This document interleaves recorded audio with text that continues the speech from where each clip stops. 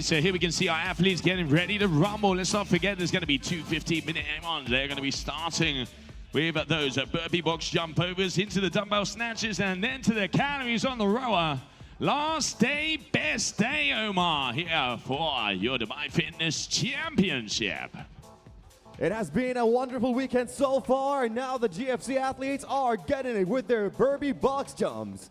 And they are halfway through the first minute.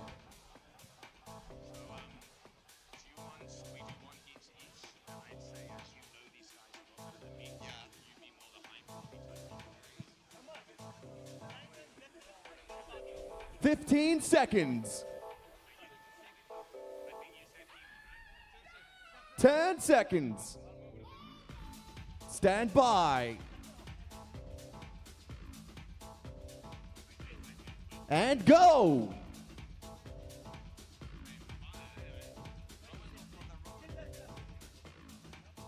All right, we can see our athletes moving over to those dumbbell snatches, 30 kilograms out there.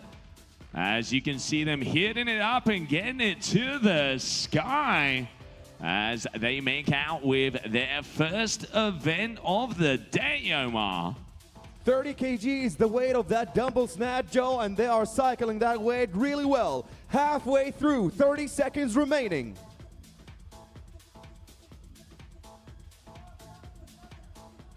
"20 seconds. Oh, Omar, they are going fast. All of them already sitting on the rower, getting ready to rumble. Athletes, be ready, because you have 10 seconds. Stand by.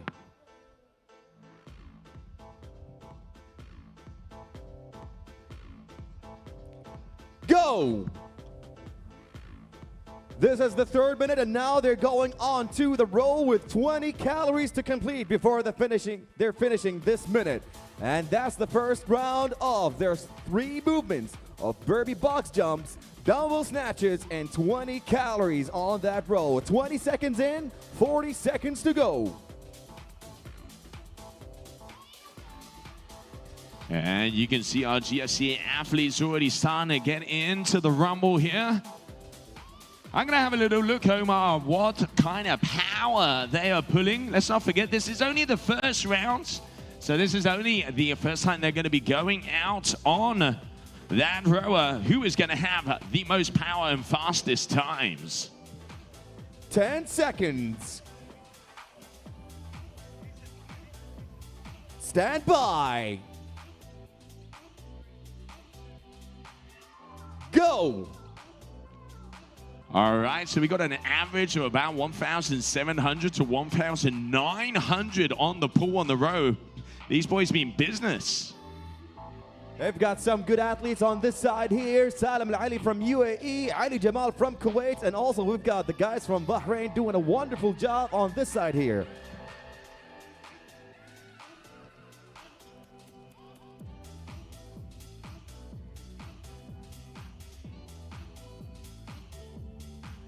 "30 seconds remaining. Ali Hassan from Bahrain and also his partner on the floor doing a wonderful job. 20 seconds remaining. I mean, you can see this is a very hard workout. Just 17 calories on that ski as we have 10 seconds to go.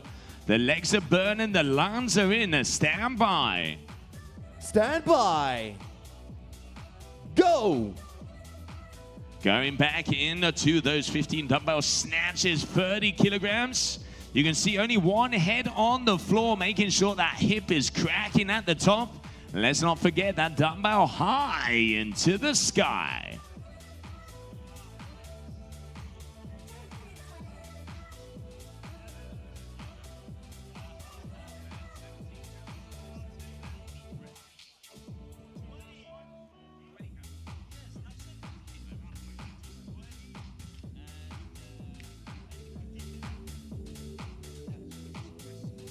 "20 seconds.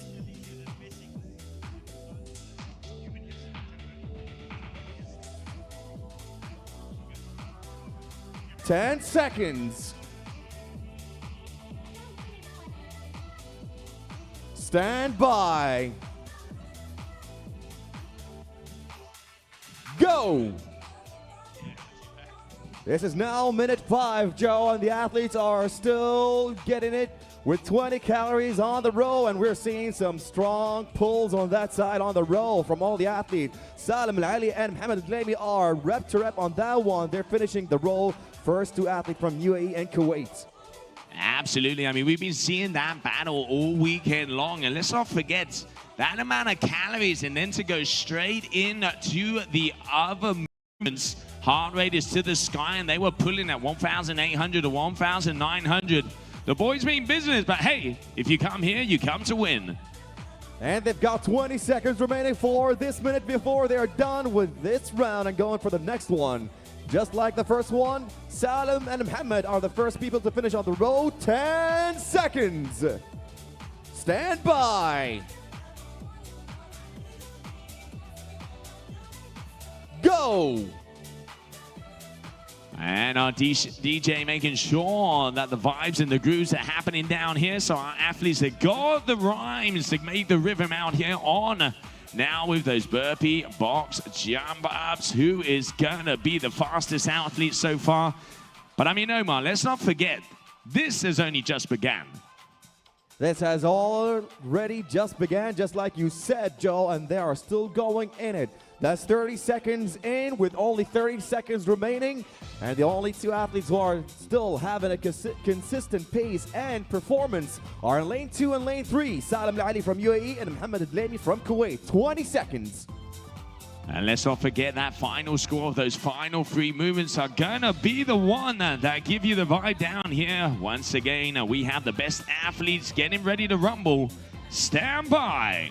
Stand by, athletes. Go. 30 kilograms again, up and over to the top. Getting to about that midpoint, we would say, as we have the worst athlete 15, second athlete 15. I mean, that is a big workload. 20 seconds in.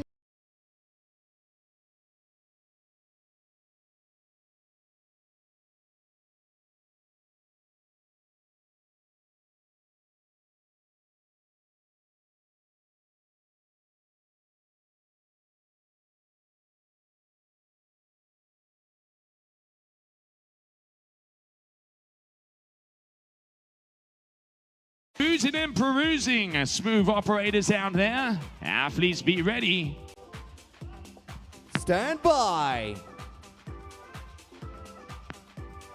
Go.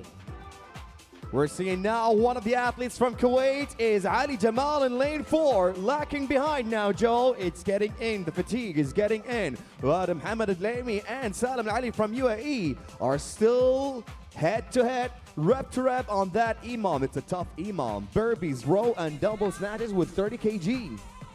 I mean, this is definitely a pacing workout. You know, we've seen the master like Rich Froning and Josh Bridge, how they would come into this. You got to go easy because the score is only the final 3 minutes. The rest of the way, you just have to make it inside that time. And it looks like he's burned that one a little bit too fast. That's Ali Jamal now out from this EMOM, ladies and gentlemen. And we've got 10 seconds. Going back to the first movement of this workout, the burpee box jumps. Stand by. Go.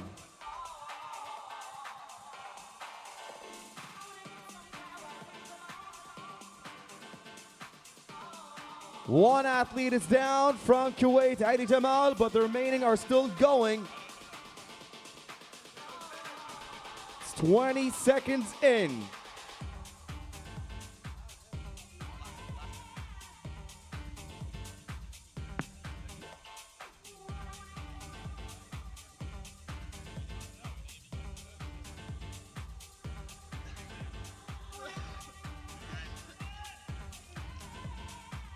"20 seconds in now, boys. Only 20 seconds remaining.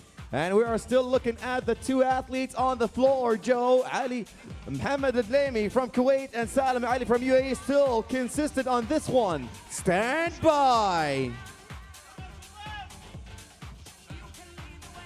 Go. As you can see, Joe, we are still looking at a good fight. One of the athletes might be going off. It's from Bahrain now in lane number 5. But Mohammed Adlami on lane 3 and Salam Ali in lane 2 are still consistent, and Adlami is looking like he's moving well and better over Salam Ali, and we're looking at him finishing the workouts ahead of Salam Ali too as well. Absolutely, Omar. I mean, it's all about cycling time. I'm a big fan of body language. You can see in the face of an athlete if they are suffering or not, and you can mostly all 3 of these athletes, they're cruising, they're chilling through and actually breathing at the top, but there is still 4 minutes for them to go as we continue on, and then their teammate is going to come out on the floor. 10 seconds, stand by, athletes.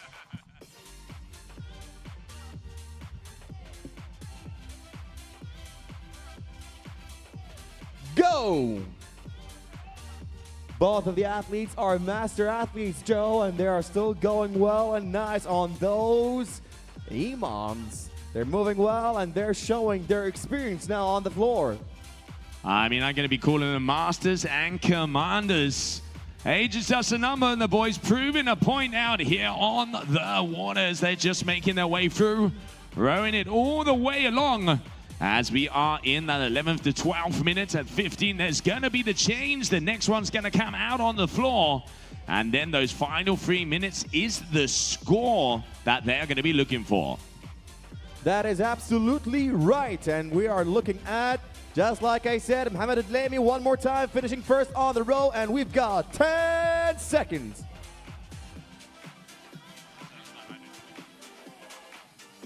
Stand by.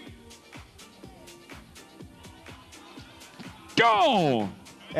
And just for your information, in lane number 1, Sultan Al-Shihi is 44 years old, ladies and gentlemen, and he's moving well also on that EMOM, keeping up with lane number 2 and lane number 3.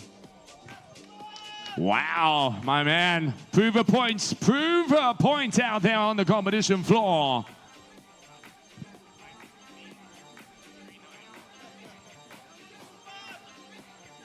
"30 seconds in, 30 seconds remaining. We are looking at 3 athletes in lane 1, 2, 3 are still moving well on those EMOMs. Dlami, Salam Ali, Sultan Shihi, Ali Hassan also on that side in lane number 6. And we've got 20 seconds to go.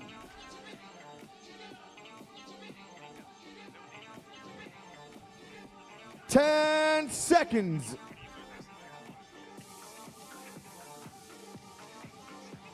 Stand by. Go.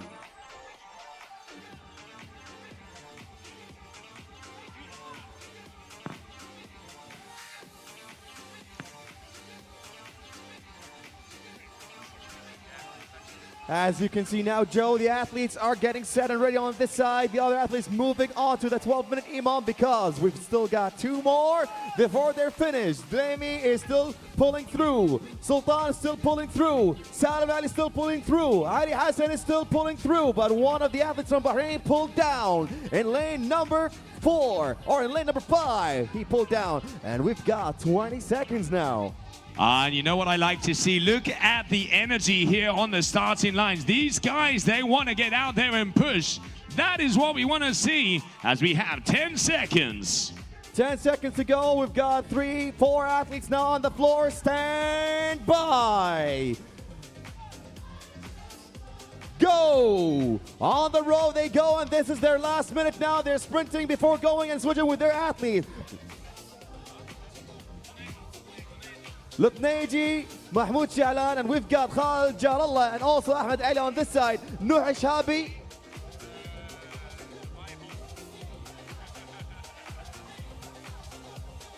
All right, you can see them, Omar. They're pulling. They know they're at that final moment because we are just approaching 30 seconds. A little look to the left, a little look to the right. Now it is time. You gotta dig deep, athletes.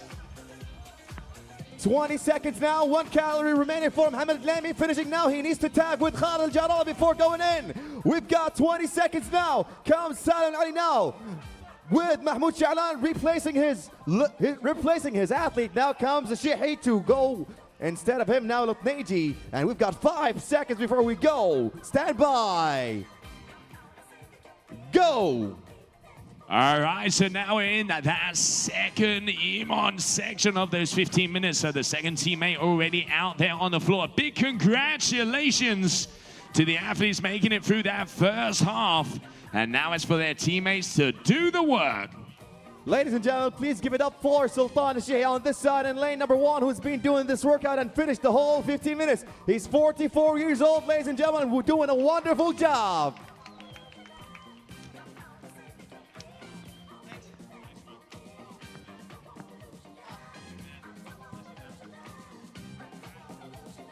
"20 seconds in, or 20 seconds remaining. 10 seconds, stand by.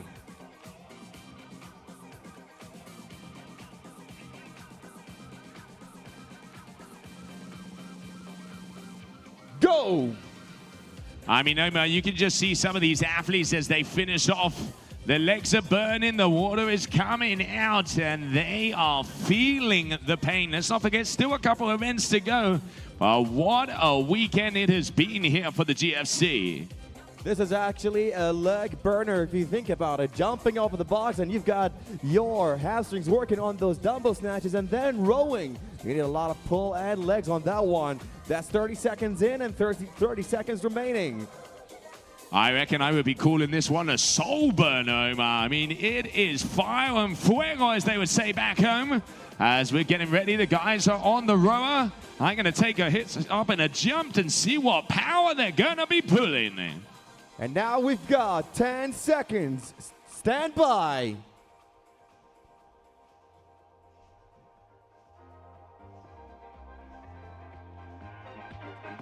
Go! All right, let's have a little look-see of the power of our legs here of the GFC. Looking at 1,600, 1,700 over here, 1,008. Looking like it's in between 1.6 and 1.8 is the power that these guys are pulling here for your final day of the GFC. These guys mean business, Omar.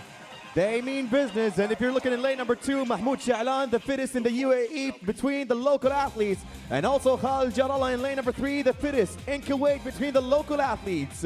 Now they are head-to-head with 20 seconds to go.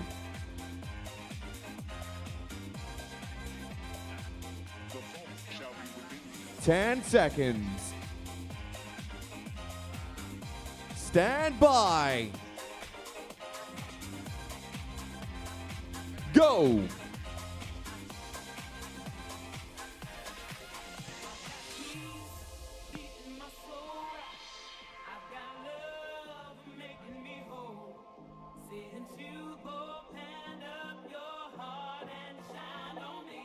Oh, shine on us, Dubai, shine on us.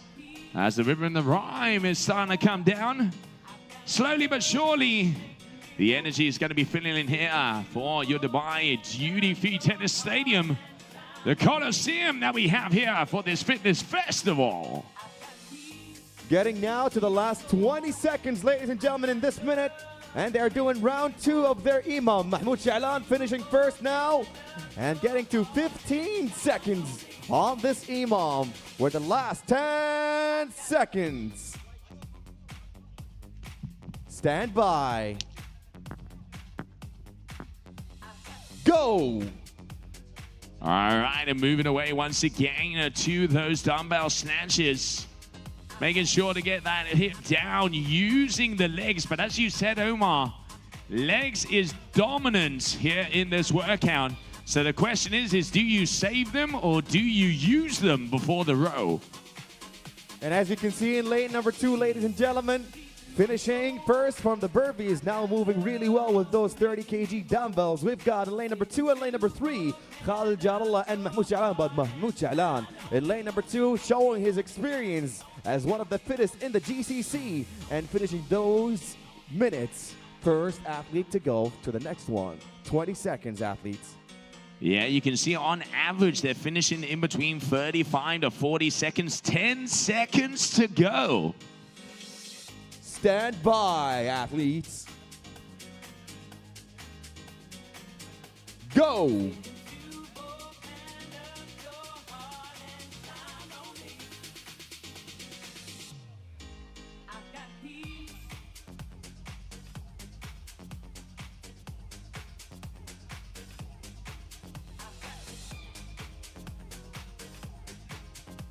All right, our athletes rowing here to the beat of the music. And you can see just cruising along as they still have a full 9.5 minutes. And let's not forget the score of this event is the time of those final 3 minutes. 20 seconds remaining.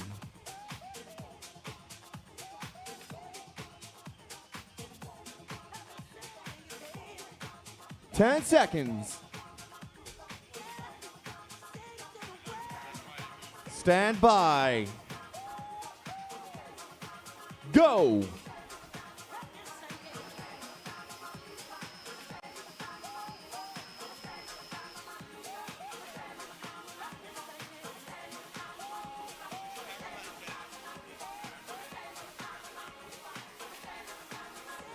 Oh, it's getting electric over here as the flames are going to start to come out. We are just about 30 seconds into this EMOM as we continue on here. Last day, best day here for the GFC. 30 seconds remaining for this minute. You can see multiple fingers up, but it is that man over here in lane number 4, Omar. Seems to be the fastest athlete out there so far. He is the fastest athlete so far. And stand by. Go. You know what they say, the fury of a patient man is dangerous. And in this workout, it is all about patience to leave a little bit in the tank to be able to push as hard as possible in those 3 minutes, because the reality is that those last 3 minutes is what this workout is about. Those last 3 minutes, just like you said, Joe, is going to be what this workout is all about. 30 seconds to go, people. And we are going to be going on to the next minute in 20 seconds. Once again, you can see these athletes already done underneath that 40-second mark, giving themselves a little time to breathe and to get some air in those lungs. 10 seconds. Stand by. Go.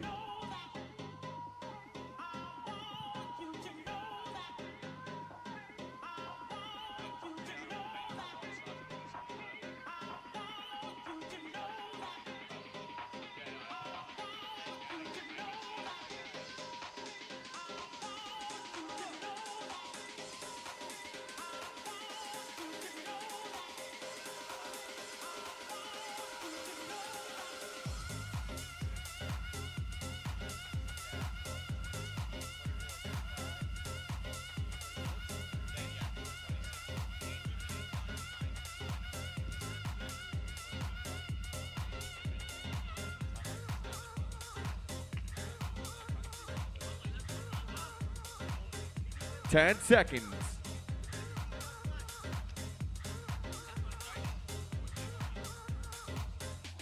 Stand by.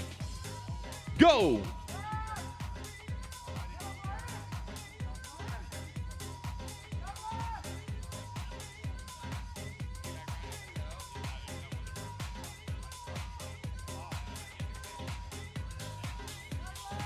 Moving well now on to these movements, ladies and gentlemen. And this EMOM with 40 seconds remaining now on to the last one.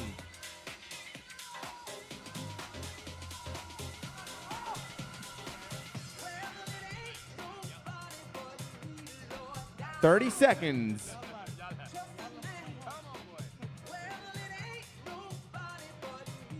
"20 seconds. Mahmoud Sha'lan, one more time.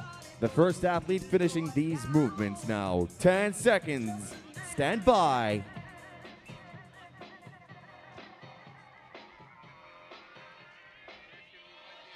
Go.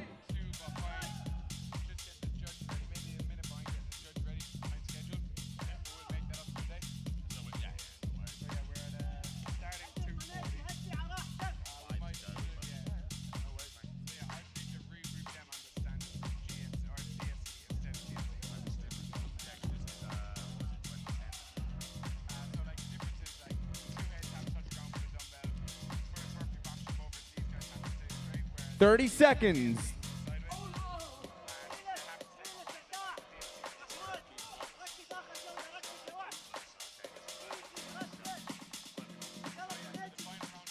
"20 seconds.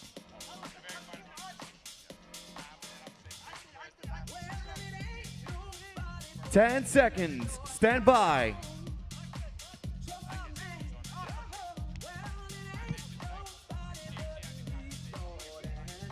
go.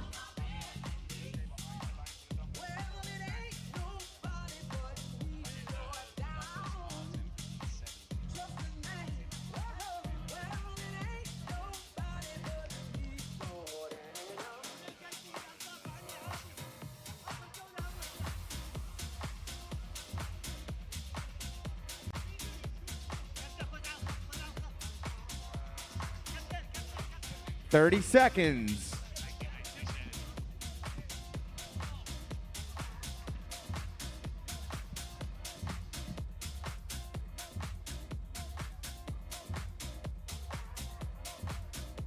$20 seconds.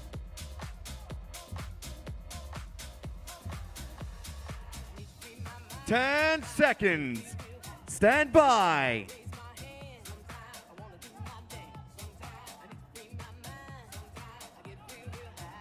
Go!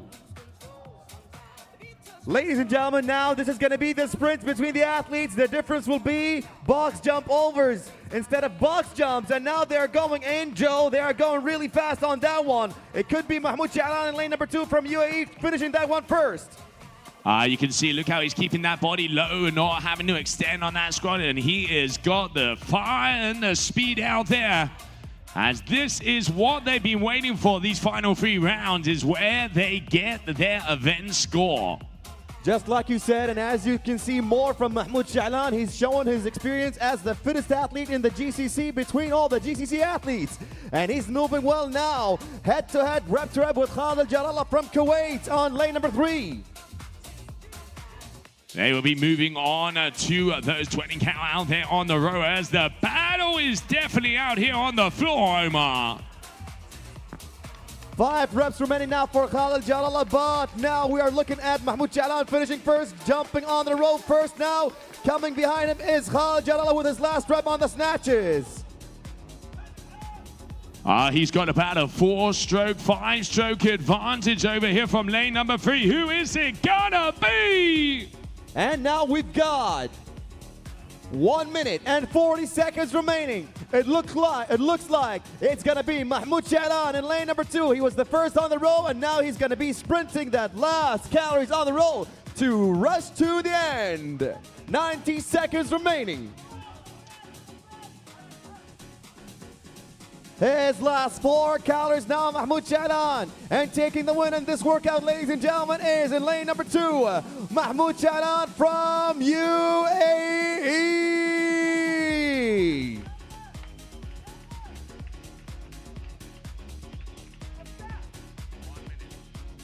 One minute.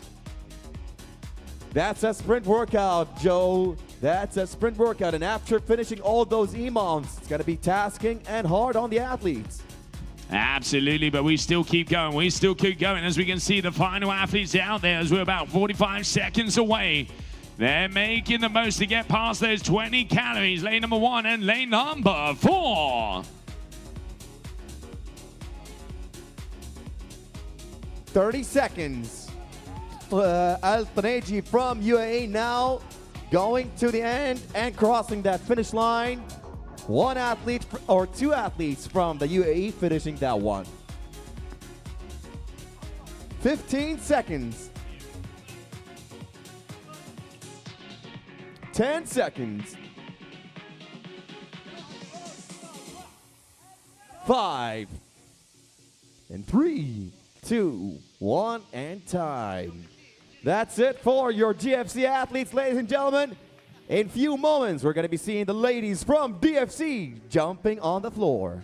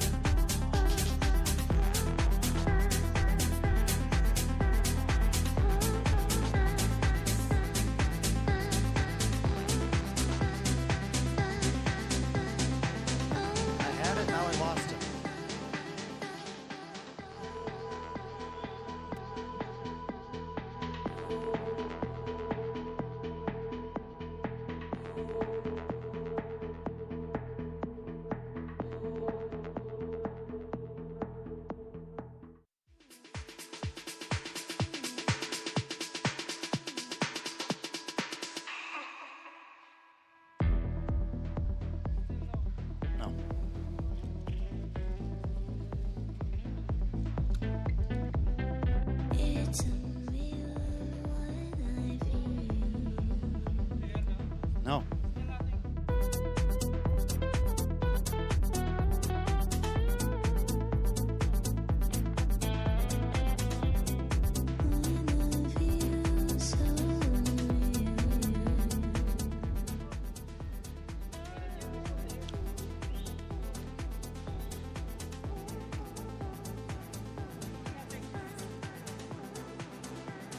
For 1 second.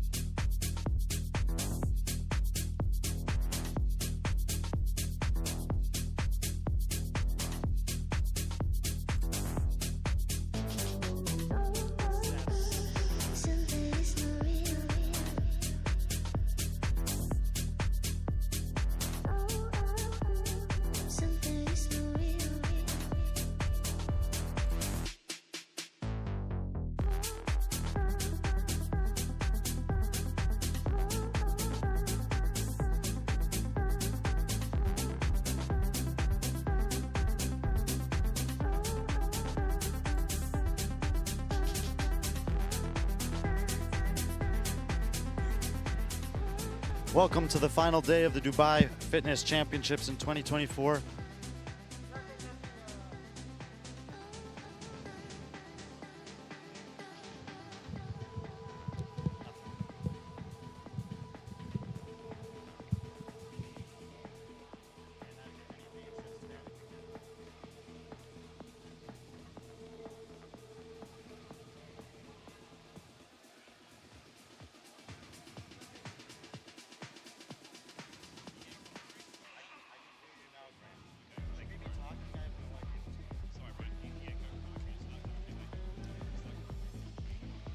Welcome to the final day of the Dubai Fitness Championships in 2024. My name is Brian Friend, joined by Lucy Campbell. We'll have Mike Bourne down on the competition floor for interviews.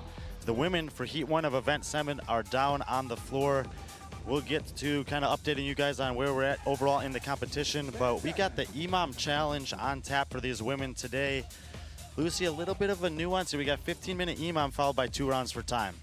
Yeah, exactly, and all that EMOM is designed to do is kind of pre-fatigue. They just got to make it through, and then it's making sure that they push as hard as they can and are ready for those last 2 rounds on the final sets. So as is the case with EMOMs, you're going to have a movement and a number of reps that are required to do in the first minute. If you finish that work with time left, you will rest. In this case, the line in front of the box there will be their resting area, and then they'll advance to the dumbbell. When they finish the dumbbell, they can move to the rower, sit down but can't touch it, and then they'll finish the row before getting back.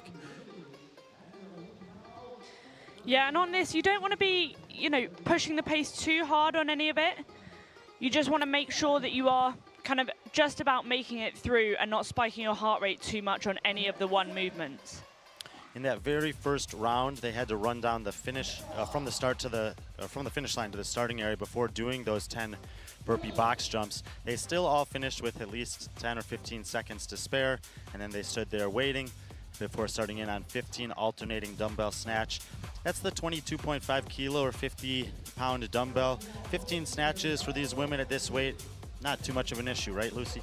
Yeah, it's not going to be a problem. I think with this, we'll probably expect to see people being a little bit tactical, kind of pausing at the top.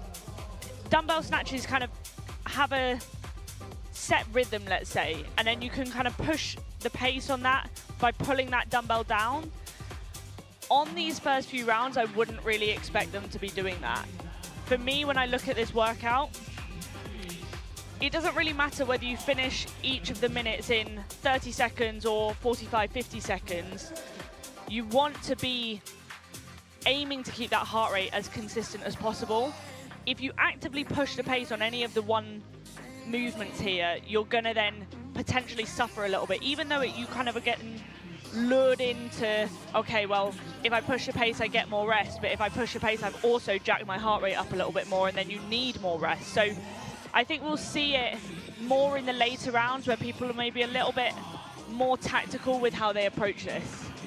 The final part of the EMOM in every round is on the rower. It's 17 calories in a minute. To do that once, probably not too big of an issue, but do you think that there are women in this field that could potentially struggle to hit that 17 calories as we get to the 4th and 5th rounds? Yeah, I mean, especially when we're looking at these calories versus the male calories, it's 20 calories for the men and 17 for the women. That is particularly harsh from what we would normally see. Normally it would be kind of 15 or 16 calories.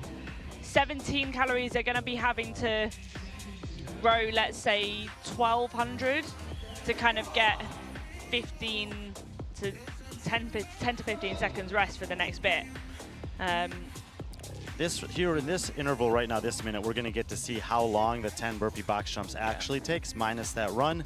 But you could already see a big difference from the snatches, which all the women finished in about 35 to 38 seconds.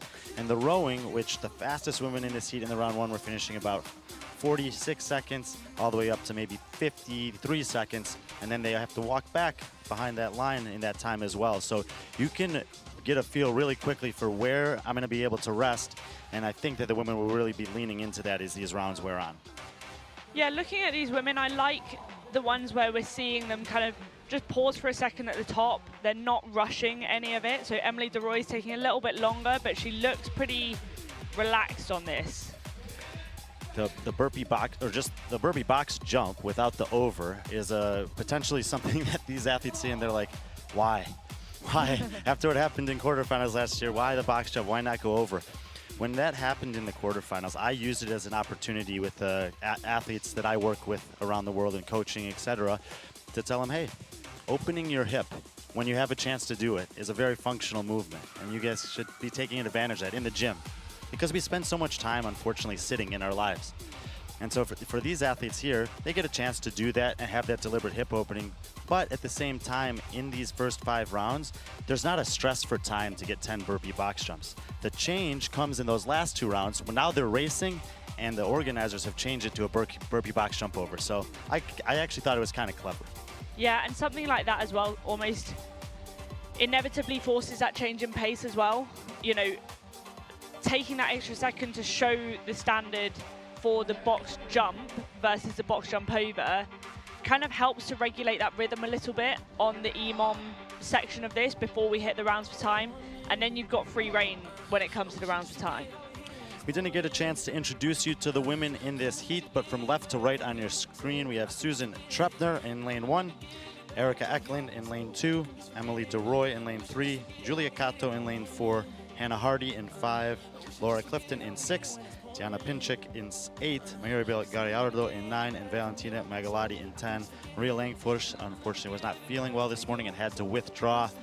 And for the women in this heat, in the worst case scenario, they've only got 2 events left because there's going to be a cut down to 20 before the final, which is yet to be announced. So there's a bit of urgency for these women today to try to gain some ground on the leaderboard. Yeah, it cuts to 20 after the next event, so they'll be doing everything that they can to put themselves in that field. And if we do kind of scroll down to that cut line in the next heat, we'll see the kind of last athletes that are in, and there are 4 athletes within about 7 points of the cut line. And then Brittany Weiss, who's currently in the 20th spot, has a 24-point cushion over Hannah Hardy, Laura Clifton, and Julia Cato, who are the 3 women in this heat that could, like, more realistically make that jump into the top 20 in 2 events from now. So if we're looking forward a little bit, it's really those 3 women, Hardy, Clifton, and Cato, in lanes 4, 5, and 6 that we'll be keeping our eye on. Starting into the 3rd round here of the EMOM. 3rd time on the burpee box jump, and I would think that at this point the athletes are pretty much settling into a rhythm. Yeah, I would say, honestly, for the way that I would want to see people approach this, they're still moving a little bit too fast. You don't need 30 seconds rest in this first EMOM window. You just need to trust that you have moved fast enough to get into the next round. And you know, we all know that we can hold our heart rate at a, let's say, zone 3, if you're familiar with zones, for a 15-minute window. And then you need to have that, you know, zone 4, zone 5 in the tank. But if you're peaking up to zone 5 for 30 seconds here now, and then relying on that recovery every time, you're not going to have that quite as accessible when it comes to the 2 rounds of time. Do you know what the beep test or the pacer test is? I've done the beep test before. I remember doing that in grade school and in high school and watching people that were running in the first intervals. Oh yeah, sprint to the other side. And then they'd stand there and rest for 8 seconds and they felt great about themselves. But guess who were the first people out? Yeah. Yeah. The people who would last the longest, they would walk those rounds. They would time it to the beep. They would get their beep, turn around and go. And then they would just slowly increase their cadence to match the beep, conserving as much energy as possible for the end. We had identified kind of 2 parts of this event, and we have 2 keys for this event. Energy management in the first 15 minutes, pedal to the metal after that. Yeah, I think that's a really good analogy. The thing is as well, you've got to trust that, because it can be scary when you're in an EMOM and you've only got kind of 10 seconds until you're going again. But actually, if you've got 10 seconds and you're going again and you've moved at a pace that is not actually that hard, let's say a 6 or a 7 out of 10, you should feel okay going again. When it's something that I've noticed as I spend a little bit more time around these athletes, it's a lot more prevalent, I would say, on the ski than the row, but there are some subtle differences in rowing technique that you'll see even from athletes at this level. And maybe on the next round we can get a close-up of Emily DeRoy. She's in the red pants, but she doesn't come as far into the catch as the rest of the athletes do. So it'd be almost like stopping your squat or your wall ball squat or thruster just below parallel instead of bottoming out and disengaging.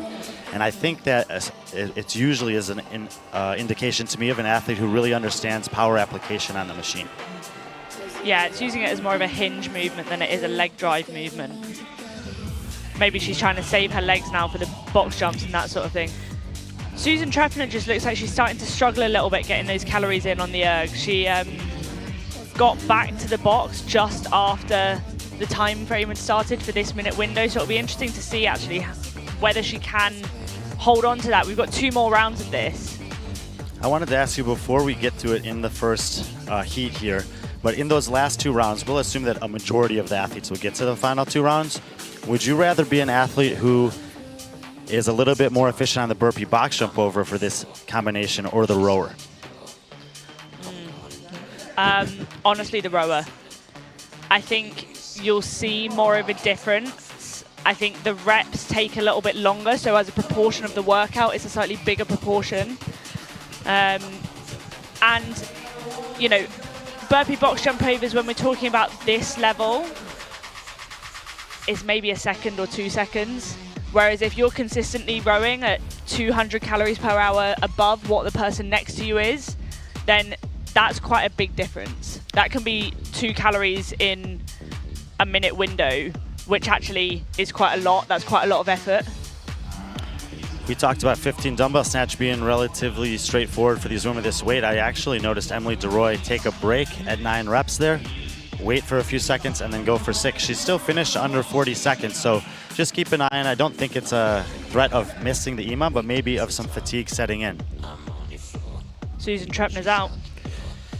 Susan Treffner bows out of the EMOM buy-in portion of the event, so we're down to 8 women in the first heat here. Should be the 4th out of 5 times on the row, and we're gonna see if we can get a shot of Emily here and how she doesn't quite come all the way in. Just kind of see that pause there. Kind of keeping that midsection and the hamstrings engaged the entire time.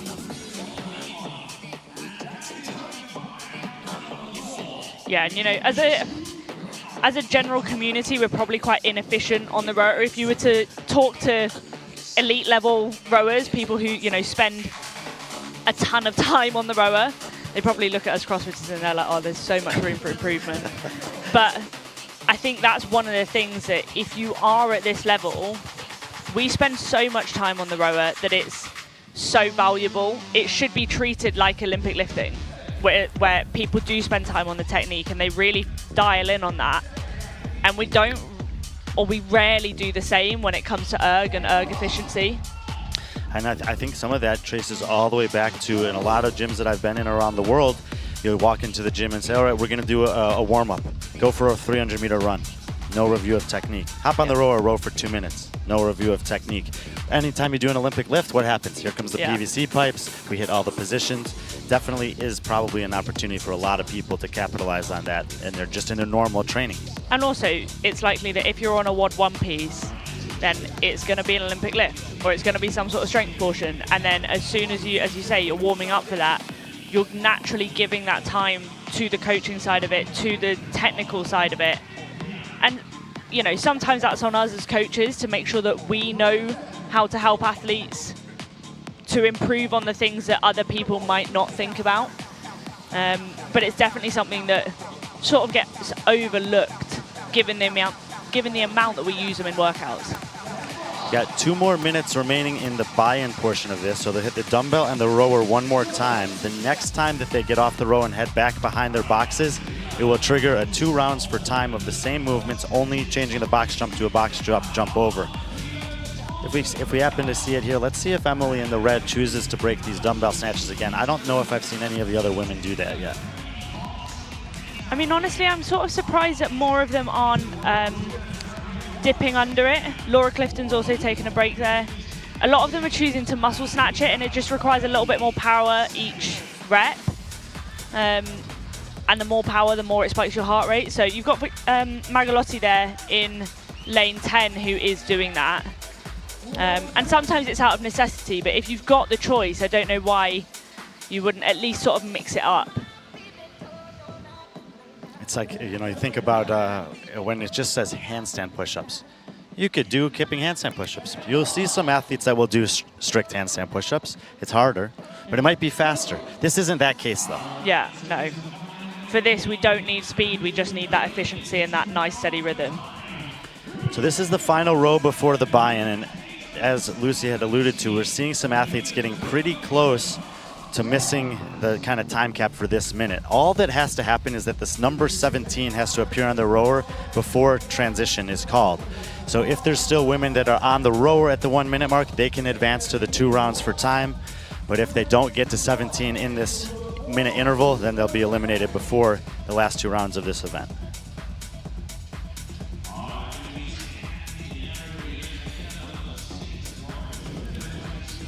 20 seconds to go. Most of the hands up from the judges on the floor there.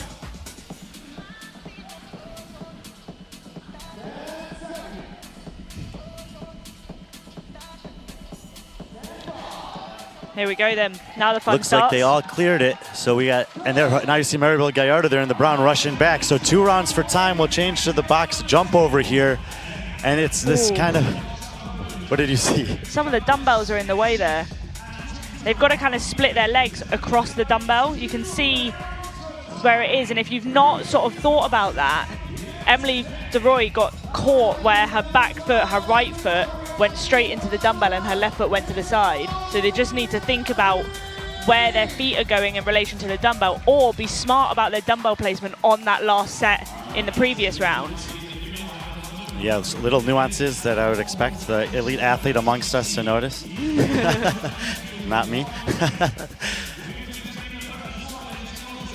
So we see about 42 seconds there, the time for Laura Clifton, who is the first one to get to the dumbbell. And look at where her dumbbell is, by the way. Yeah. It's way up in the front of her box there, so that it's not a hindrance for her when she was doing her burpees. That's the thing. It was probably something that she actively thought about before hitting it. When you look at that setup as well, it should be something that, you know, you're thinking about not just the EMOM part of it, but how do the movements change when we get into the workout?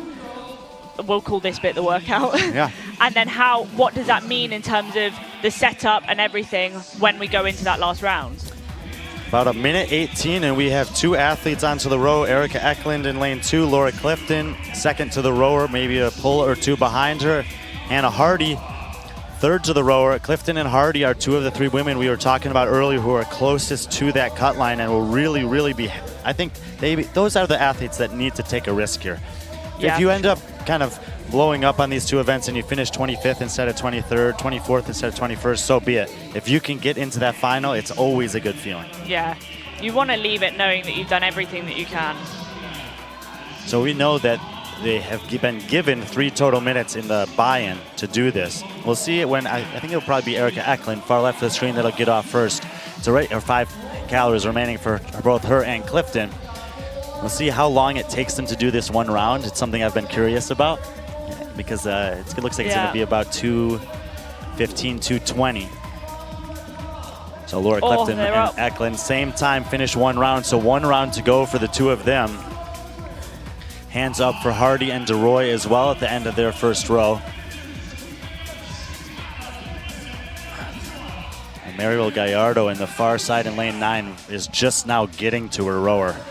Yeah, she started to really struggle on those dumbbell snatches. And it's just like, you know, the totality of the work is real. You know, like some of these athletes, maybe this is a great combination and they can make it look a little bit easier than others, but don't forget that they've already done a huge portion of work just to get to this race. And that's where just being as smart as you can with the pacing on that first section is really important. Clifton overtakes Eklund there on the second set of burpee box get-overs. She's ripping through the dumbbells there. You see her in the white shirt, middle of the floor. This is where you want to see the muscle snatching. What I was talking about before between the power snatch and the muscle snatch, where you would just dip under for the power snatch versus basically ripping that dumbbell off the floor for the muscle snatch. That's the difference that you want to make here. That's where you know you've got that sort of, I guess, ace card in your back pocket to naturally speed up the rhythm of all of these. Laura Clifton is a fairly experienced athlete. She competed at the CrossFit Games, technically twice, 2020 online and 2021. So she's been in environments like this before, and I think a little bit of that kind of veteran class is shown just in, not necessarily in her fitness, but in the kind of progression through the event. And in the decisions that she made, like moving her dumbbell into the right section of the box. Final row for Clifton, middle of the floor. Final row for Eklund on the left side. Hardy, DeRoy, and I think they're joined by Deanna Pinchuk over there on the right, working on the dumbbell snatches in round 2. So it looks like DeRoy and Hardy are going to have a 17-calorie race to the finish, which is, believe us, it's painful. Especially when you're 19 and a half minutes deep into an event like this. By the way, they're out there in the sun. We got a nice shaded spot for us. Laura Clifton will have to get across the line here. Maybe about 19:32. And that run, it's maybe 20 meters. It's not the most fun run at the end of this event. No, you just got to pump the legs and try and get them moving. See Erica Eklund there, get the head back. She'll get across at about 19:46. Practically flopped over the finish line there. Hand up for DeRoy. Looks like she was able to gain 5 calories on Hardy on that last 17. That's pretty impressive. And that's what we were talking about at the start, that difference in pace. If you can hold a high pace, then there's such a benefit on the row. And look at that time cap down there. Guess what I would have said to the athletes? You're finishing this. If you make it, you're finishing it. Hannah Hardy will be next across middle of the floor, so 4th in her heat at about 20:20.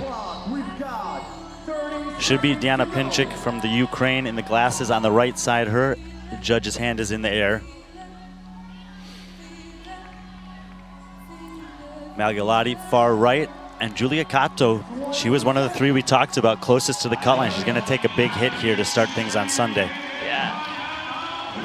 Deanna Pinchuk, 20:45. Legs look comparatively fresh there. I think she was the only person who actually managed to make a sprint finish. Yeah, our judge was sprinting too. Yeah. Here comes Julia Cato. Oh, I guess there's a 21-minute time cap. So we'll make that adjustment if we can, but Julia Cato apparently just hits the cap. Oh. And Mariel Gallardo and Vagelina Magalati get the reprieve. That's gutting. Thing is though, it doesn't even feel like a reprieve because you're like, I've gone so far through that workout and I can't finish it. Have you ever been in, like a class setting where the coach implements a time cap? I just let them finish it. I always just let them finish it. I'm like, you've got 3 reps to go. Just keep going. Yeah. So, 1 heat in the books for event 7 for the women. Laura Clifton, 19:32. Erica Eklund, 19:46. Heat 2 for the women will be up next.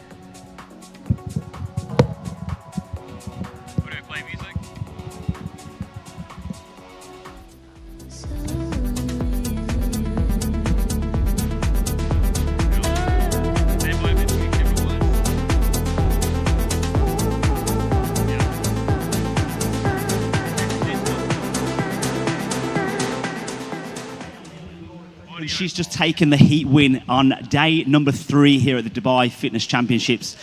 It sort of looked like that EMOM was a bit of a formality to start, and then towards the end it kicks in before those 2 rounds. How was you feeling going into those 2 rounds? Yeah, you just had to really stick to your own game plan and make sure you didn't get sucked in and push from the start, because it all really counts in the last 2 rounds. So just try and keep an even, consistent pace and try and get as much recovery in as you can in the EMOM to then push it at the end. And you were here at Dubai back in 2019, so how does it feel to be back now, 5 years later? Yeah, it feels really cool. Didn't think I'd be able to do it, but yeah, really pleasantly surprised and just happy to be here and just taking it all in. Well, you did an amazing job today. Good luck for the rest of the weekend. Well done. Guys, give it up for Laura Clifton.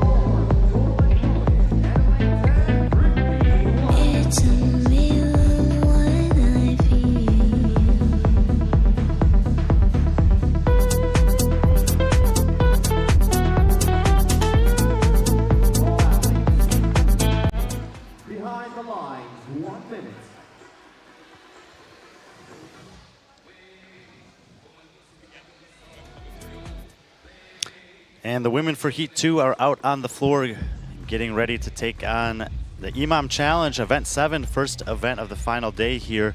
We're going to take a look at the ladies in this heat. Again, only 20 will make it to the final tonight, so a few of these women are close on the cut line. Lane 1 is on the far left side of the floor. That'll be Julia Blazowska. Lane 2, Elena Karatala. Gemma Haukoby in 3. Sylvia Garcia in 4. Hannah Black in lane 5. Annika Greer in 6. Margot Massette in lane 7. Linda Kieschman lane 8. Vorthurman Moe in lane 9. Brittany Weiss in lane 10. We mentioned that Brittany was the athlete on the cut line. Let's take a look at the workout that's ahead of them here. First of 3 if they make the cut today on Sunday. Yeah, so we've got a 15-minute EMOM, where minute 1, 10 burpee box jumps. Minute 2, 15 dumbbell snatches at 22.5. Minute 3, 17 calorie row for these women.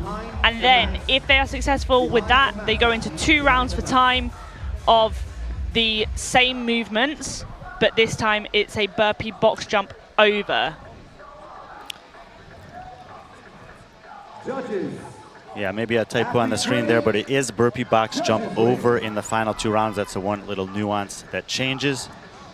The time to beat from the first heat is 19:32 of Laura Clifton. And again, at the 16, after 5 rounds, that's when the time starts to count for that last racing portion.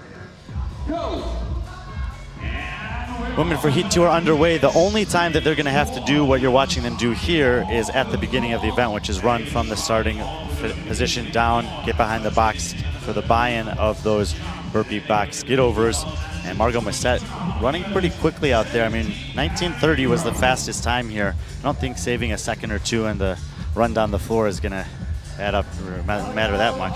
No, but it does look like she's sort of pushed the pace for the first few, and now she's taking that slight second at the top of each one. So it might have just been a, let's say, gut reaction, number 1, from the start of the workout. That adrenaline running a little bit. And number 2, the fact that she is sort of accounting for that additional run in her strategy for the first few reps. She also is almost doing a straight leg box jump. Maybe we'll get a shot of that in the next round. She's over there in lane number 7, but not really needing to, not receiving in a squat and standing up like most of the other women. Yeah. Get a chance to see the alternating dumbbell snatch here for the first time. And I think, again, what we're wanting to see here is just a relaxed cadence, a relaxed pace. Even we were talking last night about you can sometimes just take that breath at the top of the clean. You can take that breath at the top of the snatch. You're going to finish this between 35 and 42 seconds either way. Yeah, exactly. And honestly, there's very few women that I see doing that. Hannah Black's just taking a break, and she does look like she's pausing a little bit. Her tempo generally just looks a small amount relaxed, and we're talking, it's not super relaxed, but it's more relaxed than the rest of the field. And I said 35 to 42 seconds. All of the athletes other than Hannah Black were done before the 35-second mark, and none of them have the bucket hat on either. I think those are two good decisions by Hannah Black. It is hot out there. Hey, yeah, why not? I mean, you're not doing anything that you have to go, that hat's going to get in the way of. You can keep yourself a little bit cooler. Maybe you take it off the last couple rounds. I was going to say, I think it would just annoy me. Just generally, it would annoy me. If you don't practice with it, maybe don't play with it. But if you're used to it, there's always those one or two athletes out there that like to compete with the cowboy hat on. Yeah. I always thought that would be really distracting. Isn't Hannah from Texas or somewhere? Where's she from? I think she may be from Texas, but she's out in. Well, she was training in San Diego. California I now. think she was with Invictus last year. Yeah. So, you know, if you're used to that heat, I definitely never have a need to train with a hat on. Listed on her games profile as Precision CrossFit, but yeah, she was definitely out in San Diego last year. 17 calories on the row here. And we did see, you know, Clifton and Ekelund, I would say, are some of the more powerful athletes that were in that first group that ended up having the fastest 2 times. You speculated that being a little bit better on the rower would probably pay off. That's Vortherm and Mo there. And I happen to know from talking to the Krieger training team that Vortherm and Mo is, I think they would even say, the best rower in their stable of athletes on the women's side. Yeah, that's interesting. She did just have a little bit of trouble hooking her handle back onto the hook. I don't even know what it's called. And so she was a little bit later than I think she would want to be going into this set of burpee box jumps. And so she's just going to have to stay really composed here. That extra, 2 seconds, it's not a big deal, but the effect that it has in terms of you're feeling the need to have to make up that time can sometimes then have an effect later. So she just needs to stay really composed, really relaxed, and know that just because she started a little bit late, there we go, she's just finished. It's not a problem in terms of the time cap. Yeah, you can feel a sense of panic, but you have to, be able to reel it back in and say, hold on, this isn't a place for me to panic. I'm still going to have some time to execute the way that I want to. Second set of the dumbbell snatches. We did see, I think Hannah was the only one I saw take a break in that interval. I'm with you, though. I think that taking a little break on the dumbbell snatches may be a good move in the long run. Yeah, I really like how Brittany Weiss at the end is moving this dumbbell, actually. She just looks quite composed. She's not pulling the dumbbell down. She's just letting it kind of fall. We'll see her in a second, and we'll try and get her on screen. But I think generally the sort of pace on these dumbbell snatches this round is definitely a little bit more relaxed than we were on the first set. Hannah Black is going to be the last one done again. Yeah. And I mean, look, it should be a good event for her. She's going to be good on the row. She also just seems to be making smart choices early. Yeah. I think it's an interesting one where we're talking about the rower, but obviously you've got 2 movements there that also tend to favor smaller athletes. So the burpee box jumps and the dumbbell snatch, just the cycling rate. Potentially it helps to be a smaller athlete, but I do think that for the most part it's going to be on the row. Yeah, we'll see how it plays out in the end, but I mean, there's a shot of Brittany Weiss there on the rower, holding above 1,300. I think she'll probably let that drop once she gets to maybe 10 calories. It's maybe something we haven't talked about yet, but a lot of these athletes, if they know that they're going to be on the rower for 17 calories, they may choose to overshoot the necessary average in the first half or 2/3 of the calories and then back off and kind of coast in. Yeah, so for reference, for the 18 calories to take the full minute window, you need to be rowing at 1,100. So realistically for these athletes, they want to be rowing around the 1,200-1,300 calorie per hour mark, or, as you say, have a sort of big kick start, let's say 14-15 for 5 calories, and then settle back to that if they do want to sort of buy themselves a little bit of time going then into the next set of the burpee box jumps. For Thurman-Moe, again, the last one off the rower. Don't forget that on the first event of this competition, she was the woman who was holding 330 average watts on the watt test for about half of the event before imploding. I can guarantee her coaches have told her here, hey, as good as you are on the bike, we know you can do it on the row, but you don't need to do it until the last 2 rounds. Yeah, exactly. You want that just Maybe to be able it's to only whip 48 out the hours last 2. later, but I bet you she's learned from that already. I mean, listening to her on the bus, I think she'd learn from it immediately afterwards, to be honest. Hands up across the board here, the third set of box jumps, and no stress for time. All the athletes getting there, a little chalk for the hands even. Some of them choosing to sit down on the box. Like the move, don't like the move? I think don't love it. Like, you know, you're still in an event. I don't think that sitting down versus standing is going to make so much of a difference on this. Maybe if you had a rest minute? Yeah. Okay. Yeah, rest minute is a little bit different. But, you know, 10 seconds, I don't know. I think for me, mentally, if I sit down in that, I would sort of switch off a little bit. You just want to stay attentive. You haven't got so long there that you can afford to relax so much. I'm just starting to think about all these little details. I guess that's what happens when you have a 15-minute buy-in in every heat, but I don't think I would have chosen black for this event either. What, in terms of top color? Yeah. Yeah.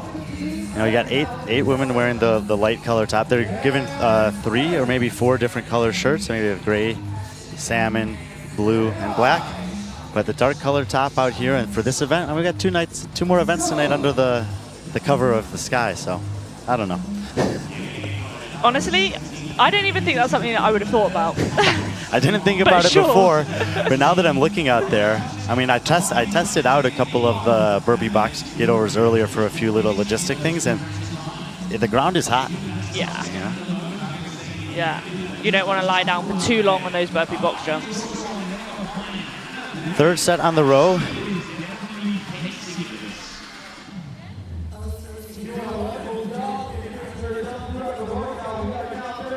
You know what, Linda, I was going to say Linda Kiesman could be a good one for this heat. I know that she's a very, very good rower. I also know that she hates burpees. Yeah, so it sort of swings and roundabouts there. Well, then that's the cool thing about what you were talking about. Generally speaking, we know that there's athletes that are kind of on the smaller side that can crush some burpee box jump overs. Obviously, if you're 75 kilos plus on the women's field, the rower is going to be a friend of yours. Who's the athlete that can do both of those things well? And that's likely the person that's going to end up winning this event. Yeah, exactly. 4th time to the burpee box jumps. I like that we get this shot here a little bit because we can clearly see the jump on the box, the hip extension before coming back off. Annika Greer just almost hit her shins on the box. She had to redo the box jump. I also didn't notice that she's in a bucket hat. When did she put a bucket hat on? I don't. Has she been out there the whole time? Yeah, she just, her feet slipped as she went for the jump, and she just landed, had to redo that box jump. We see a majority of the women doing a very intentional flexion of the hips forward there. Not worth a no rep on this. Absolutely You don't not. want to have to redo a whole nother rep. But the time that it's taking to do those 10 reps is creeping closer and closer to 50 seconds. Maybe it's intentional, maybe the fatigue is setting in a little bit. I think it's probably that they are settling into that pace now. They know where their heart rate can hold, and you just sort of let the rhythm of the movement keep you accountable to that rhythm, to that pace, sorry. We haven't talked about it yet, Lucy, but it is the 3rd day of competition. Yesterday was a long day. The athletes were on a bus at 6:30 in the morning. They went and did an event that's very outside of kind of a traditional thing you would do.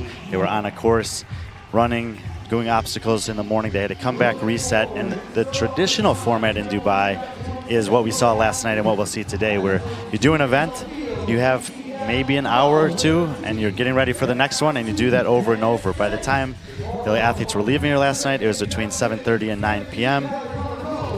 How important is it, especially because it's so sunny and hot out today, to manage the time between finishing last night and getting ready for today?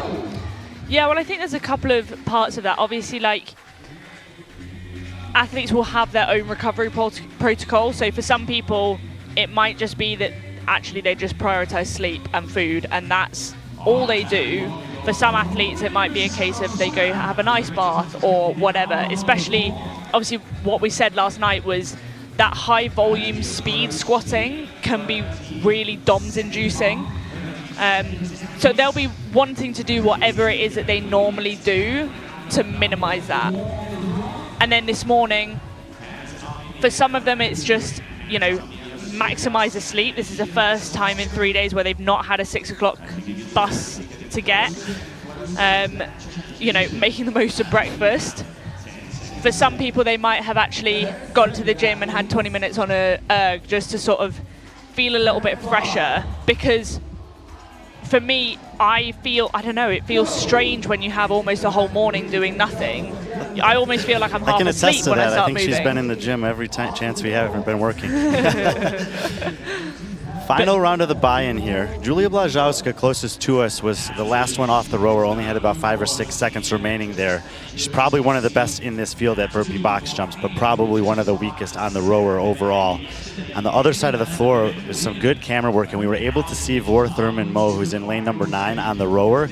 And you talked about how a lot of athletes in our sport maybe not efficient on the rower. If we can see that again in the next round, she is rowing how a rower would row. It's a fluid stroke. There's nothing jerky about it. She gets in and out of the catch in a very intentional way. And I think that the proficiency she has on that movement is only going to start to show more as we get to that race.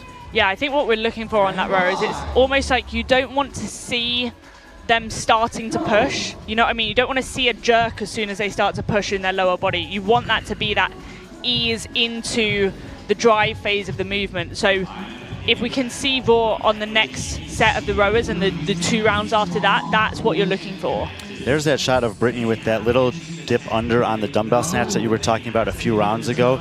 Just saving herself from having to press out at the top of it. And she's pretty much been doing that from the first rep.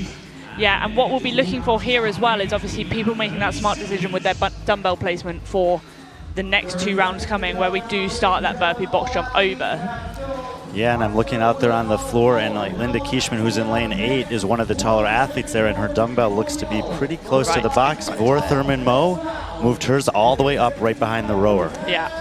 And, you know, Vor, one of the 10 Krieger athletes that are competing here, both Simon and Joachim, who are the coaches for them, are here, and those are details that those guys will absolutely be keying in on. Yeah, and that's the thing, when you've got someone like Kristen Holter at the head of that program, she's got years and years of worth of experience and knows these little things.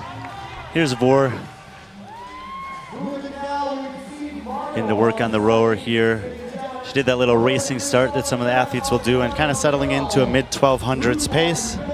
Just nice and fluid, no wasted energy. She's not banging that thing against her chest at the end. She's pulling it to the exact spot she wants it to.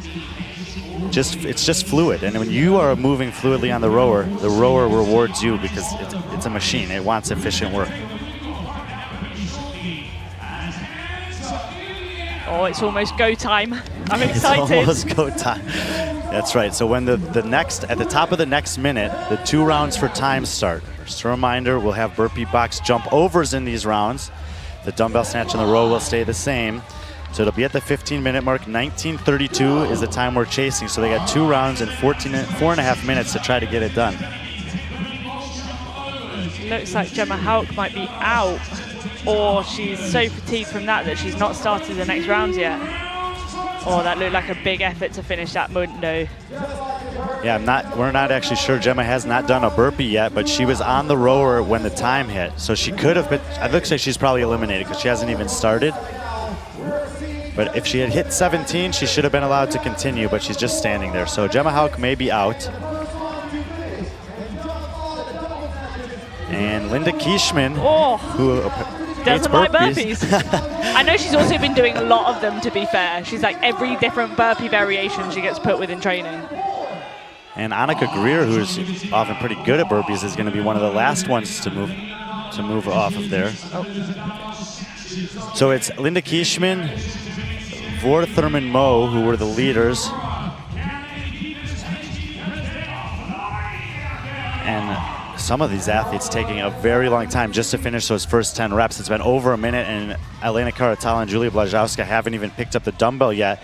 It looks like Kishman and Thurman Moe are going to be in the similar kind of race that we saw from Laura Clifton and Erica Ekelund in the first part here. Margot Massette and now Hannah Black and Sylvia Garcia move forward. So half of the heat is onto the row in the first round. But we see Greer, Weiss, Blazowska, and Karatala. And Gemma Hauk must have made it because she's finally started doing burpee box jump overs, but that took 90 seconds. She is really struggling. She's still sat there. I think that last set of rowers, that last set of rowing cows must have taken such effort out of her that she is just, she's fully crossed that red line.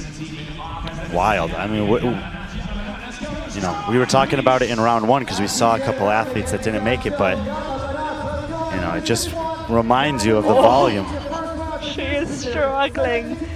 I can feel it. Other side of the floor, Vora Thurman Moe and Linda Kishman get off the rower at the same time. Vora a little bit faster running back there. Linda has to move Vora's judge out of the way. So it's 9 and 8 leading the way. Margot Massette was the third to the rower. Looks like she's just about to finish it up. Yes, she'll get to the box right next to them there in lane 7. So it's Thurman Moe in 9, Kishman in 8, Massette in 7, and now Hannah Black in lane 5. 4 women into the second round. They got 2 minutes to beat that time from Clifton. And it's kind of, I'm not really sure how good of a time from Laura that is yet. No, we'll see on this one. Just looking at, I'm not sure if we're going to see it, Margot's box jump overs here. It looks, oh, we were not going to be able to see it because we were looking at Linda, but if you can see, there we go. She's in the black pants, lane 7, yeah. A little kind of skip onto the box. It's quite an interesting technique there. Vora Thurman Moe, hand up on her dumbbell snatches there on the right side of the screen. She's got 2 to go, and then she'll get on the rower. Got about 18:20 there. She can definitely do 17 calories faster than the required time, but she still has to run across that finish line.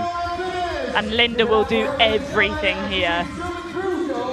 So we got a couple races going on the floor. It looks like it's going to be Thurman Moe, and look at now she's using a completely different technique. This is a finishing racing technique that you'd see at the end of a 2K or an end of a 5K, where you're not abandoning form, but your stroke rate is going through the roof. And also, if you think about where you get the most power, even in like a squat, it's like the last 45 degrees up, right? So that's why she's not bringing it all the way in, because actually the most power from the movement will be with that slight leg bend and a big hinge, rather than bringing your bum almost all the way into your feet. Look at the stroke rate difference there between her and Linda Kishman. I mean, Vora throwing, I think, tremendous class on the rower. Also, beautiful execution on this workout from start to finish. Hustles across the line.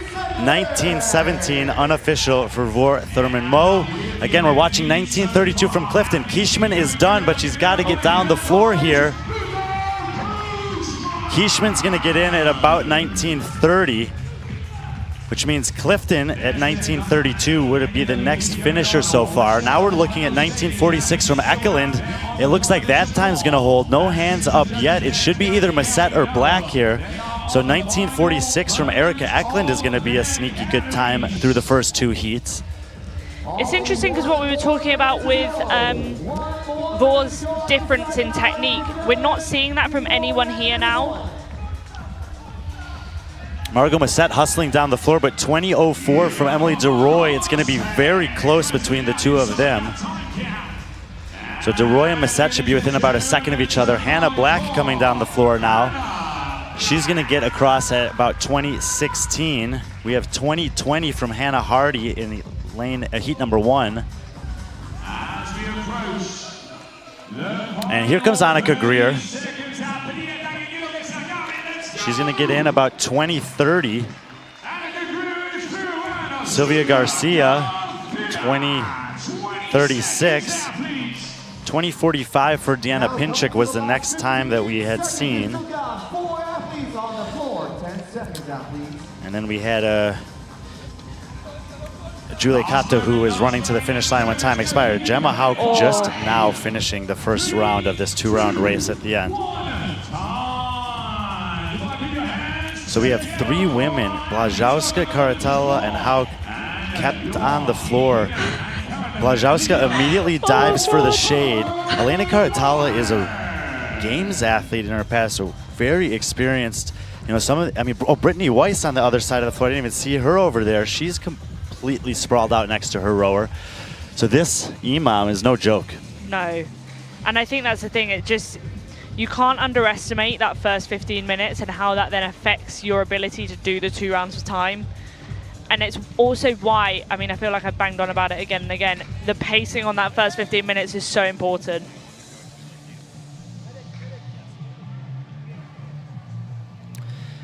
Julia Blazowska is getting up from the floor there. Good to see that. Brittany Weiss doing the same thing on the other side of the floor. Elena Karatala still has not moved from her rower. Man. See if Mike's got anyone down for us on the floor, but through 2 heats, I think we have some pretty good times. That score from Vore, 1917, yeah. Linda, 1930, Clifton, 1932, and Eklund, 1946. All 4 of those, the only 4 we've seen under 20 minutes. And I think that they will factor into this final heat. When we get the ladies out here, we're actually going to take a look at the leaderboard coming into today and talk about how that could potentially factor in. But I believe Mike has managed to grab Linda Kieschman down on the competition floor, and we'll get a couple words from her.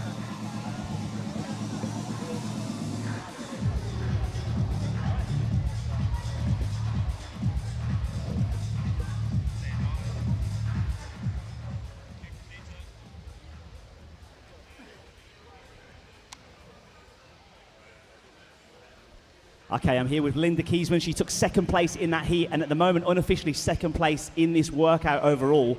Linda, it's very hot on the floor over there in the sun. The floor is obviously giving us some heat. How did that make you feel going into those 2 rounds?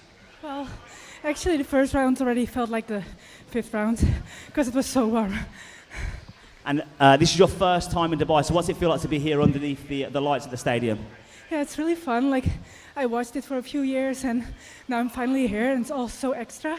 And the people are so nice, and there are some Dutch people there cheering for me, which is really fun. So yeah, I love it.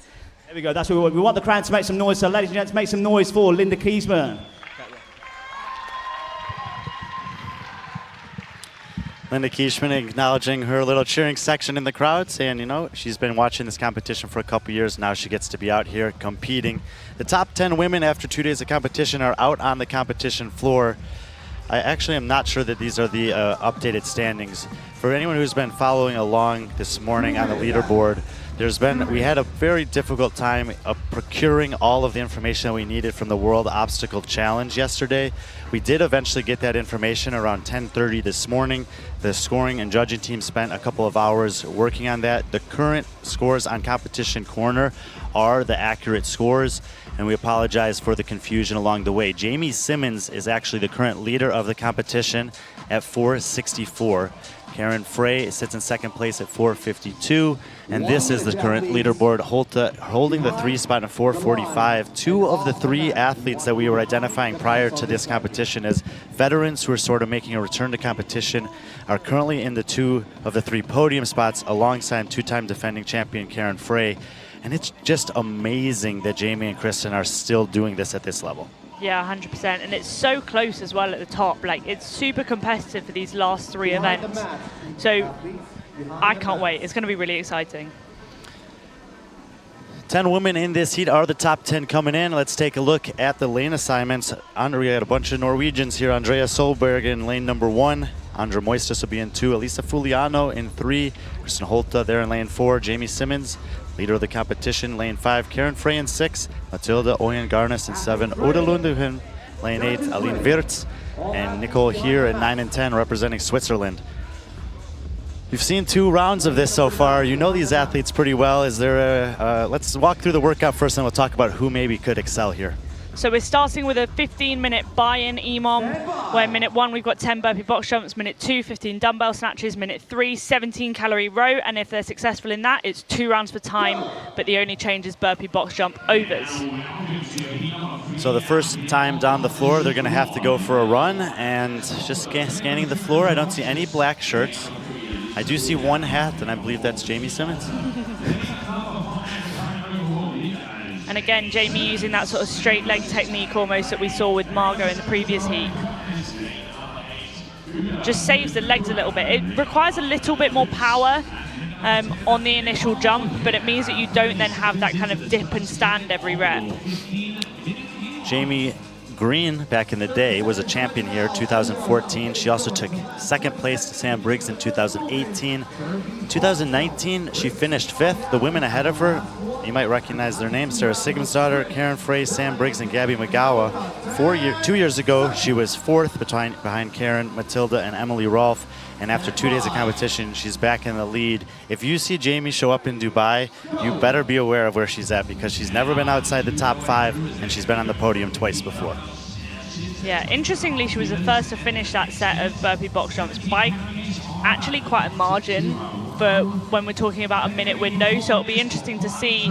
Obviously, you know, she's one of the smaller athletes. We know she's very good at burpees. But it'll be interesting to see whether she can hold that coming through the next rounds. Just a note that the clock on the screen is about 10 seconds behind what's actually happening on the floor. So you see them finishing here at about 25 seconds. That would actually be 35 seconds. We'll just keep that in mind. It'll still be helpful for us to have that on there, but make note that that screen time on the screen is 10 seconds off of what they're actually racing against. We're going to get into the row here for the first time. We've already seen that the good rowers have ended up having the advantage in this event. The 4 women who we talked about have gone 20 minutes, are all powerful on the rowing machine. There are some excellent rowers in this field. Maybe some of the more obvious ones would be the Karen Fraser and Matilda Garnis. But over in lane number 10 is Nicole here, and I happen to know that she has extremely good efficiency on the row. Similar to Vore Thurman-Moe, maybe not quite as well known. It was in the team competition last year at the CrossFit Games, but keep an eye on her out in 10 as well.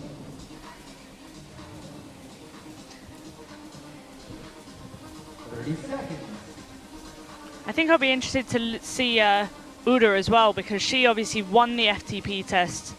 So clearly quite good on ergs, at least the C2 bike. So it'll be interesting to see how she is here. And as we said before, like where they finish in this first 15 minutes, it's not necessarily an indication of what they have in the tank coming into the last 2 rounds. Kristen Holte taking about 55 seconds there on the rower. On paper, you would expect her to be one of the slower rowers. On paper, you would also expect to be one of the more strategic and clever athletes. Yeah, and just looking at her burpee box jumps as well, she's like taking a little bit more of a pause at the top of each rep, just stepping back. It just looks super relaxed.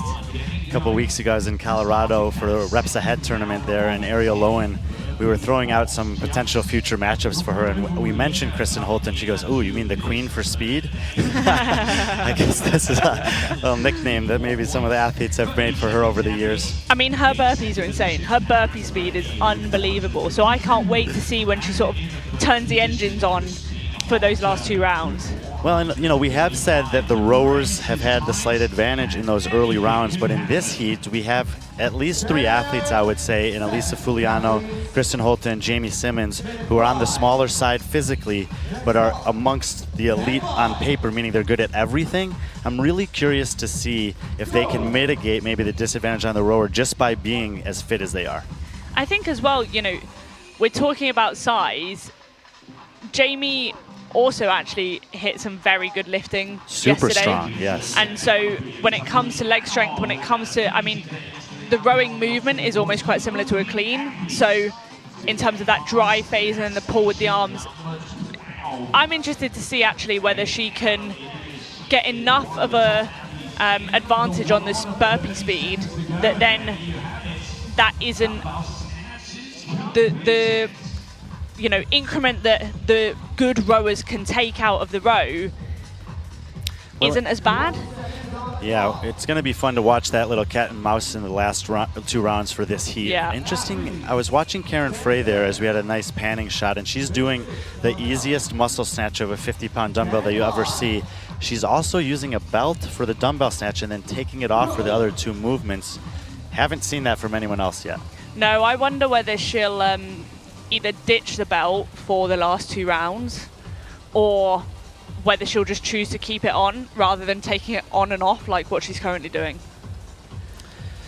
Back on the rower for the second time here at Andrea Solberg. Andra Moistis right there in front of us in the lane number 2. If you have been following along very closely, she didn't cross the finish line first on the double under sandbag workout yesterday. There was an appeal filed after the fact. We were able to go through the review process and see that her judge actually had her do 12 extra double unders. She would have won that workout. She's only a couple seconds behind 2 other women, Solberg and Holta. So that's why, if you were confused about how she ended up winning that, it was an appeal that was properly submitted and also awarded in her favor that caused her to get a really nice event win yesterday.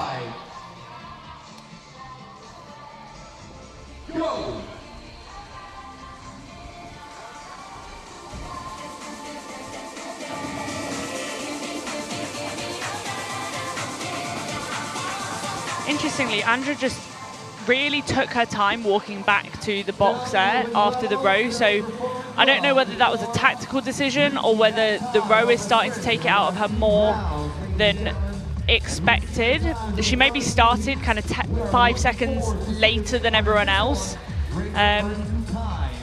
I think she's one of the fitter athletes in the field in terms of the sort of classic cardiovascular definition of fitness and like grunt work kind of workouts. So I don't know whether that was a strategic decision. She is the last one on the box as well. And again, just a reminder that our clock is 10 seconds off of the time on the floor. So when it shows 45, that's actually 55, and they should be starting right now on the 50 mark for us. And she's slow stepping to the dumbbell there as well. So want to definitely keep our eyes on Moistis here, as it could be tactical, but she's starting, 1 to 3 seconds behind the rest of the field on every transition. I'm also sort of starting to look now, we've got 2 more rounds of this, whether people are tactically starting to shift their dumbbell forward slightly and whether they've got that, foresight, knowing that they're coming towards the box jump over rounds. Andrea there is actually quite close to the front of her box. You can see her in the corner of the screen. Yeah, and we'll keep an eye. It was the Krieger athletes who had their dumbbells really far up in the previous rounds. Andrea, obviously one of those. Also, other side of the floor, we'll see Nicole here. We'll look for Uda and also Kristen, see if they do the same. And Matilda. There's a lot of them. There is a lot of them. Third time on the rower. Again, it's 17 calories on the row inside the minute. If you weren't with us earlier, most of the women are probably going to want to average about 1,200 calories during this minute to be able to do that efficiently and still have a time that won't cause them to panic or get the heart rate too high in that transition back to the next round of burpee box jumps. There is Andra Moistis, who we're talking about, coming out of Estonia.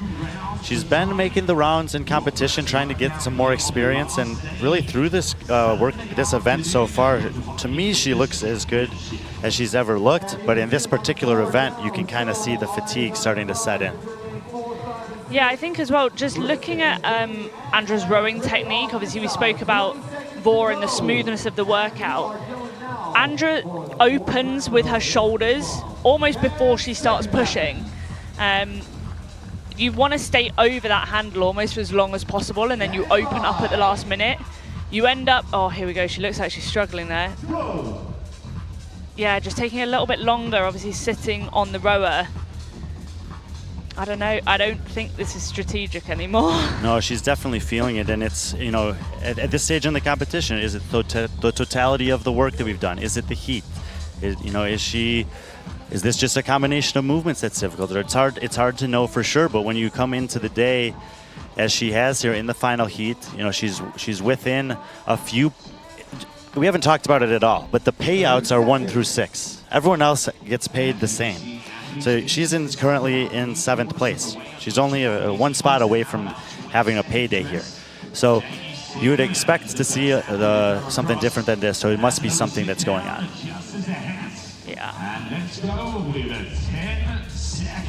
Right before the wide shot there, we had seen Oda Lundgren making a transition, and she seems to be pretty comfortable so far. There's Nicole here out of Switzerland over in lane 10. And moving forward with urgency. Obviously, most of the women still moving with that kind of purpose as we're getting into the back half of the buy-in. And I think that's one of the things actually that when we come to the 2 rounds for time, I'll be looking at quite closely, because we've seen some of the athletes in the previous heats, I guess say not moving with intention when it comes to their transitions, especially when they're getting off the rower and then going back towards the box. So, you know, when we're looking at the seconds difference here, I think that's definitely one of the things that I'll be looking for, is actually who is almost jogging to the next movement and really trying to get going as quickly as possible. All the athletes, including Andra, I've gotten to the row here with at least 10 or 15 seconds to kind of sit there and relax. And knowing that the rowing, you know, knowing the rowing is 17 calories and it takes the majority of the minute, I like that the organizers has allowed them to get on the rower and not needing to walk to it and get on within the same working interval.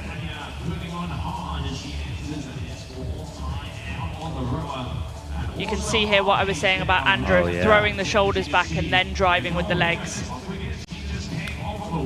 Makes it a bit more quaddy than hamstrings and glutes.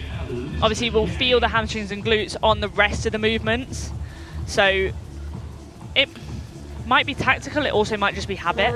And almost the complete opposite of that is Karen Frey.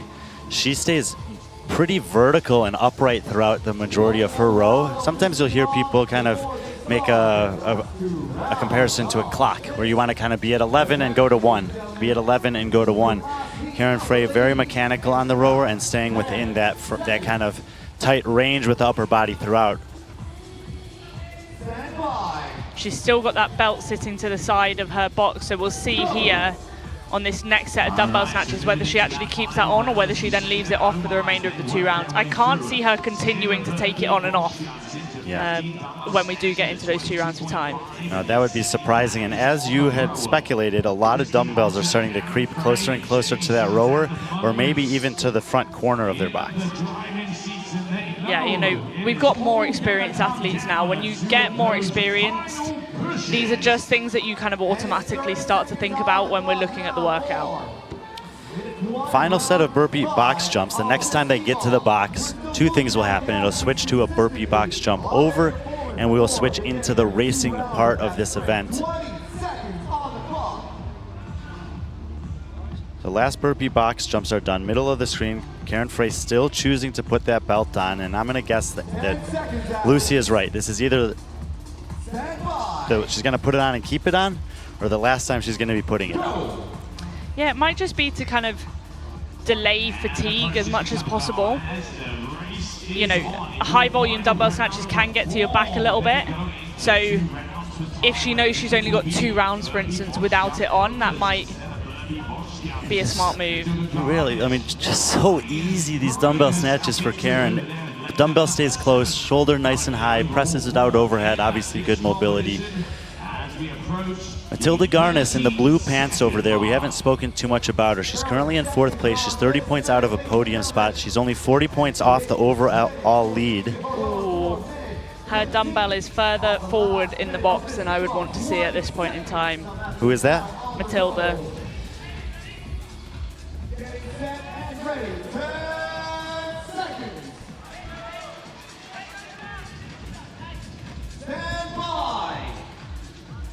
Matilda's had kind of an up and down affair so far. A 2nd, a 3rd, and a 4th. To go with an 11th, a 14th, and a 17th on the elimination sprint last night. She's still in the in touch of the podium in contention for the overall win. And I think that she's going to be very much looking to put that 17th behind her and potentially start today with another top 5 finish.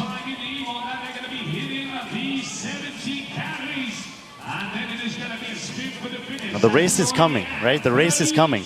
But you still have to just maintain your composure on this round. There's no need to push beyond that 12:30 the pace that we just saw right there. That's the thing. It's almost like you don't want to go too soon. This still needs to be composed, just knowing that you've got to flip the switch in, what, 30 seconds time? Well, we're at 10 seconds off, so they're actually 10 seconds away from the start of that interval, and it's Jamie Simmons who's off her rower and back to the box, hasn't gone behind it yet. And all the women. It looks like Andra Moises has somehow started to recover. Elisa Fuliano is going to be a full burpee behind the rest of the field, and Andrea Solberg in lane 1 is ripping through these burpees. Look at Jamie and Cara. You'll see them in the middle of your screen there. There we go. Rep for rep, synchro burpee box jump. Almost a rep ahead of everyone else. And the thing is that I would say that if Cara is keeping up with her, this is not a good sign for Jamie. Because we've got No, it's actually Andrea Solberg in lane 1 is already on the dumbbell. Oh. She's going to have about 3 or 4 dumbbell snatches. Karen Frey second, 3 reps behind. Karen's going to have a rep over Jamie Simmons. So it's Solberg, Frey, Simmons, Moistis fourth to the dumbbell after looking like a corpse for several minutes in the middle of this workout. And Elisa Fuliano in lane number 3 is the athlete in this heat who has really been beaten down by this. We've seen at least this happen to at least one athlete in every heat. There she is hunched over, not even starting on her dumbbell as Andrea Solberg is moving to the rower. Karen Frey a half rep behind her. Jamie Simmons a rep after that. Will this aggressive pace from the start pay off for Andrea Solberg? I think, you know, Andrea was really disappointed after the clean event yesterday, so I think she'll definitely be wanting to climb and prove herself today. I think the fact that Cara was so close to her getting onto the rower, Cara is a better rower, so you know it'll be interesting to see whether Andrea can keep up this burning pace in the second round of this 2 rounds for time. We've got a 3-person race up front, Solberg, Frey, and Simmons. There was a 3-woman race for the 4, 5, 6 spot. There's actually Andra Moises in 2, Nicole here in 10, and Uda Ludokovan in lane number 8. Hand up for Solberg. Doesn't necessarily mean she's ahead. It's possible that the judges are not. No. And, 2. Yes, Karen Frey's judge puts her hands up late. So 1 rep to go for both Frey, and she'll get off first. Solberg after her. Lundevan, hand up in lane 8. Looks like she may be the 3rd. No, it's Simmons. No hand up from the judge. She'll move 3rd. Here goes Uda. Here goes Nicole here. Both of them running back to the box, but Karen Frey's burpee box jump over pace in the middle. We were talking about the fact that Matilda Garnis hadn't won an event yet. Neither had Karen Frey. She's had 2 seconds, 2 fifths, a 13th, and a 17th. She's lurking in that 2nd place spot, and she looks like she has every intention of winning this one. Oh, Matilda just getting off that rower. Looks like her legs are just absolutely blowing. It's still Frey and Solberg. We're looking for the 3rd athlete to move to the dumbbell here. Those 2 are in a battle for the overall win. We're going to keep our eye on the time. The time to beat is 19:17. On our clock, that would be the equivalent of 19:07 because we're 10 seconds off. Just the pace from Cara's dumbbell snatches, it's really picked up from where she was before. Simmons has drifted back from that lead race. She's now more in a lead with Uda and Nicole here. Frey to the rower. She's going to get a pull or 2 in. Solberg right behind her. We're now within about 1 minute and 5 seconds. Look at Andrea Solberg. That is intensity. They have both just looked across at each other almost at the same time, being like, okay, here we go. Andrea giving everything she has on that row. Karen Frey likely doing this. You can see the grit and determination on her face. Simmons and Uda now to the rower at the same time. Nicole here will be 5th there, but she's fallen out of that race. Moistis about a pull or 2 behind her. We're now within 37 seconds of the time to beat from Vor. You know what? It's the rate on Andrea that I like. Oh, we're neck and neck.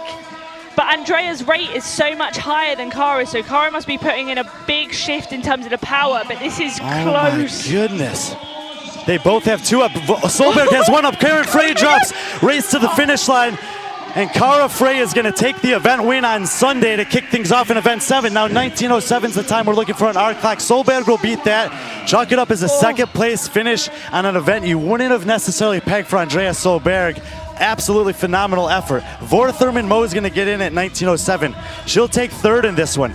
Karen Frey will be watching the floor and begging Uda to get ahead of Simmons, but it's Simmons who gets off the rower first.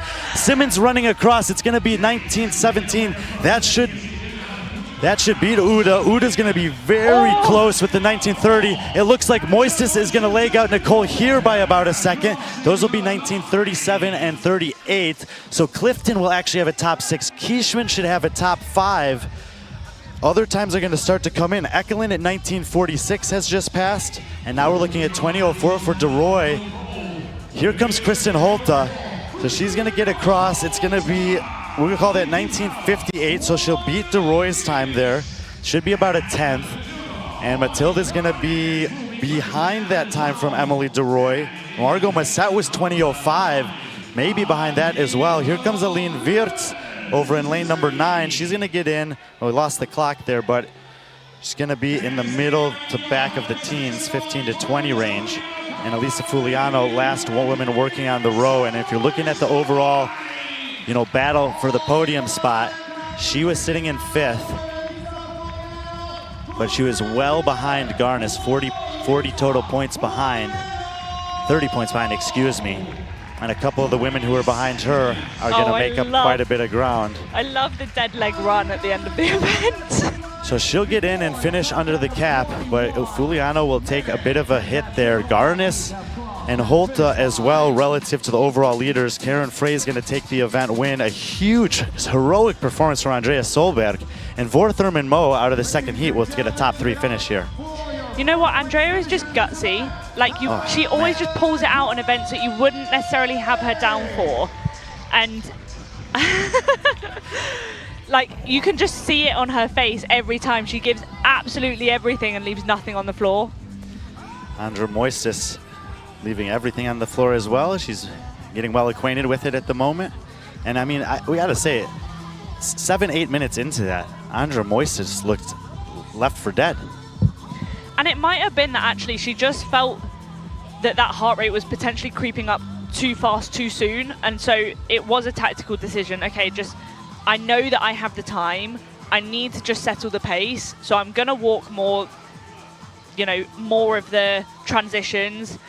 I'm going to settle the pace a little bit on the dumbbell snatches, because dumbbell snatches, they're roughly 2 seconds a rep. We've got 15 reps.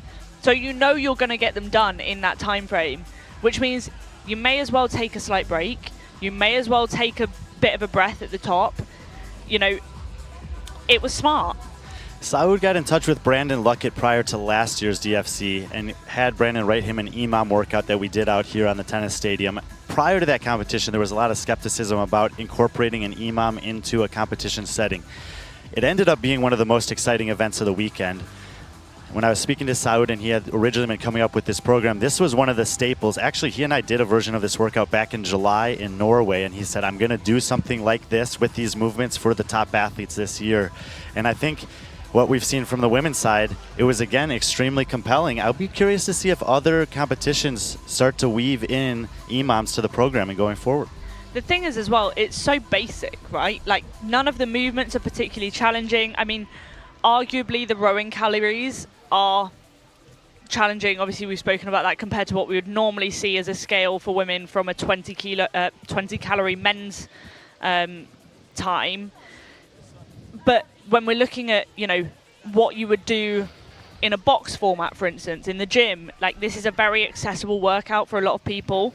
And these are the sorts of workouts that I love, because I used to do really long EMOMs and they just build and they're so deceptive. And then, 3 rounds in, you feel great. 5 rounds in, you're like, oh no, I've messed everything up. Mike has managed to get Andrea Solberg off the floor. We're going to send it down to Mike Bourne with Andrea and see how she's feeling after that one.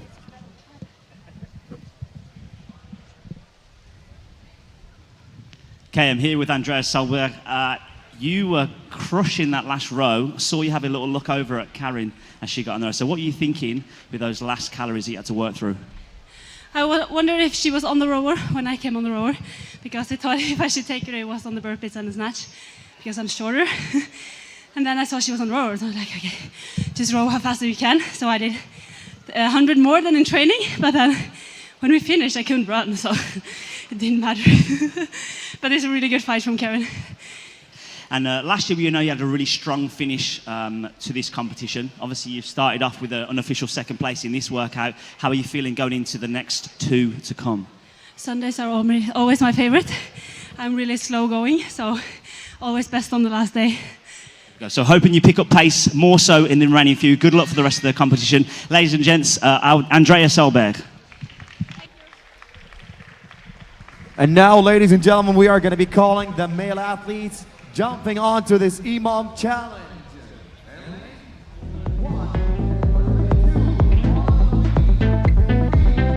It's a real one I feel.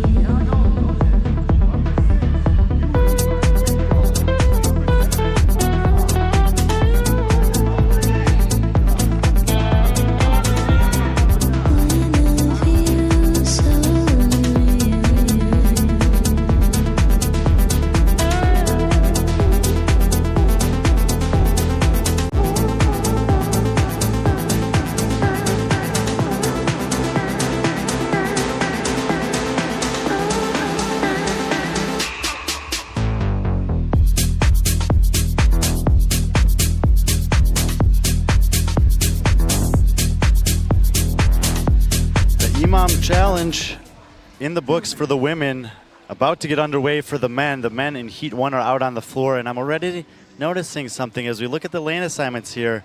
I think the men in lanes 1 through 6 got a little advantage with the draw as the sun's creeping across the floor.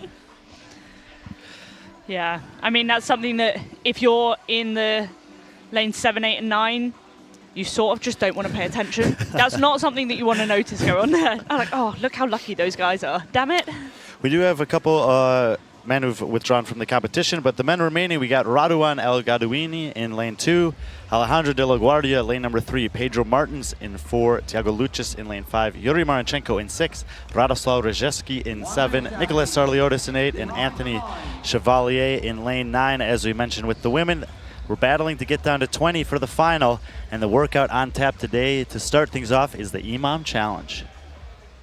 So 15-minute EMOM as a buy-in. Minute 1, 10 burpee box jumps at 24 inches. Minute 2, 15 dumbbell snatches at 30 kilos. Minute 3, 20 calorie row for the men. And then if they are successful in that, we go into 2 rounds for time. The only change is that it is box jump overs. And we saw a little bit of everything on the women's side. One athlete failed to make the buy-in. A couple's got through it, but it took a big toll out of them. And we saw a couple athletes in every heat really put down really impressive performances. Both Laura Clifton and Erica Eklund out of Heat 1 had times that stood up in the top 10. Let's see if any of these guys in Heat 1 can do something similar in the men's side of things. One of the guys that I'll be keeping my eye on today, not only because he is right on the cut line, but also because the 2 known events today, this EMOM and also the Lazar tribute workout that's coming up, are in the kind of time domains that allow for, veteran athletes who have a really good mastery of pacing and picking up their pace as they go. That's Tiago Luchis. He currently sits in 21st overall. He's got 30-point deficit to Ben Fowler, but I know that he has been eyeing these 2 events and that he's generally an athlete who kind of builds through a workout. Yeah, it'll be really interesting to see here because, as we've said, the first EMOM section of this, if you know you can make it, it's almost tactical. It's almost irrelevant. You know what I mean? You just need to get through it and not push anything in particular. So as we've seen, the 2 in the middle, Yuri and Tiago, were 2 of the last to finish those burpee box jumps. And Tiago has also taken his time getting to the dumbbell. Nothing needs to be rushed here. You just need to make it through. Yeah, and you even just look, he's in the Portuguese headband, of course. And his positions are very good. He's not going to be wasting any energy in terms of movement inefficiency, but there's nothing rushed about the way that he's moving to either any implement or between any of the reps. And I would expect that we're going to see more or less the exact same splits from him from beginning to end.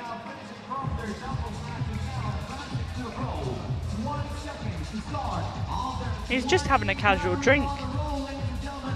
Yeah. So much time. Taking his time. I think that would make me feel sick mid-workout, but, each their own.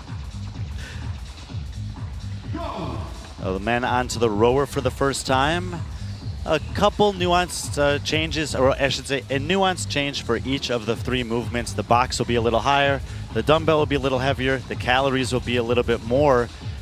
But when I was speaking with the athletes, they actually thought that, as you did, that the demand of the row for the women would end up making this event overall more taxing than it will be for the men.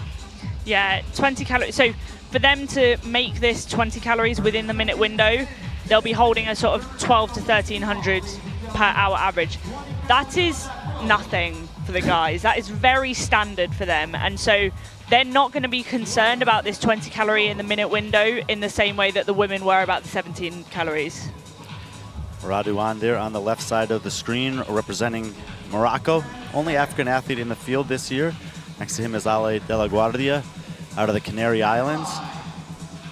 Been talking about it all week, but we do have a very international field at the DFC, as is typically the case. Every continent and 24 countries represented between the 60 athletes who signed up here. And now nice to see this shot again, just to see that deliberate hip extension from some of the athletes, and the fact that, you know, I think it's kind of a message even from Saud. You can do box jumps, you can do them in competition. This is a nice setting because maybe the row is pushing it a minute for some of the athletes, but nobody's stressing doing 10 of these in a minute. Yeah, exactly. I actually think that we'll see more of the guys make it through to the rounds for time portion of this workout than we would obviously with the women. We saw quite a few people really struggle to get there, mainly because the part that they struggled on primarily was that row portion. Just about the 40-second mark in that interval, all the men comfortably done with the box. Ale de la Guardia choosing to sit down for a couple of seconds there. Same with Raduan and Pedro Martins.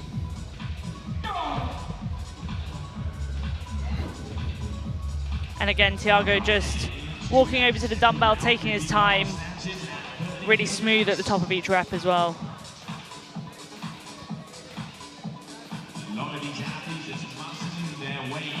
And we're seeing a few more of those power snatches as well, people dipping under. You can see it from Alejandro there. Not from Pedro Martins though, and on his right there, just on the left of the screen now, straight up overhead for him. And I'm with you. I like that little extra dip under, just going to be more efficient. I mean, there's 5 rounds of that just as the buy-in. Yeah. It's 75 reps. You still have 30 reps for time after that. And this is the thing, this workout, when you look at the movements, it's posterior chain, posterior chain, posterior chain, all 3 movements. And so actually when you turn it into a power snatch, you take a little bit off of that posterior chain demand just on that one movement. You can't change really the demand when it comes to the rower. You can't really change it when it comes to the burpee box jumps, but you can change it slightly when it comes to how you tackle the dumbbell snatches.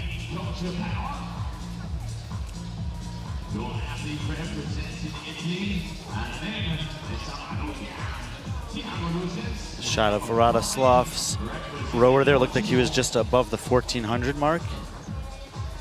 Yeah, I would argue that he doesn't need to be that high. You know, 1400 calories an hour, you would be at 24 calories in the minute window. 4 calories is 10, 15 seconds. Yeah, and maybe starting a little higher and kind of drifting back, as we said some of the women maybe were doing. But again, you mentioned that, you know, for some of these guys, they're 6 minutes into this, they can hold 1400 calories on a rower for a while. Yeah. So you may actually find yourself pulling 1500 when you don't even mean to. Yeah, that's so true. Just settling to your natural rhythm, and it's that happens to me all the time. Oops, accidentally. Yeah. Third set on the burpee box jumps here. Again, they'll have 5 times through the buy-in before we get to those 2 racing rounds. And I'm excited to see how those racing intervals stack up against the women. You know, we didn't have the official times that you guys can find on Competition Corner, but 2 women, we believe, were able to go underneath the 19-minute mark. And overall, that means that the 3 movements are doable in under 2 minutes. But in every buy-in round, they have a total of 3 minutes allotted to do them. Yeah, plus obviously the accumulated fatigue through the buy-in rounds. Yeah, even despite that, it can be done in under 2 minutes by the best, at least on the women's side. I'd love to see actually what the difference would be if they were doing it fresh. Just 2 rounds for time. Just 2 rounds for time. Turn it on straight from the start. I have a fun one for you. Do you think if you were in a competition and the entire event was just 2 rounds for time of this, would you feel like this is kind of silly, or oh no, I have to like? Honestly, it's probably the event that would scare me the most. Yeah, that oh no sensation. Yeah. I'm gonna have to row as hard as I've ever rowed. Yeah. Twice. It's gonna take me. I mean, look, it's still gonna take 3.5 to 4.5 minutes. Like it's a viable event. Yeah. I think that sometimes, you know, competitions are afraid to program it. I saw an event a couple weeks ago. The workout was 14-7. So 2 rounds, 14 in the first round, 7 in the second round. Front squats and burpees over bar. Oh. I looked at it at first and I was like, wait, that's it? Now that's a horrible combo though. 6 minutes after that, they did acid bath. Oh no. We already have had an athlete drop out of the EMOM here. Anthony Chevalier in lane number 9 back there behind the rig. Unable to get through. See him just in the back of the screen there squatting near the rig. Unable to get through the 3rd out of 3 or 5 buy-in rounds of this EMOM. And Anthony, we talked about Anthony earlier in the competition. He qualified for this, and him and his whole team were surprised. He didn't think he was this far along in his development to get here. He's coming here, obviously taking the opportunity that he has to get a great competition experience, but definitely some of the events have been difficult for him relative to the field. And he's actually laying back there now, stretching out the lower back. So he's all right. Yeah, obviously what we've said before about all these movements being posterior chain, they're being fairly high volume, heavy dumbbell snatching. That can just get to your back a little bit, so could just be DOMs, hopefully it's nothing more. 4th of 5 rounds on the burpee box jumps here. And I'm just continuing to keep my eye there on old Tiago in lane 5. Nice and steady, stepping back. Nothing's changed from his first burpees to now. Yeah, literally, and this is what you want. You want that steady consistency. I'm liking how he's doing it so far, so I'll be interested to see how he can pick up the pace for the last 2 rounds. Next to him, Pedro Martins, just moving a little bit faster through the burpees there, dropping down into that semi-squatting position. It's something that I didn't really realize when I first started watching this sport, and I've noticed as we go on. Just because I have a comfortable resting position doesn't mean it's everyone's comfortable resting position. So you'll see some people on a knee, some people in that partial squat, some will sit on a box, but that's most likely is just something that feels natural to him. Yeah, I think for my preference, especially in a workout like this where you've got the dumbbell snatches, if I have chalk on my hands, I never want to put my hands on my legs, sorry. So I'll always either have my hands on my hips with my palms out so I don't waste any chalk. I'm getting the visual demonstration of this, by the way. Not that you guys can see it, but I try and describe it as best as possible. Moving to the row for the last time, we're going to try to get, there's Tiago, and hopefully stay with him for a little bit here, because we've seen the efficiency and the calm demeanor on the box and on the dumbbell. I want to see how he looks on the row here, kind of what his cadence is like, how loose he feels his technique is. But I'd expect that it's going to be casual. I think what we're seeing here is a little bit of a ramp up of pace that he's going to settle into. There it is. Even there, yeah, he's already settled in there. You always want to get the fan going a little bit more in the first few strokes, so that it can come back to your average pace there. What do I have to do to get hair like that? There is his rower. He's pulling. He's actually at 1500, and it looks like an easy 1500.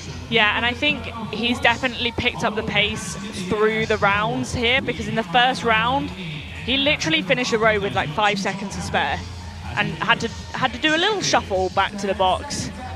So I do think that he's wanting to buy himself just a little bit more time coming into the last round. We've got one more round of this before we go into the 2 rounds for time. Yeah, and of the men remaining in the heat there, Yuri Marenchenko with kind of the most aggressive pace into the last set of burpee box jumps. Haven't spoken too much about Yuri. He's sitting in 22nd overall, but he's a full 50 points beyond Tiago.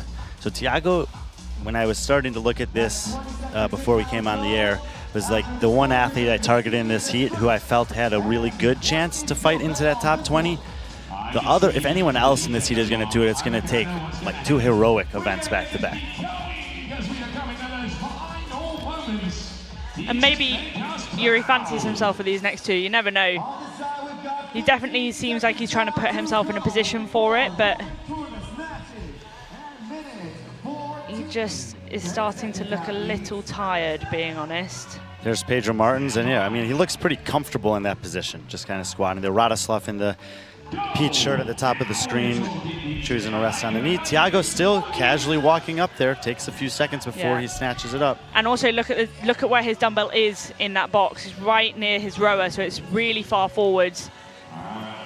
There's probably, might be unintentional, but I think it's probably a conscious thing now coming into the last 2 rounds where we're turning into box jump overs. Almost all the athletes here will have another athlete that's here with them, and a lot of them in the women's or the opposite division, or a coach. They'll share a coach that's in one division or the other. And so, you know, they may not see the floor layout before that first heat of women. By the time the first heat of men come, it's probably, news has probably trickled back there. They may even be watching the stream on their phones to see that, oh, getting that dumbbell up to the front, it's going to be to my advantage when I get to those final 2 rounds. The thing is as well, you hope that it's something that they're thinking about anyway. You know, you hope that it's not something that needs to be passed on from other people. But, you know, with what we saw with Emily DeRoy, I can't see her not going back and someone asking, how was the workout? And she was like, yeah, I hit my foot on the first rep of the burpee box jump overs. So last minute of the buy-in here. It looks like our clock is maybe a 5-second delay relative to what they're calling on the floor. So we'll do our best to get the times, but as always, you're gonna wanna check Competition Corner later on to see the official times. There's Nicholas Sarliotis, one of the 3 Greek men in the field. We'll see Yorgos Kervis and Anestis Artemis in the final heat. And there's Thiago. And I think I'm excited now to see what Thiago does here, because from what I can tell, he's been the definition of composed up to this point in the event. Yeah, I think he's paced it really well. So whatever he's got left, it's not because of poor pacing. So yeah, at the 14:55 mark they began, so we know that's actually the 15-minute mark on the clock on the floor. And Alejandro de la Guardia, I mean, is this like pass the baton every round, every single heat? Someone's going to do this. And Radoslav was a little bit slow. They're the 2 men in the salmon-colored shirt, actually. Yuri Marenchenko seems to have the most aggressive pace.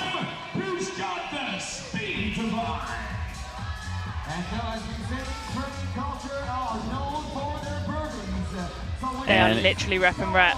Yeah, Lucius and Marenchenko actually a few reps behind Nicholas Sarliotis. Sarliotis, far top of the screen there.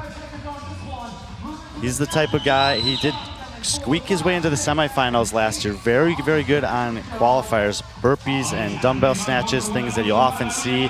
Rowing often showing up in those types of workouts as well. So Sarliotis may be kind of an Andreas Solberg type that could surprise us. It's interesting because we'll see it more in the next round, but Lucius on one side does a power snatch and on one side does a muscle snatch.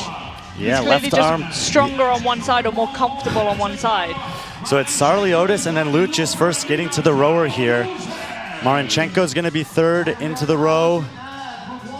And it looks like Pedro Martins will be right behind him. Raduan close on the bottom side of the screen there, 5th to the rower. And Alejandro de la Guardia still hanging back by the box. And the transitions getting onto the rower here and off of the rower are so important. You want to see that as soon as their bum is sat on that seat, they don't even need to have both of their feet in. 1 foot in, you grab the handle, you start pulling, you start that fan, like what we were saying. And then, you know, you can move and they're not going to fully recover, but you can move and recover in the first couple of strokes, but you've got to get that fan moving. Lucius had his hands judged go up in the air about a calorie ahead of Sarliotis, so he's moved into the lead here in the first of these 2 rounds for time at the end of this EMOM challenge. Not too much urgency getting back to the box. Did he start his burpees on this side of the box? Both him and Sarliotis did. I don't remember seeing any women do that, but neither of the judges told them that they couldn't do that. And I was thinking that. Now they'll have judges coming over and telling Yuri Marenchenko that he needs to do that. So kind of Lucius and Sarliotis getting away with one there.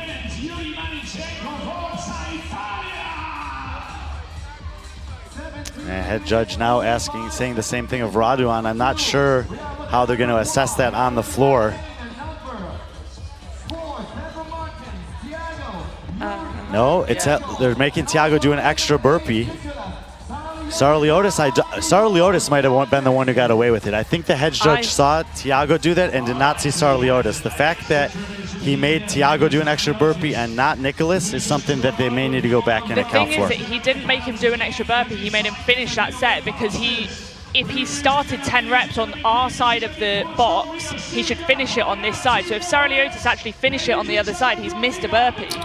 Well, we may need to go back and watch that one. It was something that hopefully the head judges will clear that up, because you were talking about how important those transitions can be, and we know that in this sport, seconds can matter. And I mean, that's the thing, you know, it's those sorts of things where actually if they hadn't specified that and you are allowed, you do it. 100%.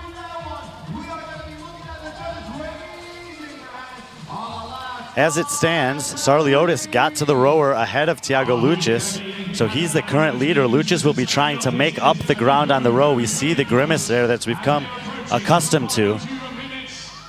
His rate is just a little bit higher as well. It's just the two of them. De La Guardia is going to get off the rower. He still has to go back for another round.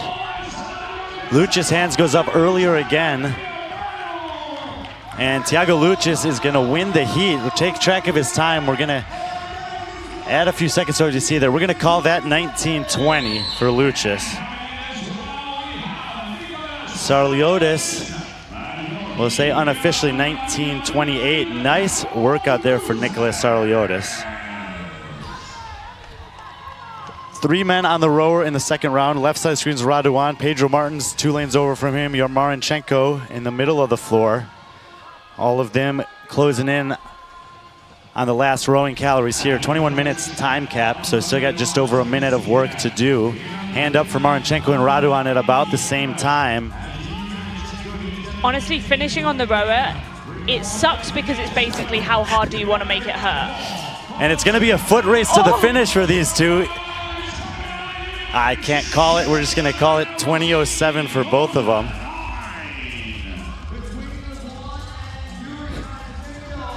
Go to the chip timers for that one, but the only thing worse than finishing on the row is then having to realize I need to sprint against this guy across the floor. Call it 20:23 for Pedro Martins. And Radoslav on the rower there on the right will still have a chance to finish. 30 seconds to the cap. De La Guardia on the dumbbell snatches, other side of the floor, likely will hit the cap. So we're gonna have one athlete who didn't make it through the EMOM, one athlete who will hit the time cap here in round 1, and Radoslav grinding to try to get underneath with about 15 seconds remaining.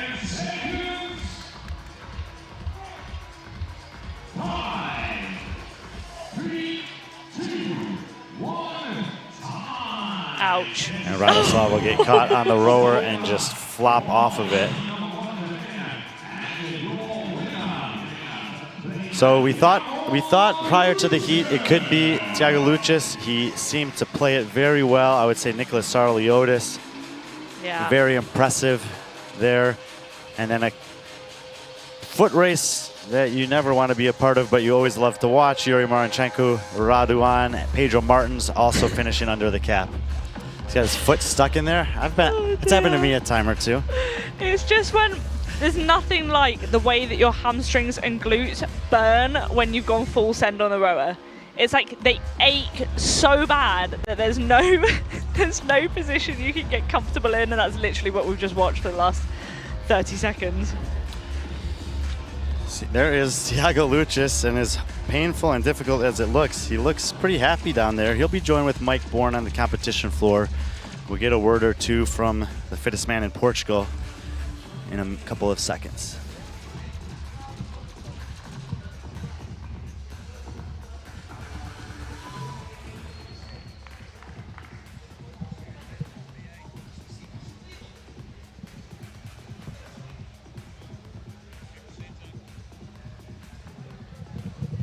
Okay, I'm here with Thiago Lucis. Thiago, you look like you were moving on that row. I just want to know what you were pulling there, because every time you came back to the row, you were slightly behind and then managed to obviously creep up on the current leader. Yeah, I mean, I've been rowing pretty hard like 5 years ago, so I know the row is like a really big strength of mine. So I know I could rest a bit between the burpees and the snatch and then just go all out on the rower. Great work. And this is your first time here in Dubai. How does it feel to be on the floor here? It's amazing, man. It's always been a dream of mine to be here and competing against the best in the world is pretty amazing. Well, glad that dreams came true. Good luck for the rest of the weekend. Ladies and gents, Thiago Luces.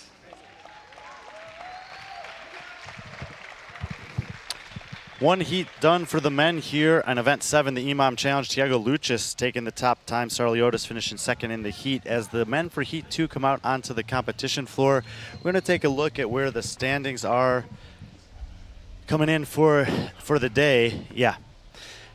And Luka Jukic, who showed up this weekend with one thing in his mind, has been able to do that so far. He's got a 74-point lead over Anastasis Artemis.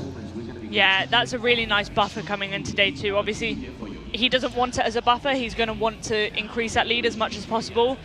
But it's always nice to know that if anything goes really drastically wrong, you have a cushion. The rest of the men in the top 10 we'll see in the final hit. These are the 10 men that we'll see coming up next, and we see a really, really tight race there at the top. Callum Clements, Lucas Huze, Tola Morakino, who we're about to see take the floor, all going to be trying to fight into that top 10 and ultimately see if they can get into that top 6 where the money pays out here. Ben Fowler and Gregor Marshkovich down at the bottom. They'll be trying to hold on and stay in the top 20 before the cut after event number 8. Those are the men who just competed, and as we talked about, Lucis had that big lead there. We'll see how his time holds up. The men for Heat 2 are out on the floor. We saw their order in the leaderboard. Let's take a look at their order on the floor for this one. Lane number 1 will be Gregor, one of the Polish men in the field this weekend. Nika Majzeradze coming off of a birthday dinner last night. Lane 2, Benoit Boulanger in lane 3. Tola Morakino, lane number 4, Callum Clements and Lucas Huza, 5 and 6, Victor Helsenhove in 7, Andrei Fedotov in 8, Mikko Liliorg, lane 9, and Ben Fowler rounds out the heat in 10. I've seen it a few times already, but Lucy, EMOM Challenge on tap for these gentlemen. Yeah, exactly. We've got a 15-minute EMOM with minute 1, 10 burpee box jumps, minute 2, 15 dumbbell snatches at 30 kilos, minute 3, 20 calories for the men, and then if they're successful with that, they get the joy of 2 rounds for time with 10 burpee box jump overs, the 15 dumbbell snatch, and the 20 calorie row. We got the guys getting out there just conferring with their judges about what to do, and we just saw Thiago Lucis take down the win, repping the Portuguese flag on his forehead.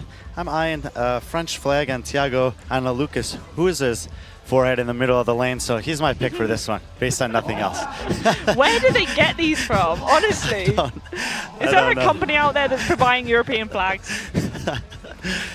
Oh man, for the start of this event, they will start at the finish line. Only in the first minute they'll have to run across the competition floor before doing those 10 burpee box get-overs. There's a shot of Andrei Fedotov. His team won the Asia semifinal last year, but was unable to travel to the States for the games. He's been in the top 5 in a couple of semifinals in Asia before. He was in the final of the elimination last night and unfortunately got spit out of the clean on the sandbag. Yeah. But he's a unique physical specimen in the field, and as we've seen a lot of the kind of bigger athletes end up excelling in this one, we also saw that it can be done from even what she called herself, a smaller athlete. And so let's see if he can have an Andrea Solberg potential performance here. Yeah, honestly, I feel like at this point in time he's pushing the pace on these burpees a little bit too much.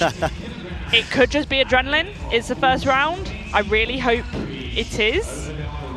But just a little bit of a more relaxed pace, I think, would be good for Fedotov, because obviously we saw with Thiago, and we were talking about it all through the first 15-minute window, it was just super relaxed, so that you then have it in the tank to switch on the burners. There we go, he's the first one done with those burpee box jumps.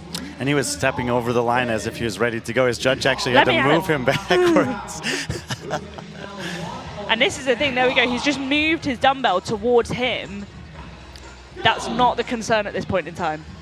Not at all, no. We want to see people who are relaxed, and I'm looking over at lane number 9, Mikko Liliorg, that's just taking that pause up overhead.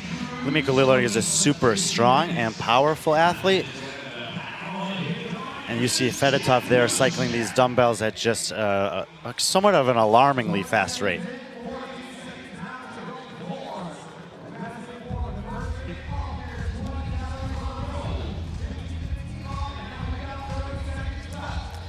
Fedotov done and moving to his rower. Again, it's just like there's a lot of intention at this point in time. This is round one. It's potentially a 20-minute workout. And anyone that's done like a 20-minute AMRAP and then you realize 3 minutes in that you're only 3 minutes in, that's never a good sign. Just got a chance to see the French flag there on Lucas Huze's forehead. 20 calories rowing here. And we got a lot of range of experience in this field. One of the men who I'm gonna kind of be watching, more seriously analysis, gonna be watching is Tola Maracanio. He's in lane number 4. He's competed here in Dubai many times. He's been on this floor. He's seen all different shapes and sizes of competition. And even though he's one of the bigger guys here and you'd favor him on the row, the dumbbell's not going to be an issue. I just think that his composure as an athlete in general is probably the biggest asset he has for an event like this. Yeah, he looks really relaxed on this rower. I mean, those glasses are not doing it. Those are working for him. So first round in the books there. All the athletes will move back to the box. And our clock is very close here. We'll call it maybe a second or two off. There's Fedotov on the left in the salmon. There's Mikko Liljeorg in the right in the blue. And we were talking about it on the dumbbell, but even on the burpee, one looks to be moving very quickly. The other looks almost relaxed.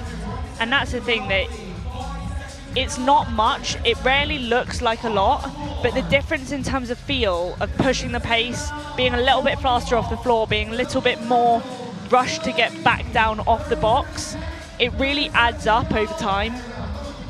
And it adds up in terms of your heart rate spike as well. Lane number 2, 2 lanes in from us there is Nika Majzaradze. I watched Nika Majzaradze row a casual, not casual, it was a casual finish to a 16:47 5K row. Woo. He had 370 on the FTP test to start this competition. Aerobic machine work, power output are in his sweet spot. So he looks like he's just kind of middle of the pack here in terms of intensity, not moving too fast, not moving too slow. But when we get to those final 2 rounds, he may be someone to watch.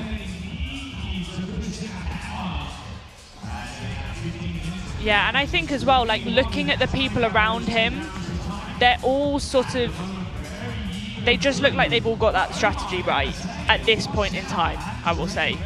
In terms of, it doesn't look rushed. Look at Tola, look at Benoit, Callum. None of them look like they are pushing the pace on any of it.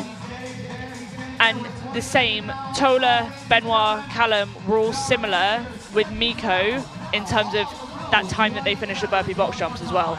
Yeah, in the rhythm.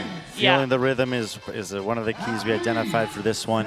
Benoit Boulanger, another athlete to keep an eye on here. He is from the Carolyn Lambre School of Coaching, and very much like Jeff Adler, he has a thorough understanding of efficient techniques when it comes to competition. And that can be movement, pacing, placement of equipment on the floor.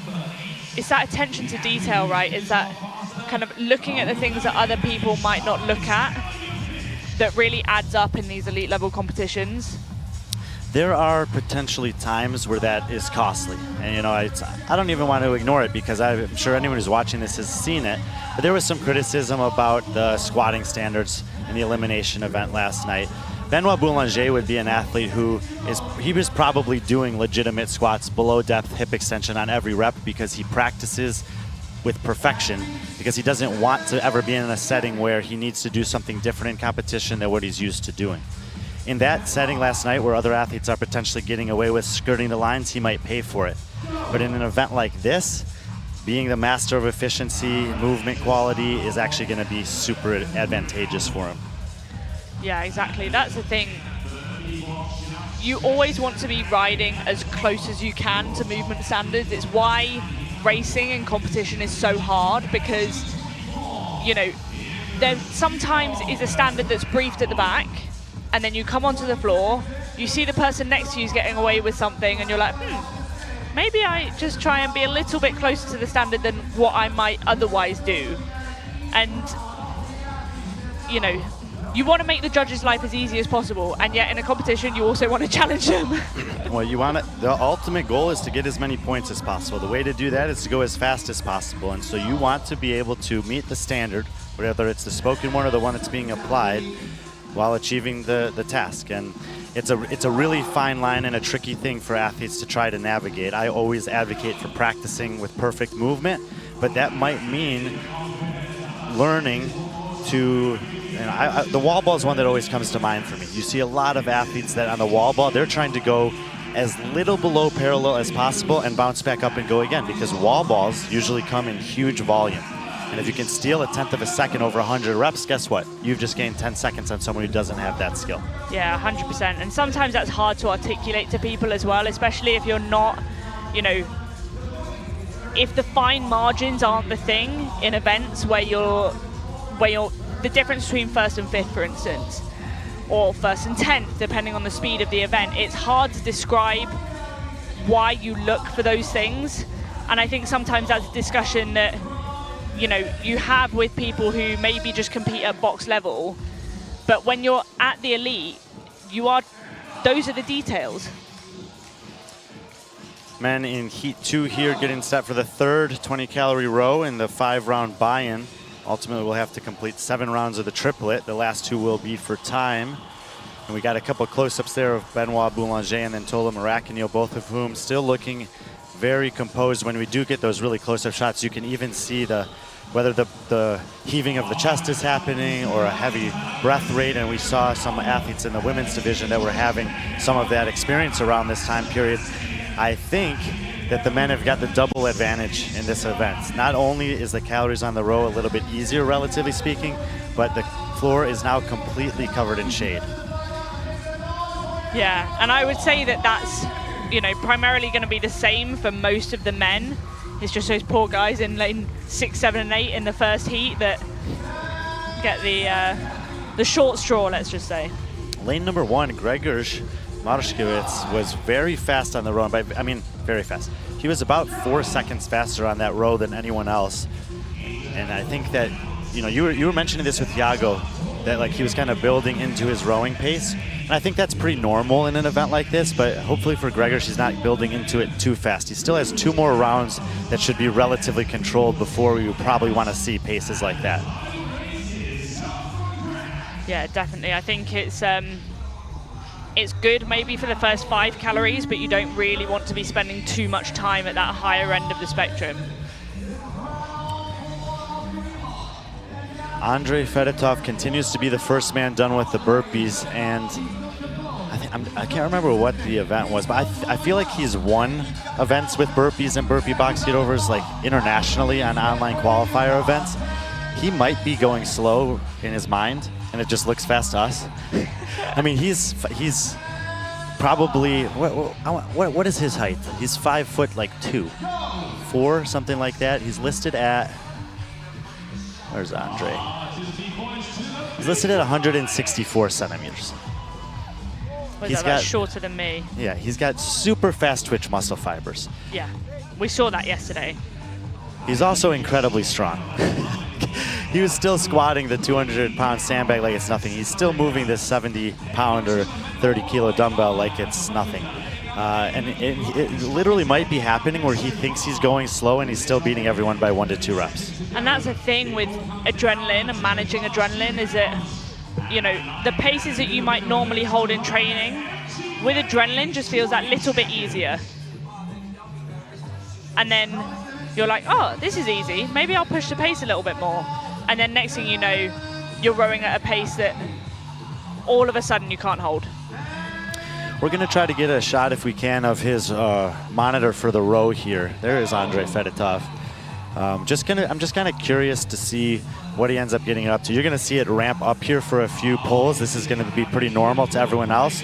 And I want to see about 3 strokes from now where he settles into. You see he's already up to 5 calories. And I mean, you said, Lucy, he's shorter than you are. He's holding 1550, and look at his breath here. He looks relatively okay for where we're at right now. It's just not necessary though. You know what I mean? You gain no points winning the EMOM. It's like winning the warm-up. And it's like, it's potentially the Vor Thurman Mo scenario. 10 minutes, 11 minutes in, she looked like she was going to win that thing. 2 minutes later, she looked like we didn't know if she was going to finish. Yeah. So hopefully not the case for Andre, and he knows what he's doing, but good to kind of identify. He's moving fast relative to the other athletes, and it's not just on one movement. And this is the thing, it'll be interesting to see whether he's moving fast because this is a pace that he can hold, because this is easy for him, or whether actually he's just moving faster than the others, full stop.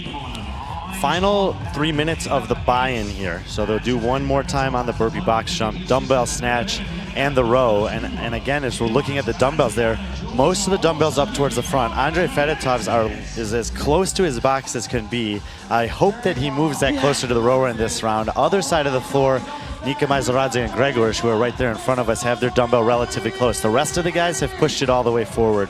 Just a little nuance, but let's see if those guys move their dumbbell towards the row before we get to the box jump overs. And if it could be something that, you know, in their head, in Andre's head, for instance, he'd planned it in the back that it's like, okay, I'm gonna move it forwards on the last set.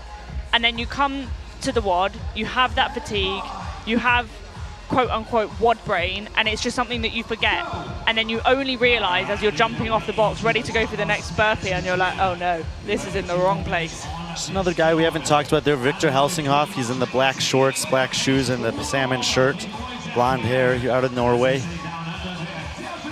He's just kind of in the mix here, just moving at his own pace. I think he's got very powerful leg drive, though. A lot of the Norwegian athletes did well on the women's field, so I think this heat is going to... I think this heat is a particularly difficult one to call in terms of who may eventually win in these last two rounds. And I'm not really sure if there's anyone that I look out there and I say that they're out of it. Yeah, you almost don't want to be someone that we're talking about at this point. Interestingly, Fedotov there did move his dumbbell. He's moved it slightly forwards and slightly to the side. So there we go. Majzoradze did the same. It's only actually Gregor Marshkovits who's got his dumbbell still in a potentially precarious position relative to the burpee position that he's going to need to be in. And the burpee box standard, by the way, is you have to stay in your lane. So it doesn't have to be a true perpendicular, but you can't be outside your lane. And they're, some of these guys are over 6 feet or 180 centimeters tall. They're gonna, they could potentially kick that dumbbell if they don't put it in an intentional spot. There's Nika Majzoradze.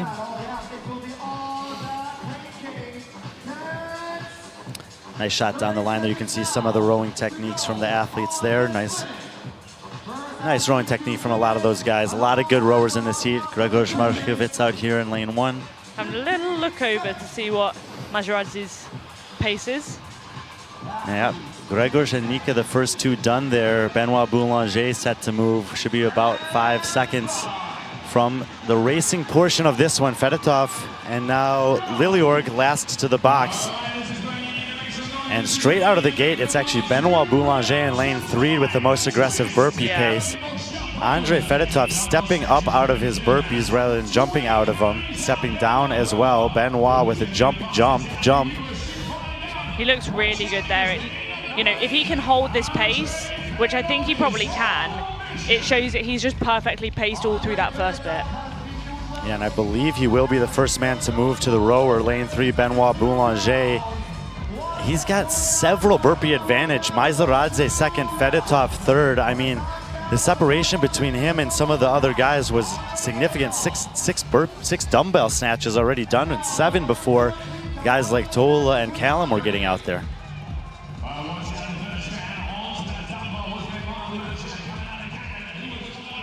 So through the opening part, kind of the first third of this 2-round race at the end, it looks like Boulanger is going to be setting the pace. He's onto the rower first. Majzoradze is going to be a couple pulls behind him. Here comes Fedotov, so same 3 guys. Ben Fowler over in lane 10. I haven't mentioned him at all, the steady Eddie guy in the field. Callum Clements, Lucas Huza, Gregorz, Victor, Tola, and Mikko Lilleorg. So now all 10 men on the row, but I have to think that Boulanger and Majzoradze are probably at about that 10-calorie mark by the time Lilleorg is getting his rower moving.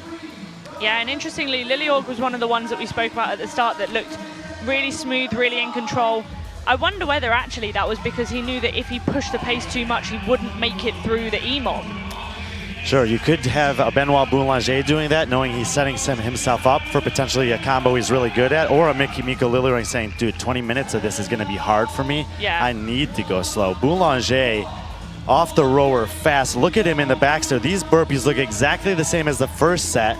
He's got a 3 or 4 done. Maizaradze second to the box. Everyone else still on the rower. Ben Fowler now up opposite side of the floor is third off the row. Gregor Zmarshkovits fourth. Lucas Huza and Fedotov is fading as man after man is passing him here in the 2-round racing intervals. Here comes Callum Clements, Victor Helsinghoff, Tola Maracanio. Lilleorg is going to be the last man on the row as Benoit finishes up his box get-overs. He's on the dumbbell in the second round. That's his 3rd rep there, and now 4. Maizaradze's got 1 more burpee. It's going to be about a 7 or 8 rep dumbbell advantage. Benoit Boulanger crushing the 2 rounds for time here at the end of this one. Yeah, it's really nice to see that change of pace almost immediately. In fact, immediately, as soon as it was the 3-2-1, ready for the 2 rounds for time, it's a completely different workout now. It's how much do you want to hurt? None of these movements are particularly challenging for anyone. Like, they're all super simple. Yeah, okay, the dumbbell's a little bit heavier, but it is just how much do you want to make it hurt if you've got the fitness to make it through the first part? Boulanger onto the row first. He's been first off of every implement up to this point. Maizaradze next to him has been in the second position the entire time. 19:20 for Thiago Lucis is the time to beat. This clock on the screen is maybe 1 or 2 seconds off of what we'll actually have, but either way, these two guys are going to be coming in well ahead of that. 5 calories left for Boulanger. He's got to be pulling about 2,500 calories per hour. And again, we're seeing that really frantic pace like what we saw from Andrea and from Vor. He'll dig deep for the run to the finish here, but Benoit Boulanger, we're going to call it 18:43. Blistering pace on the 2 rounds for time. Hand up for Maizaradze. He's off the rower. He's going to grind this run out and get across the finish line. Maizaradze jumps in, and we'll call it 18:54, so that'll be well ahead of Lucis. Ben Fowler was third to the row. He's over in lane number 10. He did have some guys close behind him, including Lucas Huza, middle of the field. Lucas Huza has his judge's hand up. Fowler's hand's just now going up. So it looks like Jose should be the next man across. Gregorish in lane 1 with the hand up. Jose running down the floor right now. We're going to see him come across. We'll call it 19:17, so he should have gotten in ahead of Lucis, who will be in next at 20.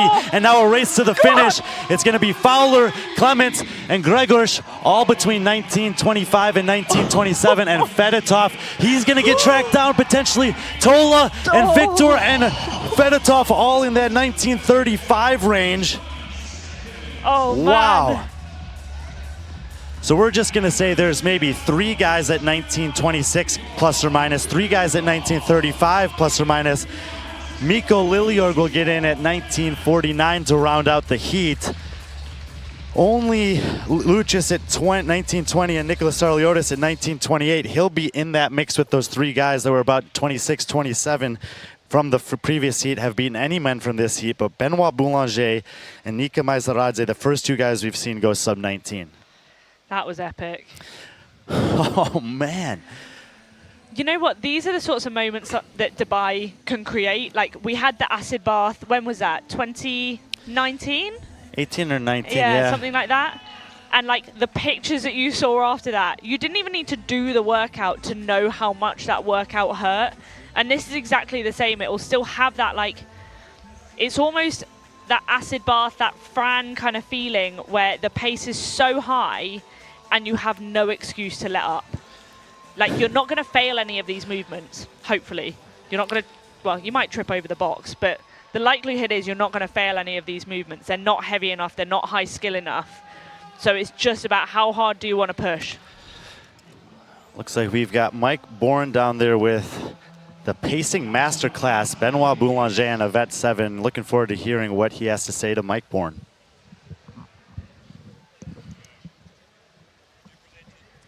We're here with Benoit Boulanger, and you have just taken the heat win and the fastest time so far in this event. You had a really strong start to day 1 on the bike, and now you're having a strong start to day 3. How's the body feeling? Feeling good right now, not that good, but it's feeling good. Like I had some missed opportunities on the last workouts, and I'm gonna push harder today to get those points back. And it's your first time visiting here, Dubai, competing here at the Dubai Fitness Championships. How's that for you? Really great. We love this city.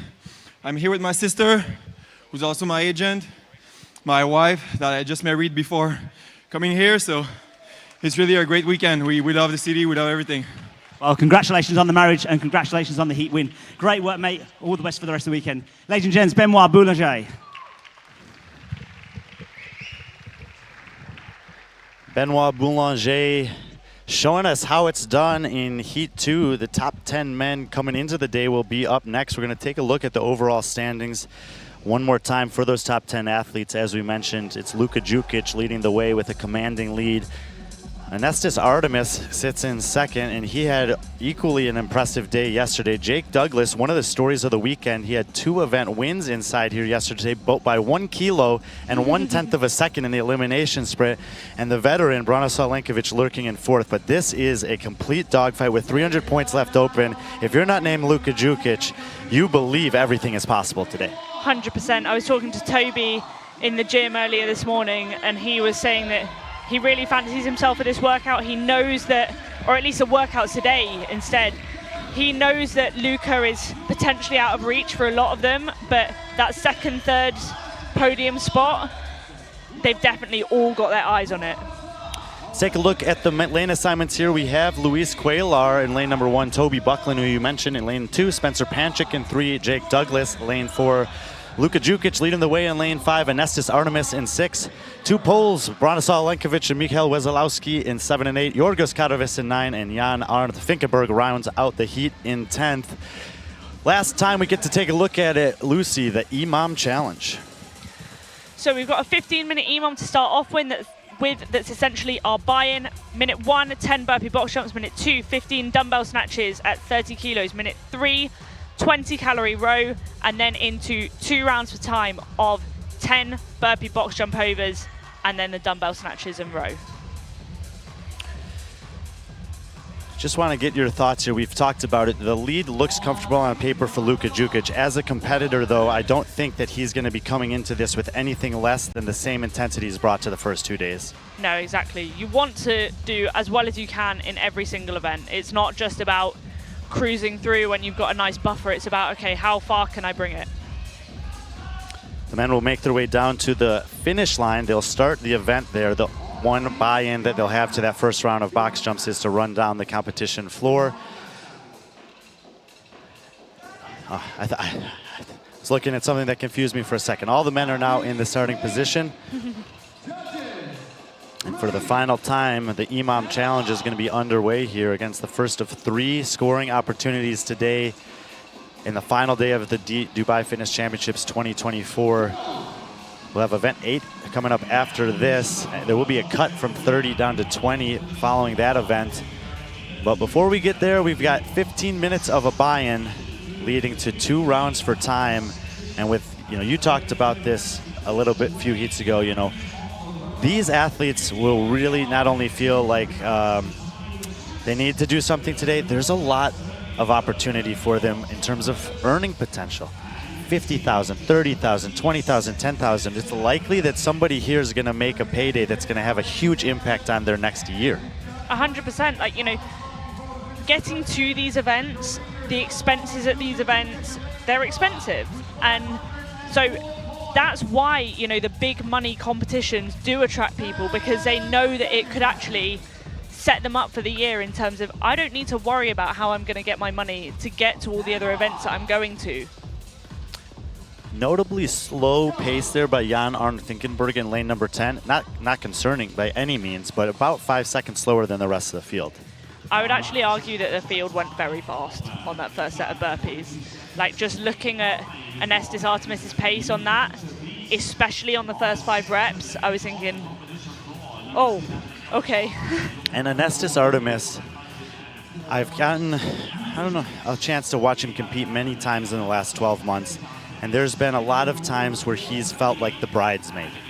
He took 4th in Belgrade Games. He was in a battle for 1st and 2nd with Tomasi Pieri at Fall Series Throwdown last December. He ended up taking 2nd. He was in a podium battle back in Pamplona. It didn't go the way that he wanted. He's in a position that he would want to be in now. And when that, you can wake up on a morning like this, maybe you even have a hard time sleeping last night because you're so excited. But this is really an event where you need to adopt that Benoit Boulanger mentality, that Thiago Luchas mentality. Keep emotions in check. Keep energy levels in check. Wait until the buy-in is done before you show that type of intensity. The thing is as well, sometimes things like that can just get in your head where you know that, okay, I'm in the same position as I have been in 5 other events, let's say, and it's never gone the right way. And so it can just take that little bit, that one experience of it actually going the way that you want to believe that it can happen in the right way for you. And it almost becomes like a bit of a curse. You really don't want to notice those things. You don't want to feel like the bridesmaid, because then it's almost a self-fulfilling prophecy, and you subliminally, subconsciously almost make it happen every time.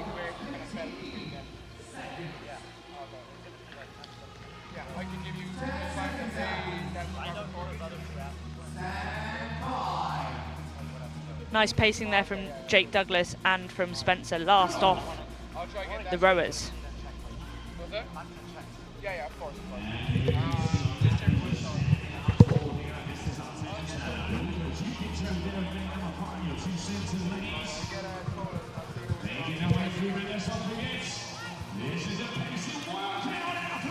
As they get into this second interval here, let's see if the pace kind of settles down a little bit, or if they still feel that sort of urgency they had in the first round.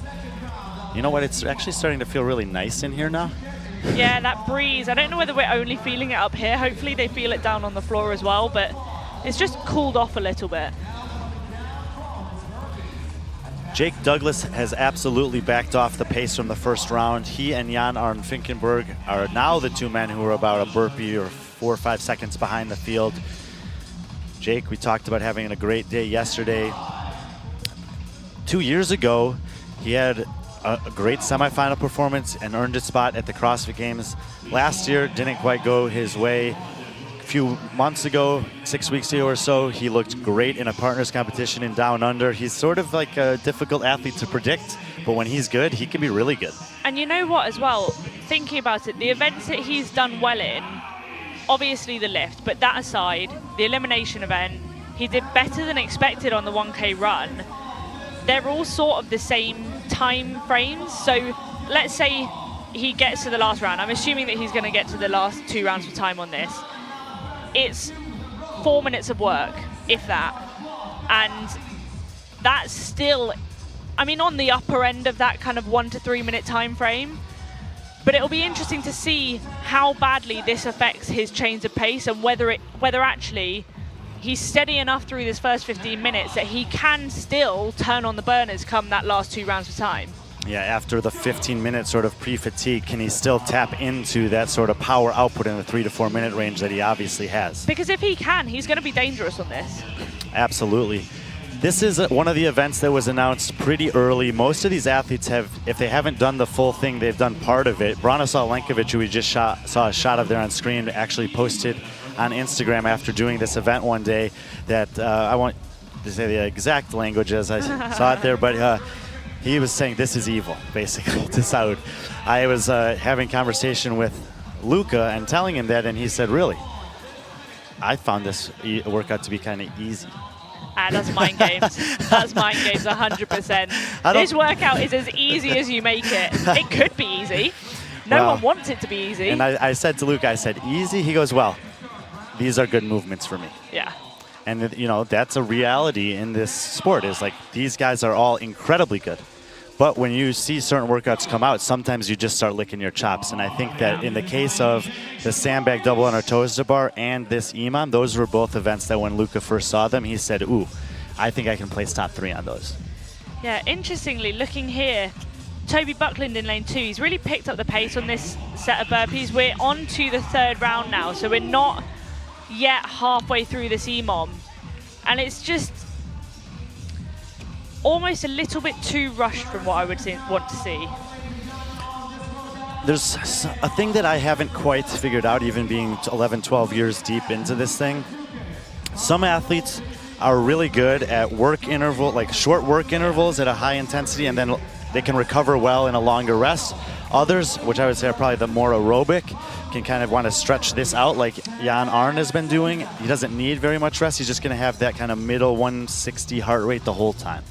Yeah, I just feel like when you've got that, when you need to be able to have that change of pace come 15 minutes, I don't know how much the difference is between the people that are, as you say, better able to spike and recover, versus the people that almost use the first 15 minutes as a warm-up because they're keeping their heart rate at, let's say, 150, 160, and then able to pick up the pace. So I'll be interested to see, you know, whether the approach that we've seen with Thiago Luge and Benoit Boulanger is actually just flat out the best pace, the best approach, or whether it's just that that approach suits them better as athletes.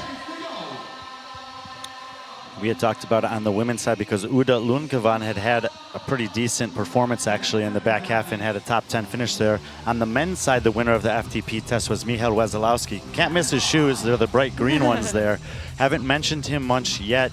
After making the games a couple years ago, he sort of faded back in terms of the overall landscape of men in Europe, but he regularly has one or two good events. He's put himself firmly in the conversation this weekend. He's sitting in 6th overall coming in today, 390 points. Spencer Patrick both less than 5 points ahead of him, and he's 22 points behind Douglas for the podium. Potentially another sneaky athlete here who could just kind of be, you know, under the radar and then all of a sudden put it pedal to the metal there at the end.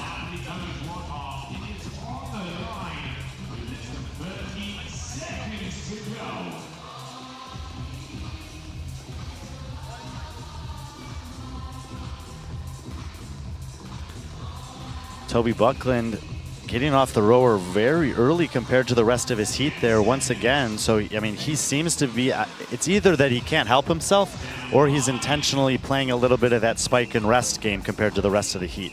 And also, you never know. I feel like the guys play more mind games with each other than the women do. And maybe he's like doing it intentionally, that he's like, yeah, I feel fine and I'm getting off first. Like, you just never know. Fourth time on the burpee box jumps here. Again, they'll do the burpee box jumps 5 times. They will turn to box overs once we hit the racing portion of the EMOM challenge. So event 7 out of 9 on the weekend. It's the final day of competition. And it's Buckland once again, first done, and it looks like it's going to be Jan last done. So the pattern has kind of remained. Jan Finkenberg, I don't know, I like it. Yeah, same. Interestingly, Jake as well, again, one of the last to finish. He's just starting to look a little bit more fatigued than what you would want, knowing that we've got a really intense 2 rounds coming. He looks fatigued, but he also kind of, the way he's breathing, he looks like he's ready to like run through a brick wall, which he might be able to do. I was going to say, is that not just his size? He's always ready to run through a brick wall. He's one of the, for me, I mean, I'm not like the biggest guy out there, and obviously hang around these athletes all the times, but his physique is unique. And he's also just such a fun and jovial guy that, like, it's just like, he's so nice, he's so kind, he's so fun, but he's also just really intimidating. All the men moving to the row. 4th time on the row here. And Jake Douglas taking a little bath there. Going to try to get a shot, if we can, of some of the screens on this round, just to see kind of where these athletes are at. You know, Lucy's been pinpointing that for the men, they don't need to do anything above 1350, 1400 to finish it. Some of them will choose to go a little faster than that, but we saw Fedotov in the 1550 range, and it didn't pay off for him in the end. So we're going to try to get a shot back there and see. There's Luka Jukic, and again, or is that Luka? No. That's Luis Cuellar, young Spaniard over there on the lane number 1. And he was starting off in the upper 1500s there too. There's Yorgos Karavis, hovering around the 1500 mark. This seems well, seems a little aggressive. Yeah, I mean, in the previous round, you saw the back end of Toby's row as well, and that was also at the 1500 mark. Oh, there we go. He's one of the first to finish again. Luca looks remarkably composed there. Yeah, it's exactly what you want. You just want to get the work done. That's all this is at this point in time. You just need to get the work done within that minute window. Final time through the buy-in here. So 10 more burpee box jumps. At this point, I don't expect anything to change. Well, we'll take a look just in case. Toby's been generally the fastest one. There's Luca in the middle of the floor, and Nestis to his right. Bit of a Jake trip Douglas. from Toby on the box. I see Luca drops down to the ground really fast, even saving potentially the arms a little bit, but he steps off the box and he steps up out of the burpee. And every single foot position that he's doing here is probably something that he has practiced. Yeah, exactly. I think there's so many different ways that you can do burpees. You could jump in, jump up, jump in, step, can't step up, step in, jump up, jump up, jump off, step into the burpee, jump up, step off. There's so many different combinations. You could be faster off the floor, slower off the floor, that it's like all of these athletes will know that. You don't just have one way of burpeeing. You have a way of burpeeing based on the movements, the time frame in the workout, all of that sort of stuff. This is the last round on the dumbbell before we get to those 2 rounds for time in which they have to do the burpee box overs, meaning we'll be expecting all the athletes, if they don't already have their dumbbell towards the front of the box, to move it there. It looked like Luis Cuellar in lane 1 was really the only athlete who doesn't already have the dumbbell as close to the rower as he can.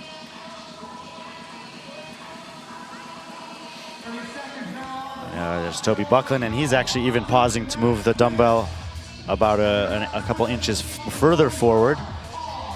All the men move into the row for the last time. Anestis Artemis, who'd been kind of using that belt on and off, has tossed it to the side underneath his rower. Won't need it for the last 2 rounds. Yeah, same with Karavis. It looks like there's another belt just on the far corner of the screen. A nice shot of Wojciechowski there.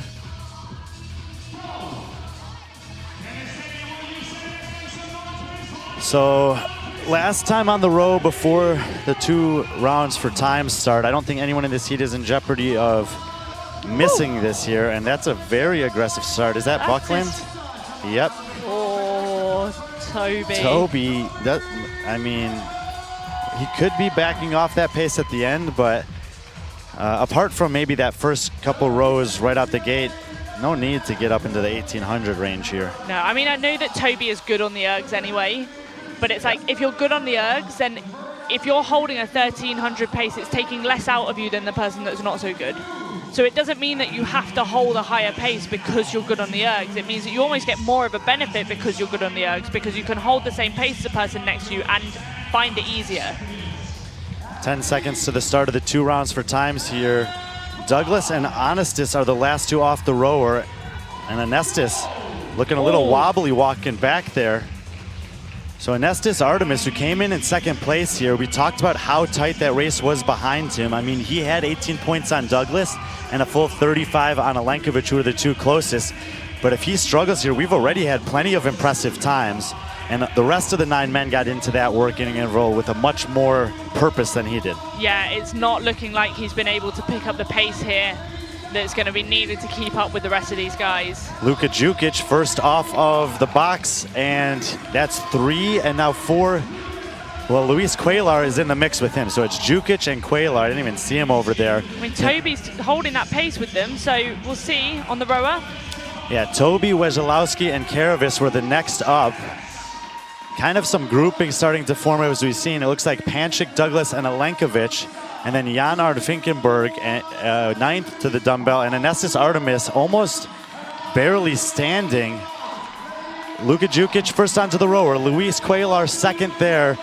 Here comes Buckland, so they're the 1, 2, 3. Anestis Artemis hasn't even touched his dumbbell yet. Oh, wow. There's Artemis just hobbling up to the dumbbell in the middle of the floor in the blue. He does 1 rep and drops it. So we got Luka in the middle of the floor, Cuellar down in lane 1 on the left side for you guys, and Buckland right next to him as the top 3. Interestingly as well, it looks like Finkenberg is just dropped off the pace entirely. We felt that that first 15-minute window was really well paced. Actually, it might just be that he was surviving at that pace. Could have been the same Mikko Lilliorg type of situation. Yeah. Where he's trying to do everything he can to save himself, and it ends up just being hard for him. Luka Jukic hustling back. He's going to have about a 1 burpee advantage over Quaylar. And it's that run back to the box on the transitions that I was talking about. Toby started to walk. He's just shuffling now. Here we go. Toby solidly in the 3 position. Here comes Michał Wesolowski in the 4 spot. The head judge is now back there making sure they all get behind to start. Yorgos Karavis will be 5th to move to the box. You'll see him moving behind it there. So 5 men into the second half of the round. We're at the 17:15 mark. 18:43 is unofficially the time to beat Benoit Boulanger. Nika Maizaradze 18:54, the only 2 men to go sub 19 so far.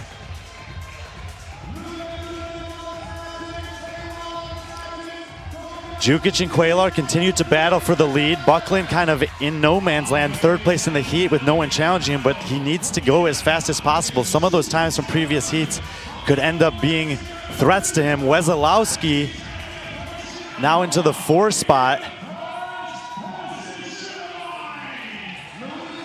Here goes Luka, 20 calories to go.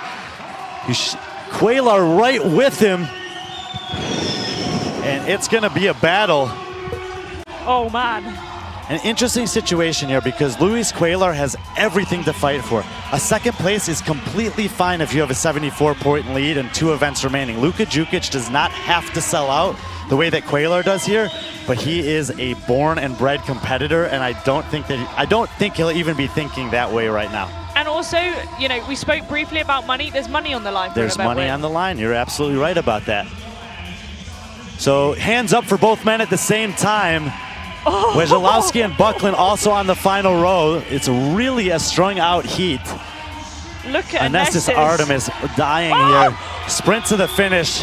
And that one's going to go to Quaylar. But it's 18:44. Luka's about 18:45. It could be Benoit Boulanger who ends up taking the win. We'll have to check competition corner for that. Quaylar will take the heat. Luka will have another top 3 finish, and relative to his closest competitors, will extend his overall lead. Toby Buckland running across the line. That should be behind Maizaradze, but it should be a 5th place event finish for Buckland. Now Buckland's going to look around because here comes Wesolowski. Wesolowski and him were tied on points coming into the day. They were 1 point behind Spencer Panchik. So Wesolowski will get in ahead of Luka Huze, so he should be 6th. Buckland will gain a couple points on him. Other times starting to come by. Lucius is going to have a top 10 finish out of the first heat, just like Laura Clifton did. We had, listen to this, 19, 26, 26, 27, 28 that have all gotten in. We also had 35, 35, 36, and Braun crosses at about 36. So it's going to be marginal fractions, and Spencer Panchik's going to be behind every single one of those times that I just called out. Yorgos Karavis just getting across the line, and the 3 men still on the floor who are Jake Douglas, Jan Arden Finkerton, and Artemis are poised for bottom 10 finishes. Artemis could potentially go from 2nd to 8th in one event here. I don't want to say that for sure because he had a decent margin, but he is completely destroyed out there. Wow, wow, wow. Still got 45 seconds to the time cap. Jake Douglas is going to get across the line, so he'll get in and get a score. It's not going to be the one he was hoping for. The guys who were in 2nd and 3rd coming in, not getting the job done on the EMOM challenge. If we just scan down the leaderboard, Buckland and Wesolowski in 7 and 8, Quaylar in 9. I mean, Quaylar, he was only 16 points behind Braun, who was in 4th. Like, it's nothing. We still have 2 more events to go. That was a huge start to the day for the Spanish. Toby Buckland and Wesolowski doing well. Finkenberg, I mean, no intensity at all left in the body there. He'll beat the time cap. Anestis Artemis will not. That's going to be a bottom 3 finish for Anestis. Bottom 4 finish, maybe. Wow. So winners of this one, Benoit Boulanger, absolutely. Very curious to see how far that vaults him up. He was in 15th place. If you take 100 points, it always helps a lot. Luis Quaylar is going to be a happy man. Luka Jukic is going to extend his overall lead. Buckland and Wesolowski are narrowing in on that podium. Yeah, that was a big event in terms of overall placings at this point in time. Oh, it's so hard to watch that. Bro. just heaving. Sweat pouring off the brow. We saw this from some of the women just not even wanting to get up from that rower. I mean, it can feel like a max effort squat after something like that, just to stand up. Yeah.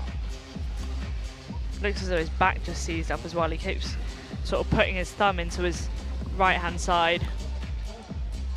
Well, hopefully Anestis will be able to recover from that one, because Event 8 is also no joke, which we'll get a chance to talk to in a few minutes. It looks like Mike Bourne is doing his best to get an interview down there. I wonder if he'll get Luis Cuellar or...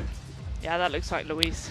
Yeah, and I don't know if he'll do it in English or Spanish. We do have Josie Astula here if needed for translation, but I think Luis would be okay in English. So Mike Bourne has got the heat winner, maybe second overall. It's going to be close with Boulanger.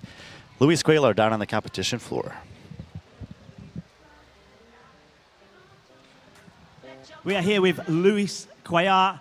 Luis, you had a real tight battle there with Luca towards the end. I saw you look over going into that last row. How did that EMOM affect you before you started those last 2 rounds? Well, the EMOM start to hit you a lot of. For me, was the strategy pacing so slowly during the EMOM to go and push for the 2 rounds for time. Yeah. And what pace was you holding on that row at the end? At the end, I think it was like 700, 180. Great work. So how are you feeling towards the end of this week? The end of this weekend is obviously the body's beaten up now. You've got 2 more workouts to come. How are you looking forward to those? Yeah, today the day start a little bit tired, but I think this big battle with Luca for me is I'm going to push the last 2 workouts and try to find a lot of points. Yeah. Well, it's great to have you here on the floor, Luis. Good luck for us the weekend on that heat win, and obviously all the best as we go through those last 2 rounds. Ladies and gents, Luis Cuellar.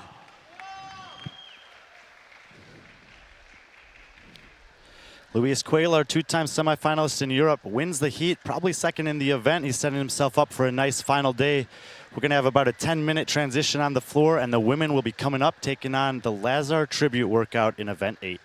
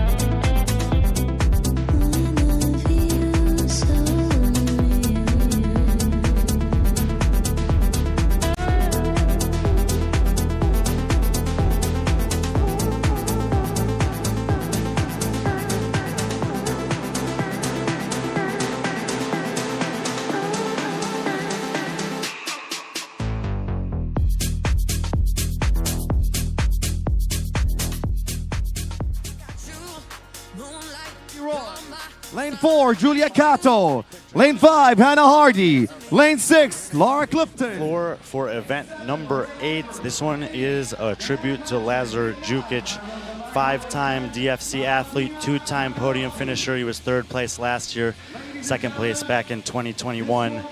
And the athlete's well aware of what this represents here. We'll talk about it more as we go, but let's take a look at the drama that is unfolding on the leaderboard. When we get 3 heats from now, we'll see Karen Frey and Jamie Simmons, who are tied on points, and you see how tight it's getting behind there. Same 10 women in the top 10, but a little bit of a scramble. As we scroll down to the lower portions of the leaderboard, we're gonna narrow in on that cut line. Brittany Weiss is still holding on in the 20s spot there. Laura Clifton has jumped all the way up to 18th on the back of a great performance in event number 7. And there's a couple athletes in this heat who will be on the outside looking in to Hannah Hardy in this heat, Julia Blazowska, and the next ones that will need to have a great performance here if they want to take part in the final later tonight. For our event today, that tribute to Lazar, we have a 21-calorie ski, 8 power snatches at 60 kilos, 8 overhead squats at the same weight, 18-calorie assault bike, 30-meter handstand walk, 4 rope climbs for these women, and then repeat back to the 30-meter handstand walk, 18-calorie assault bike, 8 overhead squats, 8 snatches, and then the 21-calorie ski. The version of this workout was actually sent from Lazar to Saud a couple years ago. They communicated regularly and always have, and he wanted to have a personal touch of his relationship with Lazar as part of the competition here. So very cool that he's found a way to work that in. As far as the lane assignments go for heat number 1, Susan Trepner will be in lane 1, Eric Eklund in 2, Emily DeRoy in 3, Julia Cato in 4, Hannah Hardy lane 5, Laura Clifton in 6, Deanna Pinchuk lane 8, Maribel Gallardo in 9, and Valentina Magalotti lane 10. 14-minute time cap on this one. I think it's another one of these events that almost everyone should be able to finish, and that sort of has been the name of the game here, where Saud is giving the athletes the opportunity to do the totality of the work, and once again, this is a pretty beastly event. Yeah, for sure. You know, those power snatches on the way back up, the overhead squats, they're definitely going to feel quite spicy after that time spent on their hands, both before and after the assault bike. When we get to the handstand walk, it was listed as 20 meters there. I think it's a 30-meter actually is what they briefed it as, but I believe it's actually 3 9-meter segments the way that the floor ended up being laid out. Each of those 9-meter segments is actually going to have to be done unbroken. So we'll see that the athletes will have an opportunity to show some class if they're good at handstand walking, and others will have an opportunity to excel on machines or on the barbell. There's those sneaky group of rope climbs in the middle. It's a couple more for the men than the women, but you know, it's another event where you want to be good at this, you got to be pretty good across the board.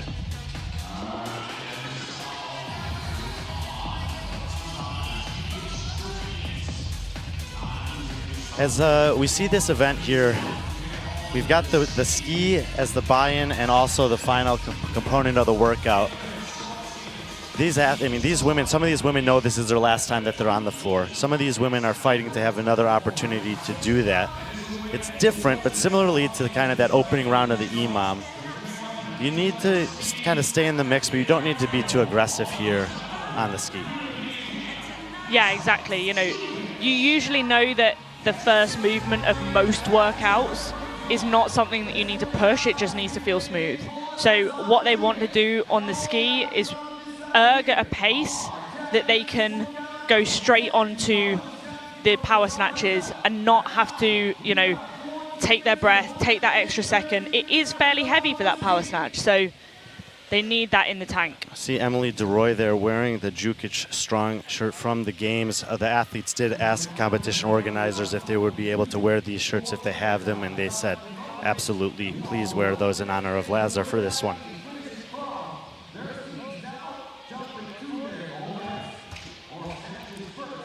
Most of the women moving on from that 21 calories about the minute 20 mark, and they'll settle into these first 8 power snatches. If you're particularly good at the barbell, how quickly are you doing these reps on the way out?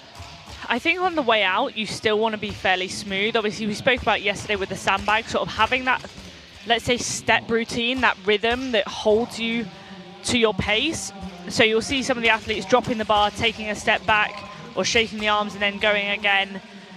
And that's what you want here. You want it to be that smooth pace so that then when you're on the way back, that's where if you can hold a higher pace, you need to show it. Going in after the last rep of the power snatches, they can go straight into those overhead squats, of course. And you would assume that the athletes would want to do those in an unbroken fashion. And Emily DeRoy, I would say flirting with depth a little bit there. That one looked a little bit better. But probably worth it to take your time before that last snatch to make sure that you can hit this set of 8. If you don't, that just means you have more snatching to do. Yeah, exactly. It's a little bit like DT, you know, being smart with the breaks. And sometimes, again, we've spoken about WOD brain before. You might hit that 8th rep, sort of forget that then you're going into overhead squats and just accidentally drop the bar, and then, you know, you would hope that you would correct that mistake on the way back from this chipper. Emily DeRoy, Hannah Hardy, Laura Clifton, first 3 to get to the bike. Julia Cato, Diana Pinchuk, Maribel Gallardo, the next 3. Susan Trepner in lane 1 has just finished up her snatches, as has Erica Eklund. Magaladi still working through some overhead squats. See Clifton there with the blonde bun. She was the athlete who managed to move up inside that cut line after her performance in event number 7. She did it out of heat number 1. It ended up being 7th overall. Best finish of the competition for her so far. She also was 8th, or she also was 7th, excuse me, on the heavy complex and 8th on the FTP test. So these kind of power output tests, she's been able to do a little bit. She's gonna have to manage the gymnastics in the middle interval of this one though. It's funny because I feel like we've made a bit of a shift towards echo bikes over the last couple of years, and I've been using the assault bike in the hotel gym, and I normally use an echo bike, and it does feel completely different. And the sort of technique that you use, I actually found being a lot more upright, more beneficial on an assault bike when I was trying to push a pace versus on an echo bike where I would sort of, I guess, put my body weight into it a little bit more. There is Hannah Hardy, first athlete to work on the handstand walk. The standard for handstand walking here is different than almost anywhere else you'll see it. To start, you can have a hand touch the line, and to finish, you only need one hand to touch the line. Saud is of the belief that I've designated this many meters, and that's how many I want you to do. You don't need to do more or less. He also thinks that it's easier for the judges to see the physical contact with the line than to call the nuance of a fingertip or a heel of a palm on the line. So a little bit different, and that's why they'll be on the line and coming down, or on the line and kicking up. Yeah, and I think that's one of the things here. Obviously, it's not a standard that we're used to. It's not a standard that we see across the board. But it is a standard where if you can get used to it quickly and you can adapt to it quickly, there is a benefit to be gained. You don't have to hold yourself to a, let's say, harder standard because that's what you normally do. Do what you have to do. It's 3 total traverses of that handstand walk so that they'll always kind of end in the direction that they're moving down the floor. The top women in the heat is Hardy, DeRoy, and Clifton, and they've already completed those and moved into the middle portion of this down and back chipper, which is 4 rope climbs, and that's a full 15 feet. I don't know the centimeters for that, but that's not one of those kind of shorter rigs that we sometimes see at some competitions. That's all the way up there. Yeah, and I think most people here will be training this height most frequently, and it's interesting just seeing people sort of get their feet in a bit of a mess there. I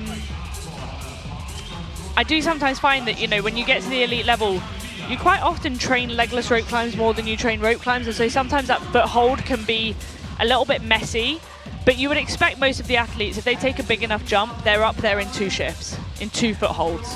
Emily DeRoy, the most efficient of the leaders through that first set of rope climbs. She's in the red pants there and has completed the first of 3 unbroken traverses on the back half of this handstand walk. After the rope climbs, they have the same amount of work to do on the way back as they had to get there, just in the opposite order. So the gymnastics is bunched up in the middle here. Handstand walk, rope climb, handstand walk, and then they'll work their way back to the bike, barbell, and ski erg to finish it out. Yeah, it'll be interesting to see how those traverses of the handstand walk affect the next set of overhead squats and power snatches. Absolutely. Emily DeRoy managing all the gymnastics implements just fine. She's going to get to the bike first. Hannah Hardy has one length to go in the middle of the floor, and Laura Clifton has just finished up her second length, and I believe is in third. Maribel Gallardo in the green pants, top of the screen there, also seems to be making a move in the middle portion of this one. And she's got 2 lengths to go still. So it's still DeRoy, Hardy, and then here comes Clifton. She's done in the middle of the floor. So the top 3 in the heat continue to be that way. Hannah Hardy, the athlete in the blue there, who needs some points to get into the top 20. Clifton looking to retain a spot that she earned off that 7th place in event 7. And I think if I were the athletes here, I'd be thinking about pulling back on the assault bike handles more than I'm thinking about pushing. You know, you usually almost segment it in terms of upper and lower body when you're thinking about, okay, do I focus on the push-pull more or do I focus on the legs more? Obviously coming up next, we've got power snatches and overhead squats, so you don't really want to push the legs too much. And then you've got to stabilize the bar overhead, so you don't really want to push through the upper body too much. So you can then make more of your lats and back by pulling the handles back a little bit more. Hand up for Emily DeRoy. A majority of the athletes in the heat are now on the bike. Julia Cato and Deanna Penchik were 5th and 4th actually to get there. Ekelund and Gallardo have actually made their way there as well. And DeRoy continuing to lead the way here, gets to the barbell. Now they have the overhead squats first on the way out. So obviously you have to snatch it to get it up there. Squat snatch should count as a good rep. I mean, interesting, they can actually clean and jerk it if they are comfortable doing that, because you don't have the same I guess ease of transition that you would do from the overhead squats into the power snatch, where it makes sense to, unless you're going to narrow grip snatch it, it makes sense to hold onto that bar and make it a snatch into the overhead squats. Here they could do, there we go, we just saw Hannah Hardy do it, a clean and jerk. So it's basically personal preference as to where you're most comfortable in that overhead position, and it looks like Hannah Hardy is more comfortable with a narrower grip overhead squat. Emily DeRoy has made her way through those overhead squats, so she's only got snatching and skiing to go. Laura Clifton is making those look so easy. Bar's just locked into position and she's just sort of bouncing up and down. Yes, fast squatting speed, but also very stable in that shoulder position. Armpits pacing forward like we like to see. Deanna Pinchik, top of the screen in the black pants, is battling with Julia Cato, who's in the kind of black shorts capri pants right there for the 4 and 5 spot. Only a couple reps left to go for Emily DeRoy. And I mean, look, we're in 10 minutes into this one. So it's going to be 10 plus minutes of work, and then you get to the ski erg. And when you get to that ski erg, it's sell your soul, right? Yeah, exactly. Just rip those handles down. 2 minutes till the time cap here. It'll be interesting to see if Laura Clifton, being a slightly stronger athlete, can catch Hannah Hardy here. They're basically neck on reps, but Laura Clifton is holding a slightly higher rep pace, less rest between each rep here. Emily DeRoy at the 10:15 mark moves to the ski, so 21 calories stands between her and an event win, or heat win here, excuse me. Back we did see Deanna Pinchik miss a snatch and then take a big break. She's now going to chalk up, so some of that fatigue setting in for a few of the women here as either the cycle rate is slowed down or even missing a couple snatches. DeRoy still all alone on the ski erg. One finger in the air for Hardy, one finger in the air for Clifton. Clifton's going to get it off the ground first, so Clifton takes advantage of the proficiency on the barbell to move into the 2 spot. Hardy hustling to the ski erg right behind her. And here we go. Woo. Thing is, it's always funny because when you get to an erg as the last bit, you always want to pick up the pace. But just knowing that someone is breathing down your neck makes you force that pace more than you maybe would like to.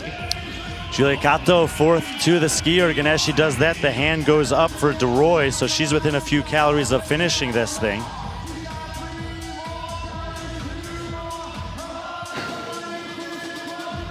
And Emily DeRoy, will call it 11:28, will get across the finish line and set the early time to beat on the Lazar tribute workout for the women. Hand up for Laura Clifton, so it looks like she is going to be able to fend off Hannah Hardy here.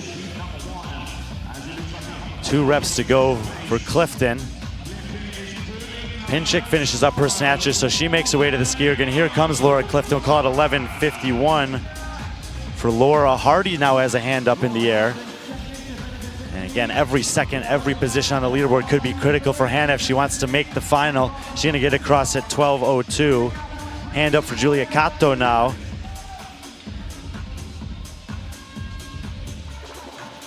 Julia unlikely to see that final later today. 12:15 we'll call it. I think you're supposed to stay on the erg until the calories finish. She was still pulling as she was moving. Well, Pinchik and Gallardo right side of the screen working on the ski. The other 3 athletes, excuse me, I think I miscalled the time cap. It's a 14-minute cap, not 12, so we still have 90 seconds to go. But Trepner, Ekelund, and Magalotti still on the barbell. Ekelund now advancing left side of the screen in the pink shoes. Pinchik and Gallardo should be narrowing in on the last few calories here. Magalotti's really struggling with that barbell. Hand goes up for Deanna Pinchik.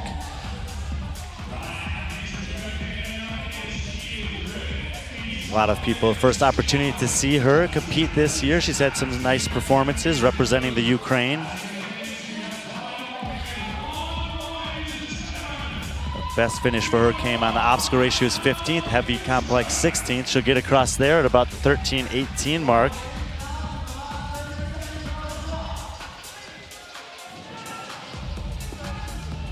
Gallardo in the green pants. Probably gonna be the next one to finish. Hand up, one finger goes up, okay. 13:37 for Gallardo. 20 seconds to the time cap. Ekelund has a hand in the air, so she may be the only other athlete here who's able to finish underneath the time cap. Final calorie, and Erica Ekelund will get in 13:53. And that'll do it for her DFC experience. Magalotti gets a rep in there at the buzzer.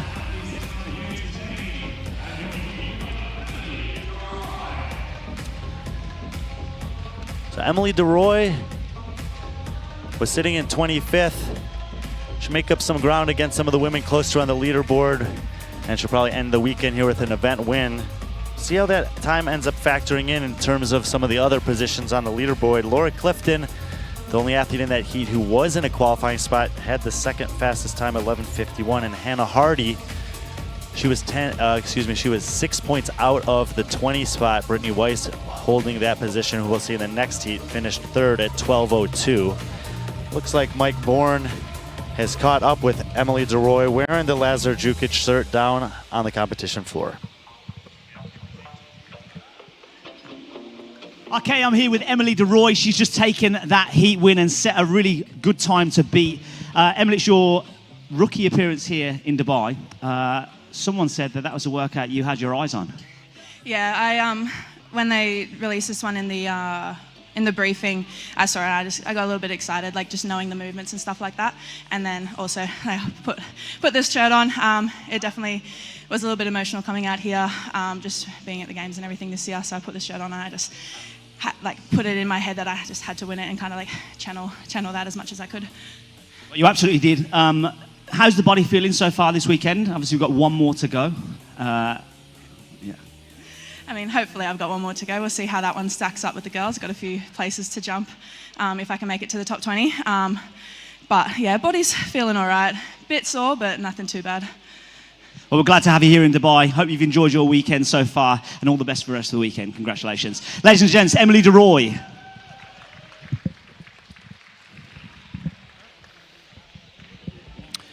Emily DeRoy saying she was hoping to finish in the top 20, but had a great experience here in Dubai. Nice way to finish up the competition, taking a heat win. And she'll head off the floor and make way for the women in heat number 2. They're in the tunnel and ready to take the competition floor. Let's take a look at the lane assignments for the women in heat 2. We mentioned that Julia Blazowska is now on the outside looking in. 22nd overall. She'll be in lane number 1. Elena Caratala will be in lane 2. Gemma Hauk will be in lane 3. Sylvia Garcia in 4. Hannah Black in lane 5. Alika Greer in 6. Margot Massette lane 7. Linda Kieschmann in 8. Vor Thurman Mo in lane 9. And Brittany Weiss, who is the bubble athlete right now, in lane number 10. Lucy, we saw one heat take this on. Did you learn anything in that heat that you weren't necessarily thinking about beforehand? Well, I think it's the middle portion there, the handstand walk, rope climb handstand walk that we started to see Emily DeRoy make her move on. But obviously it comes back to that second round of the barbell as well, where people really started to drop off the pace and where we saw Laura Clifton start to creep up.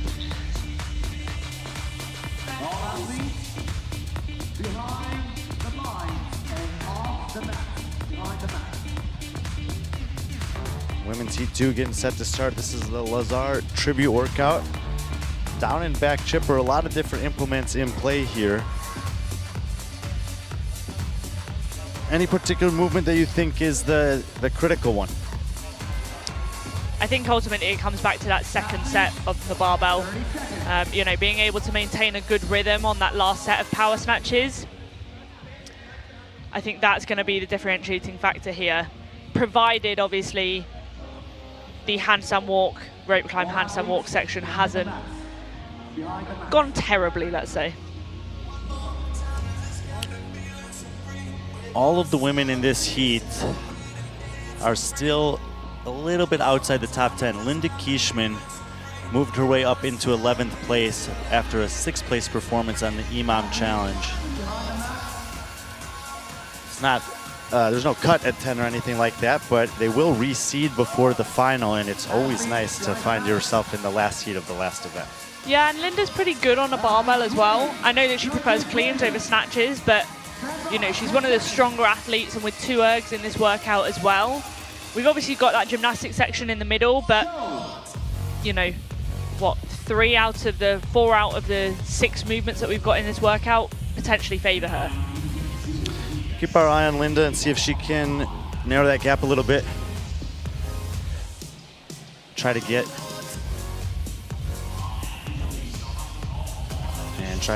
into that top 10. If we look back at the cut line, Brittany Weiss, who mentioned that, is in 20th on 260. Elena Caratala sits on 264. They're probably the 2 that are in the most jeopardy. Clifton is in 18th. Gemma Hauk is all the way up on 325 points. So only a couple athletes that are really fighting for survival here as they move towards the final event tonight. And just like we had in the first heat, it looks like one athlete, Brittany Weiss in lane number 10, has the Lazar Jukic jersey on, honoring him with her performance out here tonight, of course.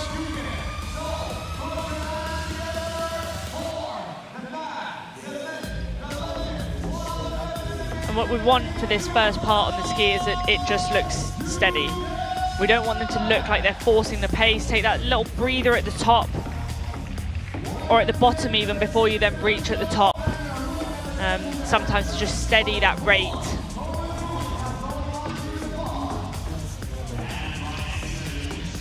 Most of the athletes getting off there pretty comfortably in about the 120, 125 mark. Vor Thurman Mo and Linda Kieschmann, the first 2 to the barbell, but Vor with a pretty deep receiving position on those snatches compared to most of the athletes. We know Vor is great on the machines. Seems to be a little bit uncomfortable with the snatch on the weight. Elena Caratala there with the red shoes on the right side, moving the barbell much better than a lot of the athletes out there. She's well known for her barbell cycling abilities. Yeah. Interestingly, just watching Vor, I don't know whether they've maybe changed the standard to snatches rather than power snatches, because it looks like she is flirting with the line of power versus squat. Yeah, they did ask about, the athletes did ask about that in the briefing, and event organizers and judging team did say they'd allow any kind of snatches. I mean, look, if you have to squat snatch this rather than power snatch that, I mean, you're going to be in for a long night anyway. There's already 16 overhead squats. You already have to hit the bike twice in here. And a power snatch for an athlete who struggles to hit the power snatch at a weight is also a difficult thing to judge, I think. Yeah, exactly.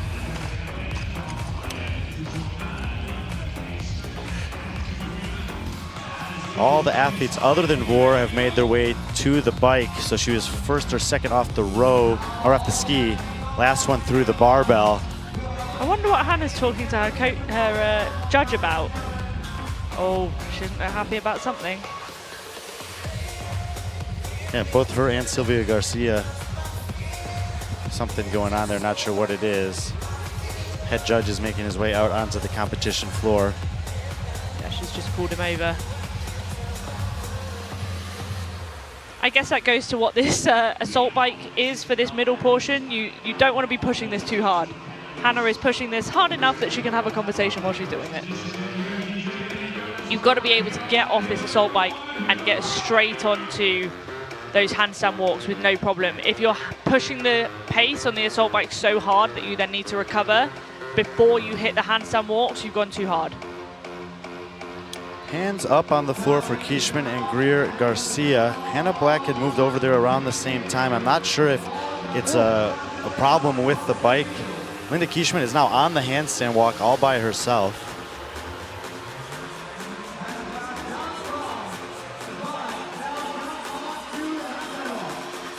So Kishman, Hannah Black, and now Brittany Weiss over there in lane number 10. Annika Greer kicks up in lane 6, and you see how fast she's moving across the floor, middle of the screen. We know Annika is good on her hands.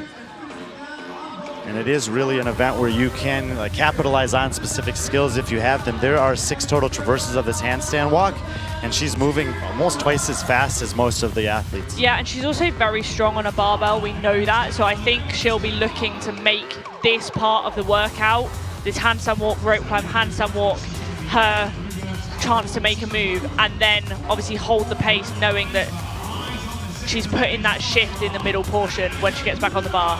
Annika Greer and Linda Kishman are good friends, both part of the training think tank crew, and they were walking to that rope climb at the same time. It's always funny when they see them hang out because physically they're very different, but together they're great to hang out with. They're both very intense competitors and focused in their preparation for events like this. And there's been a couple times this weekend where they've sort of wound up in this similar spot on different parts of events.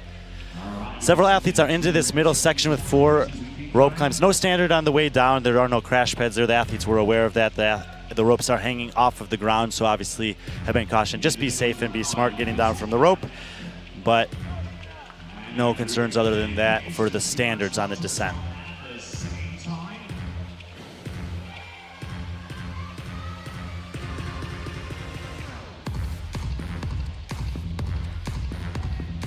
Interestingly, Linda just chalked her hands for a handstand walk. Not a movement that you would typically think to do that, but maybe her hands are getting quite sweaty. The floor feels a bit slippy. You never know, but this is where Annika's going to try and make her move again. You can see her really attacking. The cameraman just had to jump out of the way. Yeah. Each leg on the handstand walk. Kishman and Black both faster on the 4 rope climbs. Brittany Weiss as well, still in the mix out there in lane 10. Annika's already passed Black on the handstand walk. She's moving past Brittany Weiss now. Kishman still in the lead. She's kicking up on her last section here. Greer's going to be about 7 meters behind her, but Brittany Weiss was actually faster in the transition. So it's Kishman, Weiss, and Greer, and then Hannah Black, the top 4. Silvia Garcia, the 5th athlete to finish up those rope climbs, and now Vor Thurman Moe starting her handstand walking as well. Yeah, and Brittany Weiss was really impressive on the barbell on the way down as well. So she'll be looking to make a move when she gets back to those overhead squats.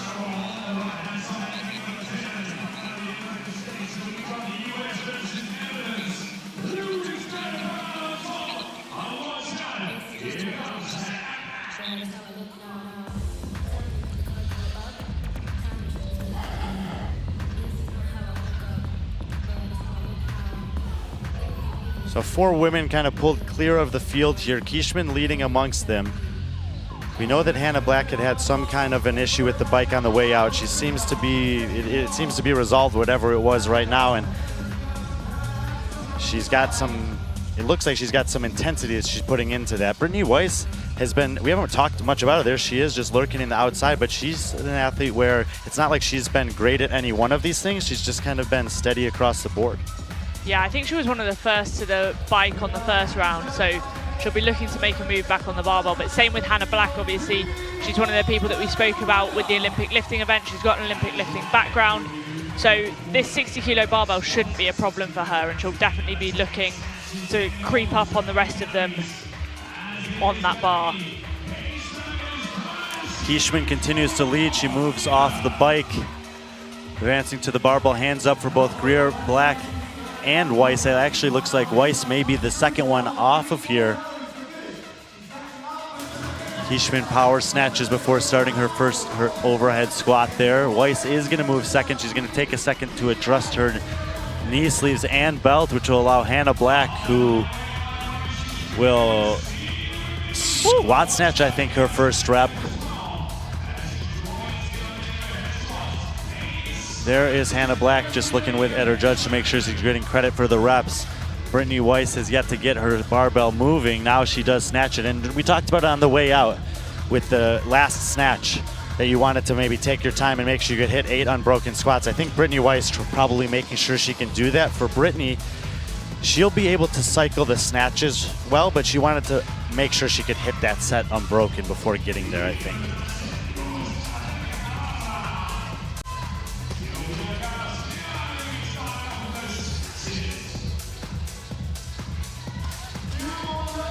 Yeah, exactly. And all of these girls are kind of cycling this power snatch barbell at a pretty similar rate as well. So it looks like Linda will get to the bar first with the ski, and she's got a decent lead on the others. About the 9:30 mark, that's 2 minutes until the time to beat. So we're absolutely going to see faster times than that previous heat.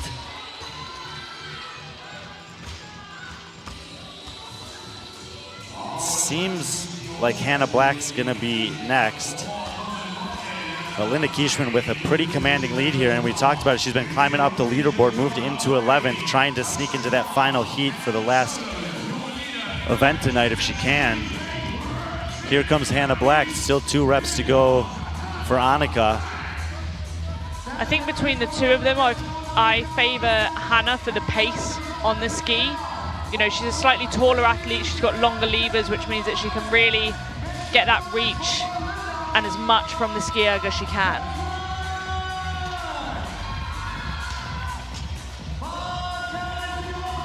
Linda is giving it everything on these last 3 calories.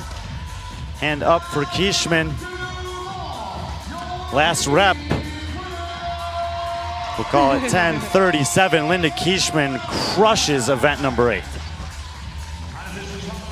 She's got her little support crew right in front of her. You can see them at the bottom of your screen. Yeah, fun to celebrate in front of them like that. Hannah Black and Annika Greer are the only 2 athletes. Here comes Brittany Weiss. She definitely slid back on that second barbell, but she's still 4th in the heat. Emily DeRoy, 11:28 is the time we're looking for. Here comes Sylvia Garcia. So if Garcia's good enough on the skis, she could potentially track down Weiss. Will be difficult though. Hand goes up for Black. That time from DeRoy looking better and better, with the exception of Linda Kieschmann just crushed that. Man. 14-minute time cap, so plenty of opportunity for people to listen.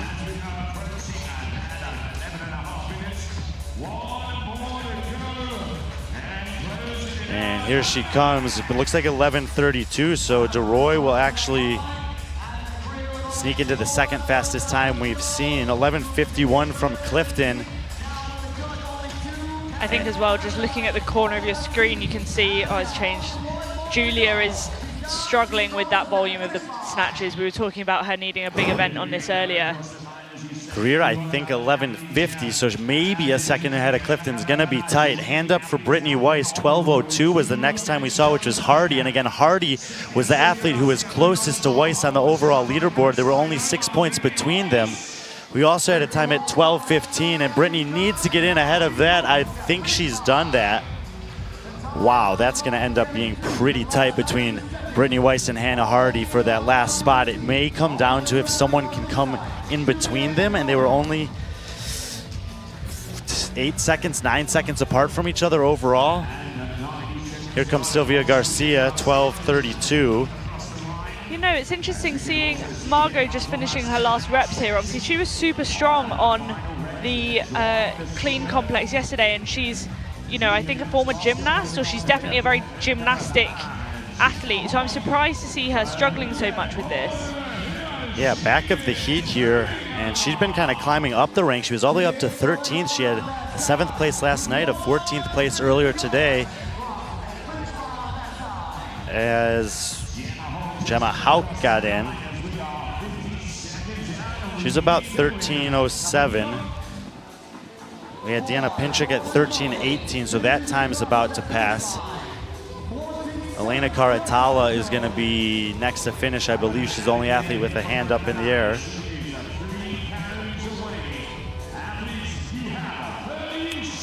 Gallardo got in the 13:31 range, so Karatala should be a little bit behind that.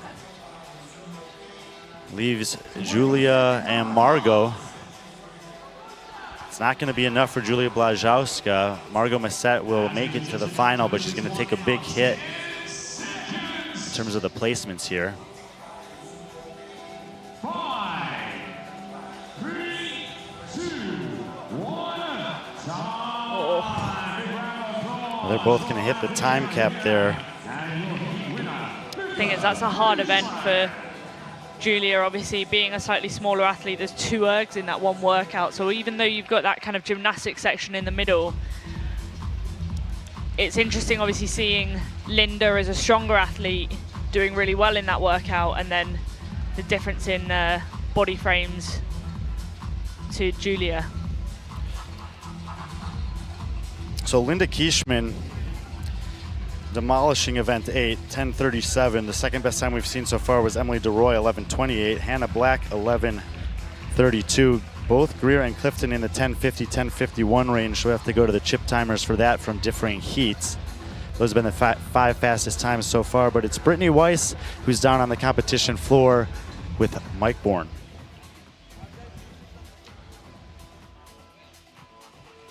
Okay, we're here with Brittany Weiss. She had a top 5 finish in that workout. This is your 3rd time here in Dubai. How does it feel to be back here? It's amazing. I love it. Every year it gets better and better for me. And you were looking forward to this workout, right? That's why you've got the T-shirt to prove it. Yeah, I was. I mean, I like machines, and there was some rope climbs, and I love handstand walk. I was a gymnast for 16 years, so anytime I see something like that, it's just a confidence booster going into it.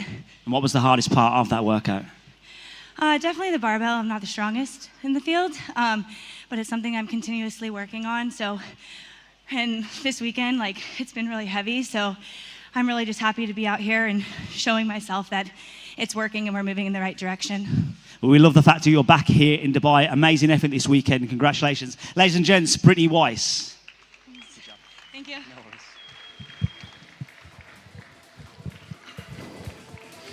Brittany Weiss, 3rd time competing here in Dubai. Nice interview there with Mike Bourne. Decent performance out there. She's going to have to stand by and see if it's enough to get into the final.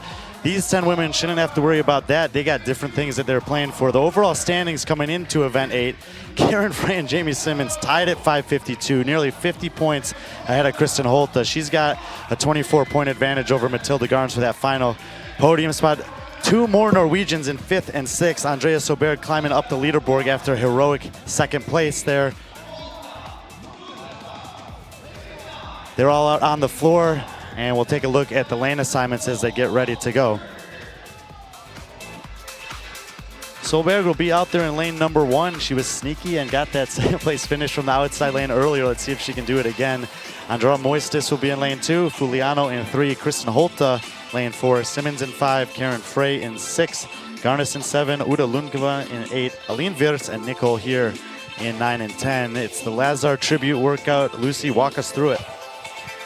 So we've got 21 cal ski for the women, 8 snatches at 60, 8 overhead squats, 18 calorie assault bike, 30 meter handstand walk, 4 rope climbs, and then we go back to the 30 meter handstand walk, 18 calorie assault bike, 8 overhead squats first this time, 8 snatches, and finishing with a 21 calorie ski.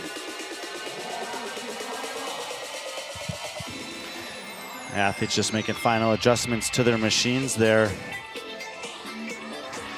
And they'll head to the starting line. It's going to be an easy flow of the workout. They'll work their way all the way down, hit the rope climbs in the middle, and then all the way back up. There's a shot of Andrea Solberg there.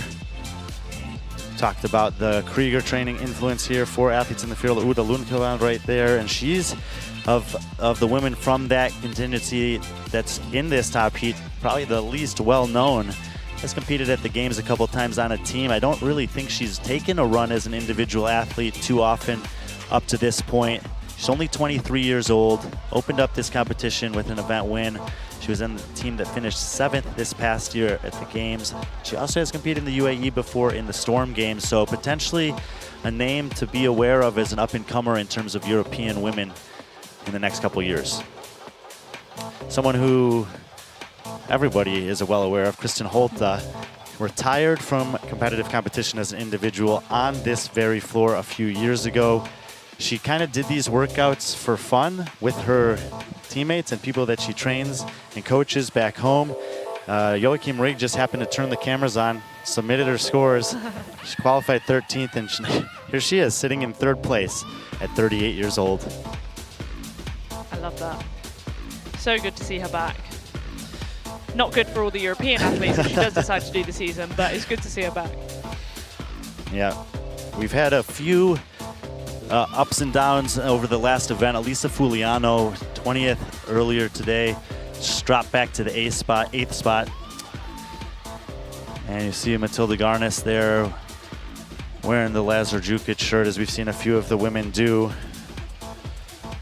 It was very emotional for her and her team throughout the season, the end of the games and into the off season. She did come to Belgrade and along with Fuliano, and they spoke very eloquently about what it meant to them to be able to compete in the place that he's from. So I know it means a lot to her to be wearing that shirt tonight also. It's, you know, Dubai, they have specific uniforms for the athletes to honor Dubai, of course, also to be respectful of the culture, but I think a very nice, you know, touch and probably an expected and understandable one to allow the athletes who have those shirts to wear them tonight. Yeah, absolutely.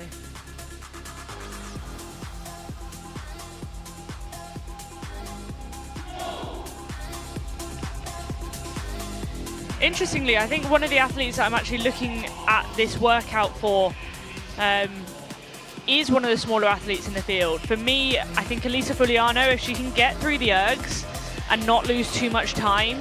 You know, we saw her win the European semis workout with the snatch ladder, so power snatching this load will not be a problem for her. And obviously we know her as someone that is also very gymnastic, so if she can stay with the field or within touching distance of the field on the ergs, I think she's going to do really well here. Yeah, and we mentioned that you don't necessarily have to be the first one off the ski, but Linda Kieschmann was, and she was able to hold on to it throughout the event. I think of everything in that event, for me, it was nice to see the handstand walking from her. You got to put someone like Annika Greer to the side. She's one of the best. It's, we're going to see it that, but relative to everyone else, she didn't give everything away there. She was able to capitalize on the strengths. But I do think that being able to output a similar 16 reps with the barbell on the way back, oh my goodness, is going to be the secret to success here. And as we say that, Karen Frey leaves the erg, and she's not moving her feet at all. She's standing in the exact same spot, pushing the barbell down to the ground, keeping it close to her. I mean, Karen Frey won the 1-rep max snatch at the semifinal 2 years ago with the 210-pound snatch. So this weight is a routine warm-up every day in the park for Karen Frey.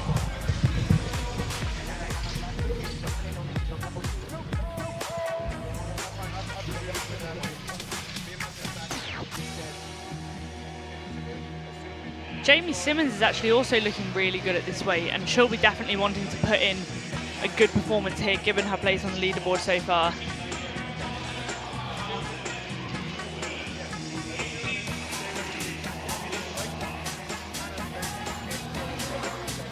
And as we've said before, obviously, like seeing these athletes take that intentional break to kind of force a steady rhythm through this first set of power snatches.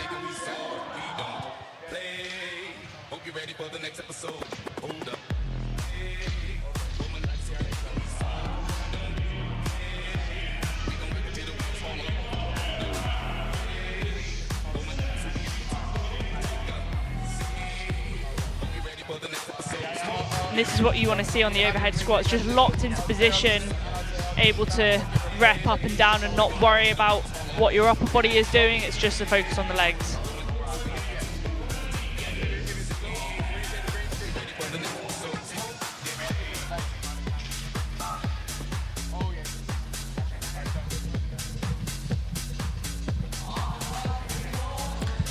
Sorry, Lucy had to step aside for a second there. But it looks like Karen Frey manhandling the barbell as we're accustomed to seeing. Was there anything you saw there that was concerning in terms of the way back from the women? Not particularly concerning. I think, you know, we're just seeing the differences paces on that barbell. But it's more about, you know, how do they get back to that second bar and what paces can they hold on the second set of barbell movements. You know, something else I just want to mention here as we see Karen Frey move off of the bike and into the handstand walk is that Karen and Lazar were exceptionally close. I know that the last 4 months, as it was 4 months ago today, have been extremely difficult for her. That weekend was very hard for her. This is the first, she did do one competition in Cyprus, but this is the first real competition that she's put herself back into since then. And to see his name on this workout, if there was a workout this weekend that she wanted to win, potentially even more than the whole thing itself, I'm sure that it was this one for Karen Frey.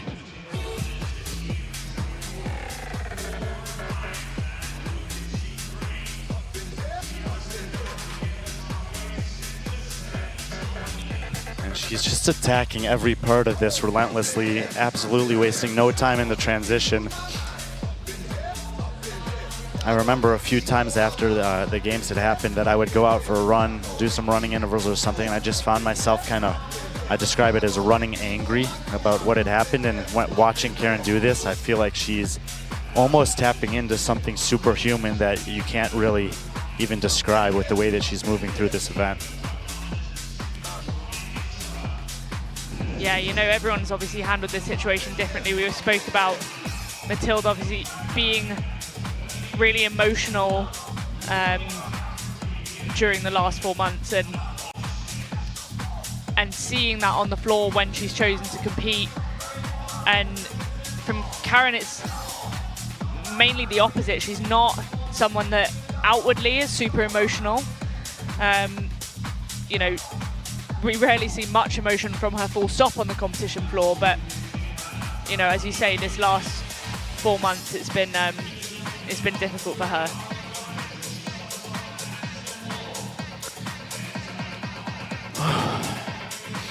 Frey and Garnes continuing to lead the way here. And we'll just kind of see if the fatigue ends up settling in on the back for any of these women. Andrea Solberg, who had a phenomenal day in Dubai last year to finish second on the podium, is third in the heat right now.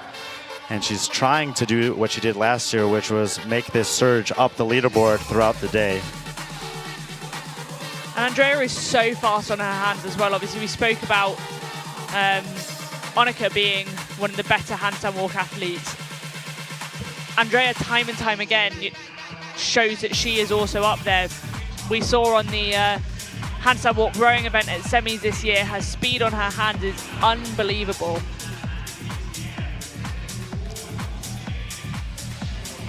So Frey and Garnes leading the way there. Solberg down in lane one, the only other athlete onto the bike. There's a bit of a handstand walk battle between several other athletes. It looks like Uda is gonna, oh no, she's still got 2 lengths to go. Judge threw me off there for a second.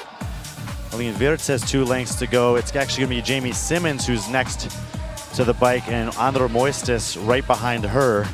I think as well, just briefly looking at Karen while she's still on the bike. Obviously, depending on how comfortable you are on the barbell, that dictates what the best pace for you is gonna be on the bike. So if you know that actually you're going to struggle on the barbell coming up, it makes sense not to push the bike too much. But because Karen knows that she is very comfortable with this load, very comfortable with this movement, it means that she can afford to push the pace a little bit more on a movement where other people might intentionally hold back a little bit. An easy squat snatch into the overhead squats after a brief pause to chalk the hands. Also, just watching her work through these overhead squats, there's absolutely zero doubt about the depth there. Some of the leaders in other heats were really riding the line fine, but the mobility and the strength of Karen Frey in that overhead position is amongst the best that we're ever going to see. Look at this, no transition. The whole event, she hasn't paused for the transition. It's like it's been one continuous grind for her, regardless of the movement or the time. I think this is one of the things that you tend to see about some of the best athletes is that nothing looks particularly hard. It never looks like they are pushing anything too much. It's just that everything is super controlled.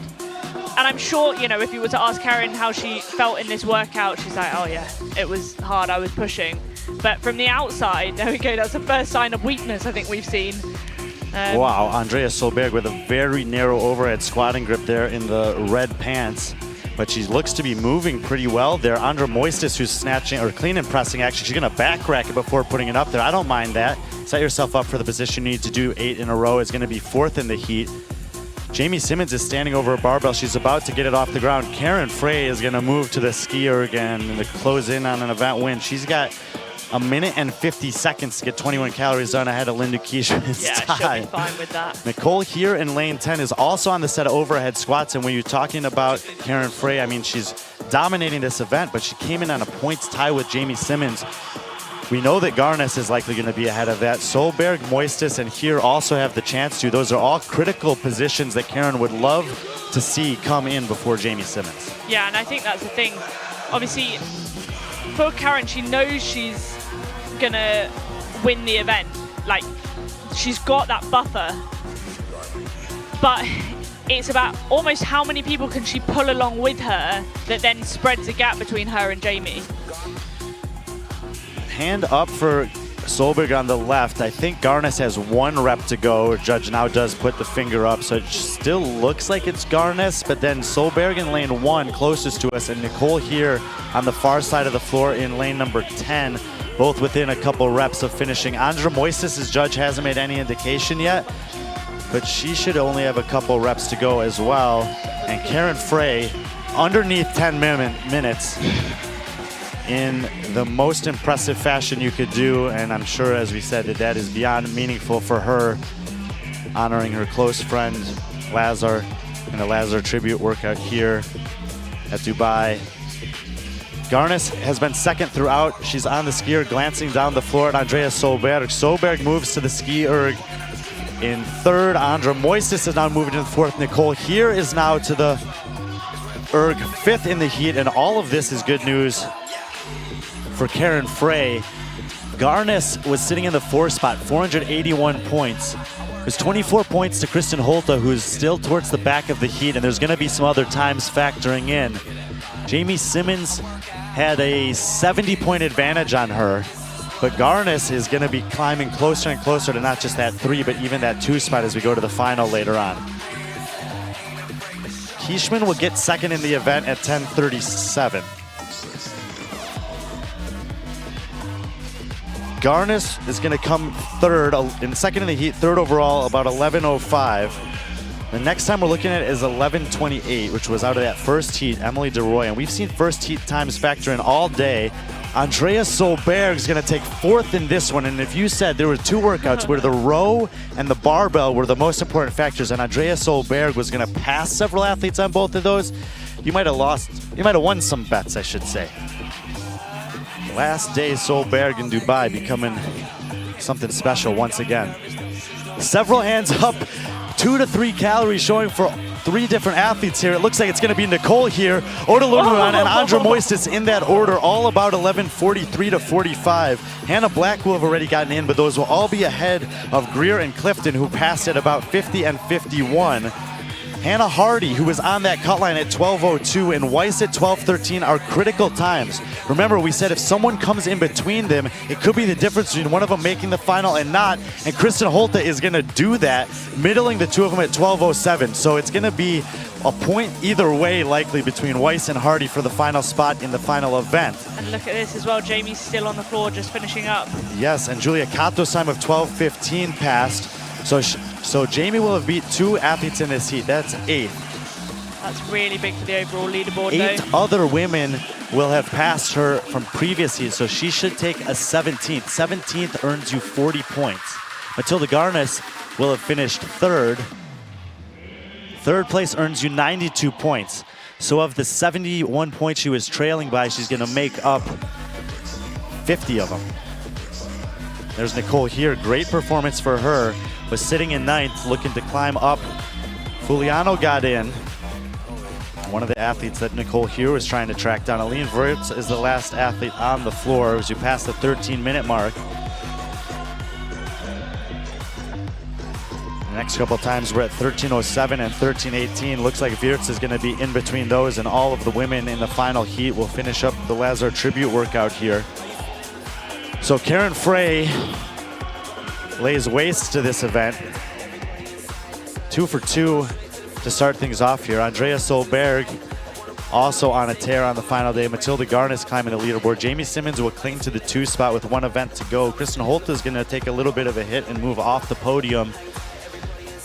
Andra Moises, Uda Lundvigam, solid. I think Linda Kieschmann will likely move into that final heat and replace Aline Wirtz. There were only a 15-point gap there, and there was at least a 15, maybe 20 place separation between the 2 of them on this event. Yeah, that was a big heat in terms of that overall leaderboard, and some really big shifts in that top 10. The couple of the Norwegians on there. There is Andrea Solberg, Matilda Garnes, Kristen Holta.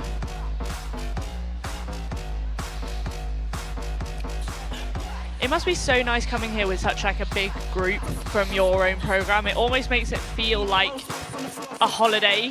And I know that the one event where I went to where we did have multiple athletes, it just, you know, you stay together, you travel to and from the venue together and everything like that. It just sort of relaxes the vibe of it a little bit. And Mike Bourne has gotten Matilda Garnes down on the competition floor. Okay, I'm here with Matilda Garnes. You've just taken a top 3 finish in that workout. And we know this workout obviously means a lot to you as well. You're wearing the t-shirt. Tell us what your thought process was going into this this workout.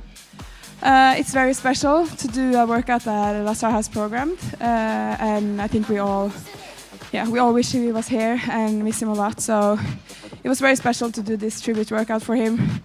I have had a pretty rough weekend, so the fact that this workout was for him really made me wanted to do a little comeback after the first session today. So yeah, it really motivated me to do this for him. Well, it's good that you've got him close in your heart, and obviously we've got one more event to go. Hopefully you're looking forward to that. How's the body feeling? You've got a bit of ice on your neck there. Just one more event. Can you make it through? Yeah, it's impossible to withdraw when you have this crowd and this special competition. It's been amazing, the organization and everything. So it wasn't what I hoped for. I don't feel 100%, but I'm going to fight until the end. And it's very fun to be here together with my Krieger girls and coaches. So I'm enjoying it either. But that's what we want to hear. We want to see that fight in the last workout. Congratulations, ladies and gents, Matilda Garnes.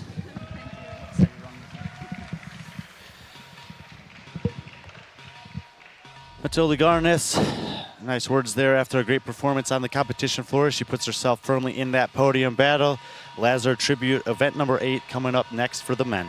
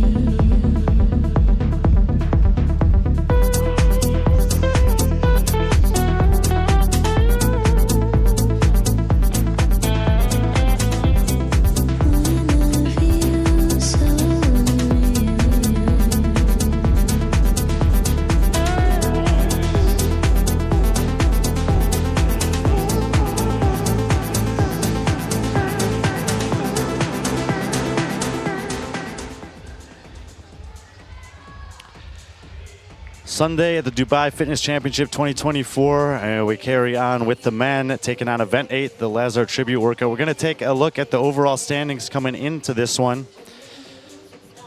Luka Jukic continuing to extend that overall lead at the top. Luis Cuellar bumped from 9th all the way up to 2nd. We'll talk about the jumble of the top 10 that's going on the men's side as the heats wear on. But as we scroll down the leaderboard a little bit more for this particular event, it's that cut line that we're looking at. So we see down in 20, Mika Liliorg holding on at 317. Ben Fowler and Gregorish potentially also in danger, but there's really just one man who's lurking that can overtake them, and it's Thiago Lucis, who we saw have a heat win earlier today. He's 1 point out of the cut line, and he's in the middle of the competition floor here as the men in Heat 1 get set for event number 8. Let's take a look at the starting list. In lane number 2, we've got Raduan El Gaduini. In lane 2, Ale de la Guardia. Lane number 4, Pedro Martins. Lane 5, Thiago Lucis. Lane 6, Yuri Marenchenko. Lane 7, Radoslav Rajicki. Lane 8, Nicholas Sarliotis. And lane 9, Anthony Chevalier. It's a down and back chipper, Lucy. We saw it for the women. Let's talk through it for the men. Yep, so we're starting off with a 28 calorie erg for the men this time, into 8 power snatches, or 8 snatches, sorry, at 85, 8 overhead squats, 24 calorie assault bike, 30 meter handstand walk, 6 rope climbs, and then we go back to the handstand walk, 24 calorie assault bike, overhead squats first this time into the 8 snatches, and then finishing off again with the 28 calorie ski. Just like we did on the EMOM earlier today for the women, we saw fast times coming out of all 3 heats, top 10 performances coming out of all 3 heats, and performances that affect the overall lead, the podium races, the top 10 and the top 20. Thiago Lucis is the man that we identified in this heat who could potentially be making a move throughout these 2 events. He was the master of pacing earlier today. First off the ski there, and he's going to need to show a little bit of that class in terms of pacing throughout this one as well if he wants to potentially have another top 10 finish. Yeah, exactly. We've seen it time and time again. These athletes are going to create that rhythm for themselves in terms of their pacing on the barbell. Sometimes that's step back, sometimes that's shake of the arms. But you don't want to be pushing the pace too hard this early, unless you're Karen Freover. All the men kind of working through these snatches here. I think at this point they're just setting themselves up for that first set of 8 overhead squats. Make sure you get through those without kind of any disruptions. Get onto the bike and then work into your gymnastics. Lucis and Martins, the 2 men on the screen there. First 2 to the overhead squats. Ale de la Guardia closest to us there, I think was the 3rd one, and now a bunch of the guys on the Raduan out of Morocco there in the foreground. It's going to be Pedro Martins and De La Guardia actually who dumped the bar before Lucis. And De La Guardia maybe getting away with a little bit on the depth there, but Radoslav Rajicki also moving to the bike. So 4 men onto the bike here, leading the way. Not too much between them. There is Pedro Martins, 3-time 2nd place finisher at the TCB down in Brazil throughout his career. It looks like from that angle that we just saw that De La Guardia is just pushing the pace on this assault bike a little bit more than the other men. You can see his handles turning at the close side of your screen just a little bit faster. His position is different as well, head down, he's really pumping the handles. So at this point in the workout, it's not necessarily what you would want. You want this bit to be smooth. If he can do this on the way back and then into a smooth transition and fast reps on the barbell, then absolutely go for it.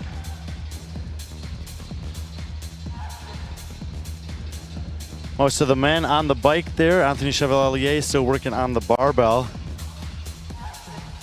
And the gymnastics coming up in the middle of this one. Again, it's 30 meters of handstand walking. If you didn't see it on the women's side, the standard's a little different than what we traditionally see in competition. It's just you have to have a hand on the tape line to start and a hand on the tape line to finish. Pretty easy from a judging perspective to call it that way.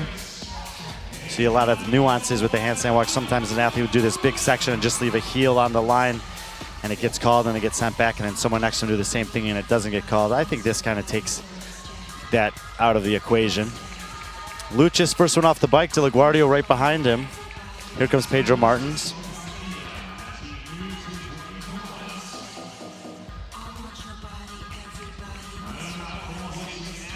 Yeah, it's interesting, just obviously off the back of what you've just said, looking at the way that they are doing these handstand walks, most of the athletes are just sort of defaulting to what they're used to. So they go for both hands up at the same time, and then they take that first step. Rather than, in this circumstance, you could literally take a split handstand walk entry, where you have one hand, the back hand on the line, and then the other hand over already. And it can sometimes be hard to change when the standards change, right? But that's also the advantage that the athletes that can get used to that quickly and can change will gain on the other athletes. So Lucius moving fastest on his hands. Pedro Martins significantly faster than De La Guardia. De La Guardia is still going to be third in the heat. The Portuguese headband worked in event number 7. Lucius keeping it on for event 8. It looks like Radoslav has finished his set of handstand walking, as well as Nicholas Sarliotis and Yuri Marenchenko, the three of them walking up to the rope climb at the same time. It's 6 rope climbs for the men. It was only 4 for the women. And in lane number 2, Raduan working through his handstand walk. I believe he's done as well.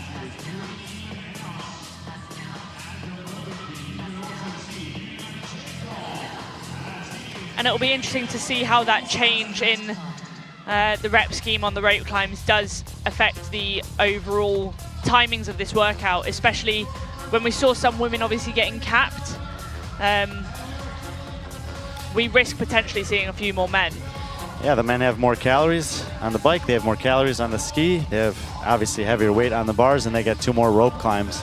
Pedro Martins, fastest on those rope climbs.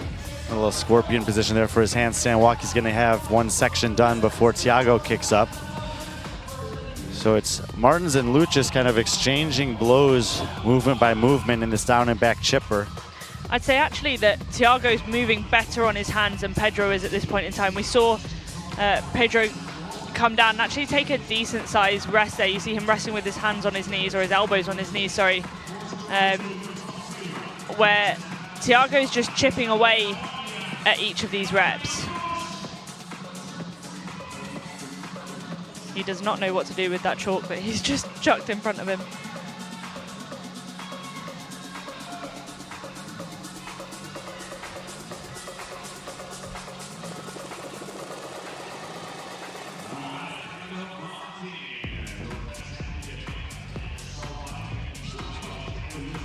Lucius just relaxing the arms there on the bike.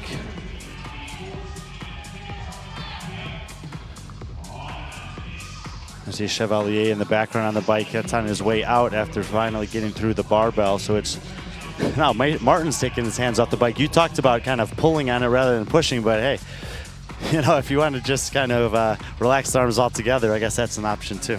Yeah, if you know you've got the gas in the legs, then you can bias where you sort of have your focus on the assault bike. So if he knows that it's in his legs, he can afford to use his legs more on this set.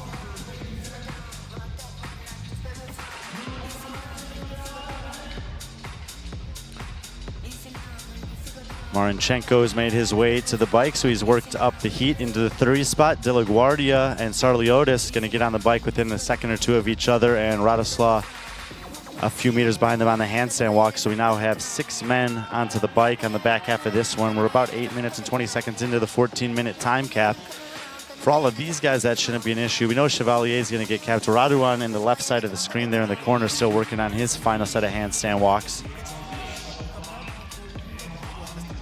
And on the way out, Martins and De La Guardia were both a little faster than Lucius. De La Guardia has fallen too far behind on the gymnastics for that to probably matter. But if you were just basing it off of the first half of this, you would favor Martins. If you were basing it off of kind of the savviness of Lucius, who usually saves a little bit for the end, you might favor him. Yeah, the barbell was moving very nicely for Martins on the way down. So we'll see how, you know, the work that they've done so far affects the second set.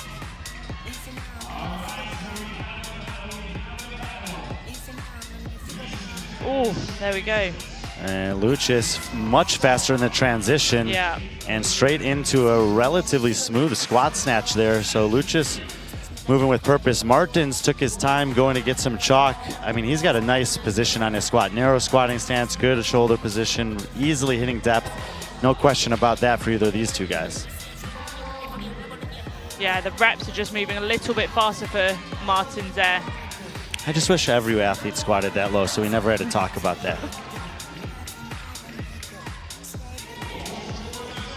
It was a power snatch difference in terms of the rep scheme, or the rep rate, sorry, that was a differentiating factor on the way down. So I really feel like it's just going to come up to the ski pace at the end of it. Well, and if we stay on a wider shot for a couple reps, you'll be able to see the consistency or lack thereof rep to rep between these two guys. Martins did a couple fast reps, then took a big break. Thiago's been trying to maintain a relatively similar cadence rep to rep. Well, he'll still step back, take a couple breaths, step back forward, and get his hands right back on the bar. Yeah, Martins keeps taking, I mean, fairly regular chalk breaks, where Thiago had that one big chalk break in the transition between the overhead squats and the power snatches, and he's been pretty consistent in terms of his rate since then. Off camera, we got a few other guys working on the overhead squats. In the foreground is De La Guardia, and it looks like his squatting depth is much better in this interval than the way out. Radoslav in the blue shorts, and Sarliotis as well. And it is Lucius who's going to get to the ski erg about that 10:48 mark. So this is going to be their first chance to see what a competitive time here could be for the guys. Again, he had a top 10 finish on the EMOM. We know that Karen Frey was sub 10 minutes. Linda Kieschman was 10:37.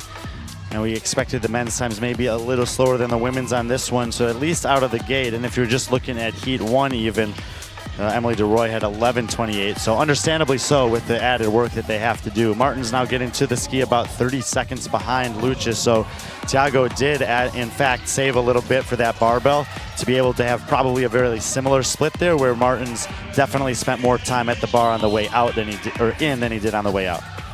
Yeah, for sure.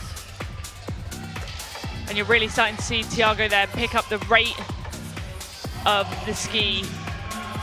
Sometimes when you've got nothing left through your lats, picking up the rate is the only thing that you can do. If you can't pull any harder, it's like, okay, how much faster can I move my body through this movement?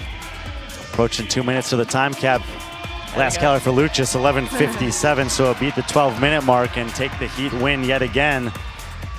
He was only 1 point out.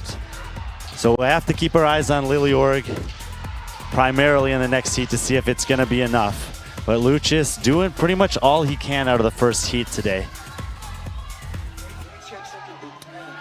De La Guardia and Sarliotis are moving to the ski at the exact same times. They're on the left and right of the screen, so they're going to be in a little ski erg battle. I'm not sure if De La Guardia saw Sarliotis. He was snatching in front of him.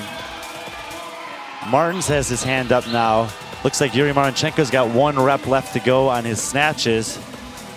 He just failed the last rep though. People are really struggling on this second set on the way back. Martin should be on his final rep, and here goes Pedro Martins. So 12:49, he'll get across. Gave away nearly 45 seconds on the barbell plus ski relative to Lucius there at the end. 1 minute on the time cap. Should be De La Guardia and Sarliotis. We do also have Yuri and Radoslav on the ski. We'll wait to see if the judges throw a hand up or not.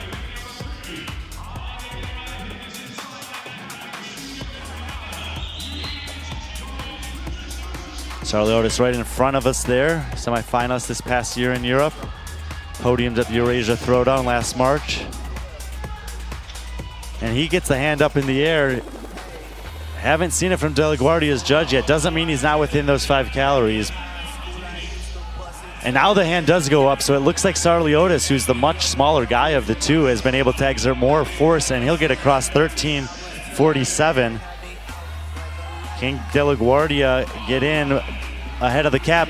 And he will do it. So Ale De La Guardia at 13:59 likely will be the 4th man to get across the line under the cap on the Lazar Tribute in heat number one for the men. Well, that sort of answers our question then. We had 4 people get capped on that workout in the first heat. So obviously the assumption is that this would be the slowest heat, but we'll see how that affects the later heats as well. Yeah, and 3 of the guys in that last ski, so they're right there at the end. And, you know, Anthony struggling on the barbell. It slowed him down too much for him to make up for it on the gymnastics. Anthony Chevalier has a gymnastics background, and there weren't any tests this weekend that really allowed that to be displayed in isolation. So.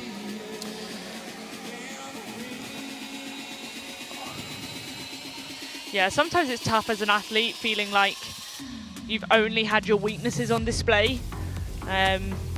You know, that can be the nature of CrossFit programming. It should test everything, but sometimes it feels like it's a luck of the draw. And, you know, we have certain events generally within the calendar that are known to be biased towards different things.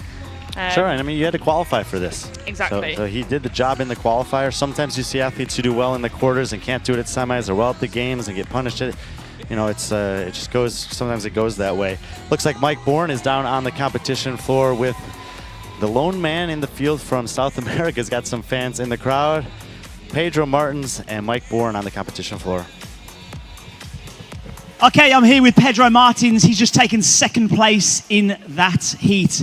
Now, I bumped into you in the coffee place around the corner. What did you buy before this workout?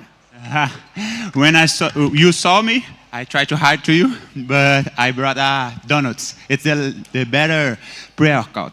That's it. So I was going to say, you bought a chocolate donut. Clearly, it worked for you in that workout. How did that feel for you? I felt good. It's a great workout for me. I train this type of workout a lot, barbell and machines, and I feel very good. Well, we've loved having you on the floor here, and clearly you've got a little fan club behind you. So what do you want to say to the fans that are here today? Thank you guys for being here and cheering for me. And thank you guys from Brazil that stay in Brazil too. Saw in the streaming. Kids from Brazil. Well, congratulations on a great weekend, Pedro. Thank you, man. Ladies and gents, Pedro Martins.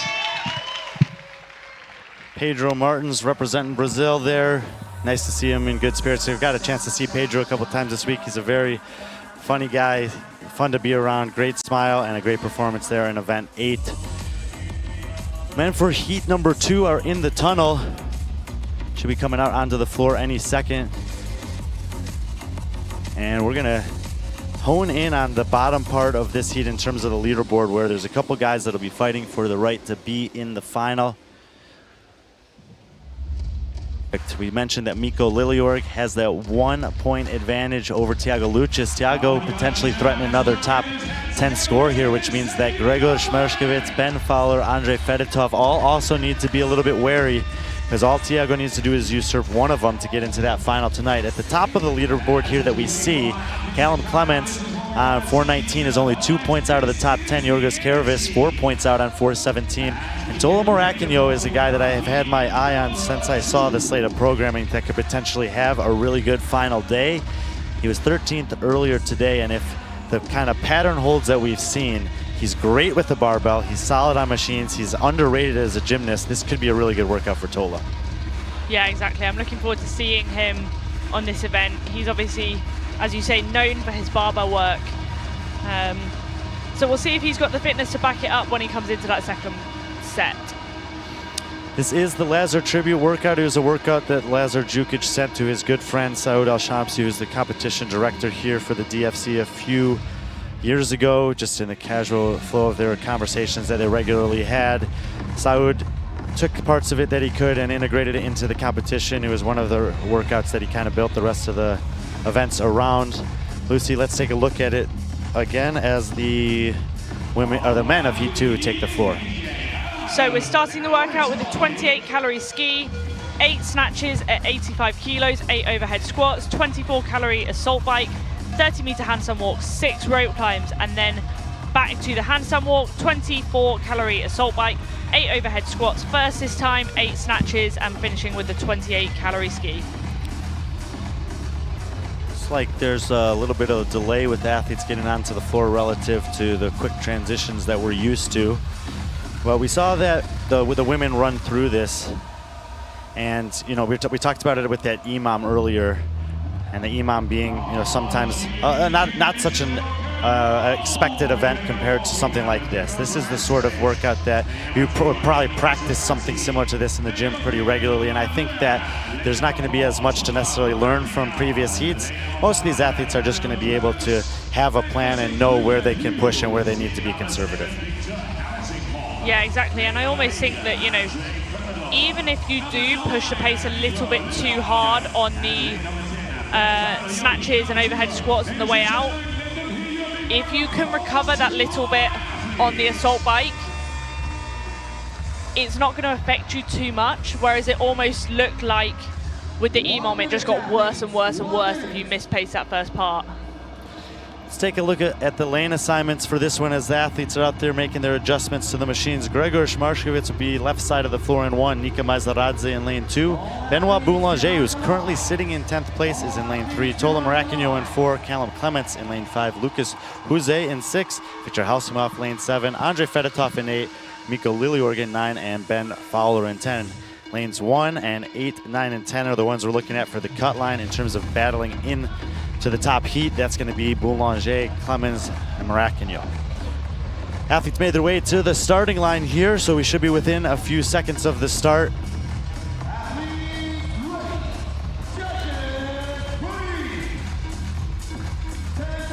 Ten seconds.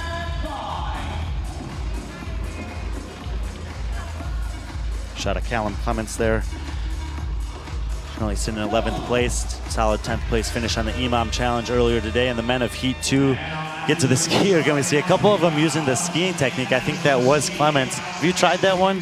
That little swimming ski start? I haven't. I can't say that I understand it too much, I'll be honest, but I might try it. Well, I don't know for sure, but I have a suspicion that if you're Callum Clements, who stands 185 centimeters and weighs 98 kilos, that it's a little bit different than you or I trying it. It's a full reach for you to get your hands up there, but look at it, he's standing there and his head is almost at the ski erg, so he's like in a much more powerful position than a shorter person would be to do something like that. Yeah, absolutely. Skiing as a technique is something that I almost have no advice to give to elite CrossFit athletes, even in the gym, because I've seen so many different things works for different people. Yeah, and you see it sometimes with the recovery as well. Like, you look at Nika Maizaradze in lane 2, he's like alternating between a normal pull and then like a butterfly pull, where he's recovering round the side. And by butterfly, I mean like the swimming stroke, not the flower. That's not a flower, an insect. And I've not seen that before. I don't know, I can't say from a commentary's perspective why he's doing it, but it's interesting, everyone finds their own thing.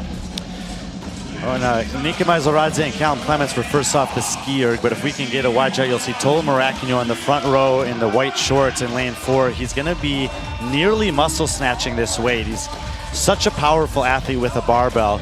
And we saw several athletes throughout the heat so far that have been able to take advantage of that. One of the things that kind of, when you can do this snatch so easily, that can really help for Tola is he doesn't have to do much with his legs, which means that he can pour the legs into that bike, knowing there's 3 non-leg movements coming up after that. Yeah, and obviously that's what we were talking about before. If you know that what's coming up is a strength for you, you can afford to push the pace on that assault bike on the way back. So for Tola, knowing that the barbell movements are one of his strengths, it means that we're hopefully going to see him push the pace on that assault bike. Nearly all the men on the overhead squats, Tola and Callum Clements, are going to be the first to move. At the top side of your screen, it looks like Miko Liliorg is going to be one of the next to do it. Liliorg and Fowler, the next 2 to go, and that Liliorg being in the 3 spot is something notable, as he's the man who's got that 1-point cushion over Thiago Lucis, currently 3rd in the heat. But just in that sentence that I said, the rest of the men are now on the bike. So heat 2, very tight through the first 2 parts of this chipper. I think, again, it's interesting to see how many of the athletes have their belts on and have taken them off. So Nika Maizaradze and Benoit Boulanger have their belts lying in front of the assault bike. Now, as far as I'm concerned, your belt doesn't impact you too much in the movements that they're about to do. It doesn't impact you on the bike. It doesn't really impact you on the handstand walk. It's not going to impact you on the rope climb. So I don't understand why they've not just kept that belt on and kept it loose. Everything that you say there makes complete sense. We talked about Benoit Boulanger being from just a coaching protocol that is very deliberate in everything that they do. The only thing I can think of is that he wants to make sure he can hit those 8 overhead squats unbroken on the way back, and maybe forcing himself to take time to pick it up, put it on, strap it on is just gonna get himself out of any kind of situation where he would rush into that set of overhead squats. I'm speculating, but yeah, who knows? For sure. Hands up for the leaders on the bike, and actually it looks like Grzegorz Mershkovits down on the right side of the screen there has moved up relatively on par with Callum Clements. Clements is off the handstand walk first. Grzegorz now second in the heat with aggressive biking pace. And Boulanger, Fowler, and now Tola Maracanio will kick up. So Maracanio casual on the bike, but will be fast on the handstand walk. You see him in the yellow wristbands and white shorts, blue top. Again, it's hand on the line, hands on the line. That judge needs to be careful. Tola normally almost took out one of the judges. And Tola's already passed a couple of those guys on the handstand walk who passed him on the bike, but it's Callum Clements who's first to the rope climb. So Clements has been kind of leading implement over implement. We're going to have a tight battle for second here. Boulanger, Maizaradze, who's also a very proficient handstand walker. Tola, Grzegorz, and Fowler all to the rig at the same time. Benoit Boulanger, most aggressive of those men in terms of getting that first rope climb done.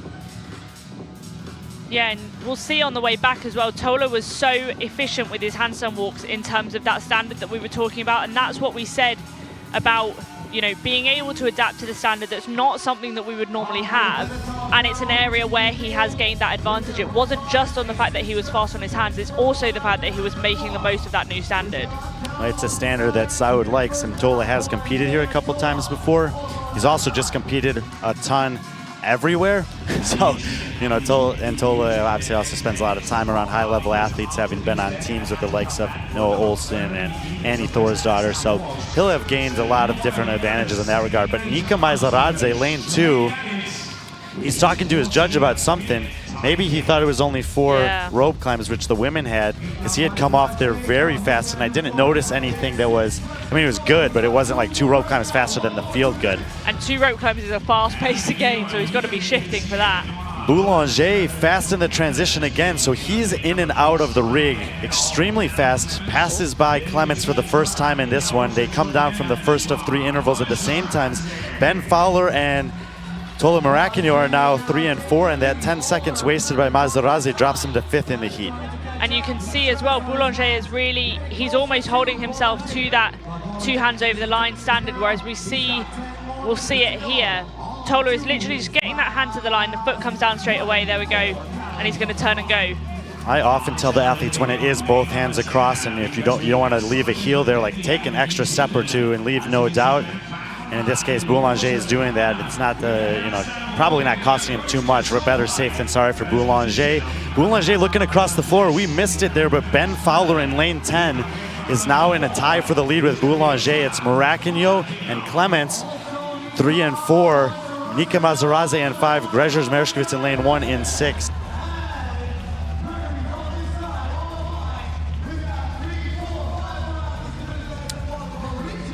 One of the leaders there, Boulanger, other side of the floor. There is Ben Fowler. You know, we talked about Solberg and the EMOM being in that outside lane and kind of just taking advantage of that. You've got a swimming background. You know, sometimes there's that clean water out there. You kind of stay out of the periphery of everyone else and you can make a move. But Fowler's been doing that so far in this one. Well, also, it means that you've only got one way to look if you do want to look, right? I just know that I can, for Ben Fowler, take that look to my right. I can see everyone on the field and where they are, where everyone else is like, okay, who's on my right, who's on my left, and then they know. Mikko Liljeorg was the athlete on the bubble that we were watching, and after the handstand walk, he's last in the heat. Andrei Fedotov and Viktor Helsinghoff were a little bit ahead of him, so Liljeorg potentially in danger of sliding outside that cut line before we get to the final. Hand up for Clements, Fowler, and Boulanger. Tolo has almost been intentionally slow on the bike. I'm really interested to see how aggressive he is on the barbell. Yeah, exactly. He was one of the, I mean, considering he got on first, he was one of the slower athletes of that group off the bike previously. Boulanger, interestingly, having obviously spoken about his belt, he just went to put it on and then ditched it, and he's clearly gone for the beltless option. I don't know whether it was taking too long to get his belt on or what, but he's gone with that. Well, a little shaky there on the first couple squats. Ben Fowler, on the other hand, looks pretty strong through the midline and the shoulders. Tola Maracanio there in the white short squat snatches. Mereshkovits super fast. Mereshkovits fast on the bike again, puts himself back inside the top 5s. And Callum Clements, who is leading on every implement on the way down, is now down to 6th in the heat as Maizaradze has also passed him. And Boulanger fails a squat snatch, or a power snatch there. So little trouble. I wonder if he is going to grab that belt. Yep, there it is. So now it looks like it's going to be Fowler and Maracanio battling for the lead. We talked about Tola's efficiency with just that power. Oh my God, he's so strong. He gets the bar up over. He could touch and go this. He could touch and go it. Come on, Tola, please touch and go it. If you've got it in the tank, like. Thiago Luches took the first heat in 11:57. Fowler and Tola both have 3 snatches to go here, plus the 28 cals on the ski. So likely that time is going to fall. However, Luches looks at this point like he's going to have a pretty respectable time before we get to the final heat. Last snatch for Tola. 1 more to go for Fowler. So Maracanio makes his way to the skier at the 9:51 mark. He'll have 2 minutes and 6 seconds to try to track down Luches this time. That's not going to be an issue. Now it's just a matter of how fast can he go, because there's a lot of talented athletes coming up in the last heat. Fowler, back of your screen there, making his way in second place to the rig. He'll be about 15 seconds behind Tola.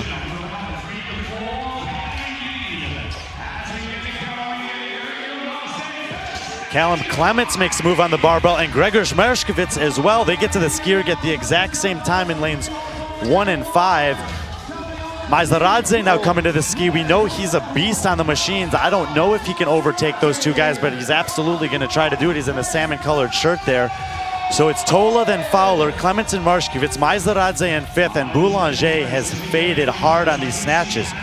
Miko Liljerg has been pushing. He's actually now within a rep of Boulanger, I think, for 7th in the heat as Lucas Huza moves to the ski-erg. Helsingov in the mix with Boulanger and Liljerg. Fedotov back of the pack, and he's another one who, with a bad event here, could slide outside that top 20. Liljerg and Boulanger at the same time. We're going to have a series of races here, but Tola Maracanio, hand goes up for him, so he's looking for a heat win here. 2 reps remaining, only man with his hand up. Maracanio gets across the line, 11:15 unofficially, will set the new time to beat. Hand goes up for Fowler, hand goes up for Clements. This is going to be tight, and Callum Clements, powerful on the machines, 11:26. Fowler had the better of him everywhere else. Gregorz is going to come in on the far side of the floor at 11:34. Fowler 11:36, all still ahead of Luches. Hand up for Nika Maizaradze. He'll get across the line, 11:47. So 5 guys get in already before Thiago Luches, but none of them are named Miko Liljerg. He's still on the ski org with 3 other men there. You see them all on the screen. No hands up for these guys. And Fedotov looks defeated by the barbell back there. Yeah, that's interesting, because we obviously saw his squatting strength yesterday, and he was pretty strong in that lift. 3 hands up here, and it's going to be Huza who comes in. And now Miko Liljerg waltzes across the line at about 12:20. It'll still be a second or 2 ahead of Boulanger. So Miko Liljerg will have at least 1 guy come in between him and Luches. So Luches will definitely overtake him on the leaderboard, and Miko Liljerg will more or less have to pray that Fedotov drops enough points if he wants to make the final. 12:38 for Helsinghoff. And Andrei Fedotov, the last man on the floor. Every point could potentially end up mattering for him here. He still has 1 minute and 10 seconds to the time cap. There were 4 guys that got capped in the first heat. So if he's able to get in, he'll steal points from all of those guys. The thing is as well, at this point in time, if it is that close to get into the last 20, he just took 10 seconds to pull his knee sleeves down for skiing. I would be looking back at that and being annoyed at myself that was a decision that I made when there's this on the line. And you never know, his calves could be completely blowing up, but you've got 28 calories. It's not that long. Yeah, maybe the calves are camping or the legs feel like they're asleep, but anything short of that, it's probably a decision that you may be thinking about tonight. 2 calories remaining, 1 calorie to go. And Fedotov will get in, so that means he'll beat at least through 4 people from the previous heat. And also Alejandro de la Guardia. It's going to be tight between him and Sarliotis. I think it's going to end up being enough, and Liliorg is going to be the guy who misses out, but of course, we'll let the competition corner and scoring team do their thing. 2 heats done for the men on the Lazar tribute workout. I'm sure that Mike's going to try to grab Tola for an interview. I think that Tola's still kind of, or maybe not Tola. He's grabbing someone. It might be Callum Clements now that I'm looking down there. There's Fedotov. And yeah, Callum Clements, Mike Bourne making their way towards the camera over there. Tola Maracchino will take the win. Clements, he was like a ping pong ball in this one. He was leading, he was trailing, and then he made a surge at the end. Ended up with a third, where was he? Second place in the heat. It was... It's a very close shot, that. Yeah.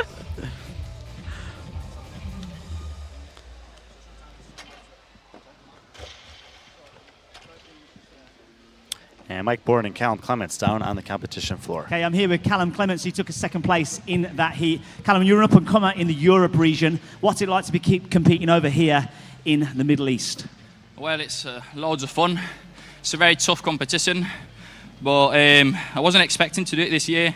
But all the group of training culture was coming over, and they decided me to. Well, they told me to come over, and to be honest, I don't regret it at all.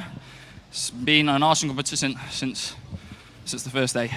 There's a lot of volume this weekend. Obviously, we've had a few off-site events as well, and now we're here under the lights. How's the body feeling? It's tired, but I think it's a special competition because even that you're tired, you push yourself to the limit, so it's good. Well, congratulations on a great weekend. Ladies and gents, Callum Clements. Thank you.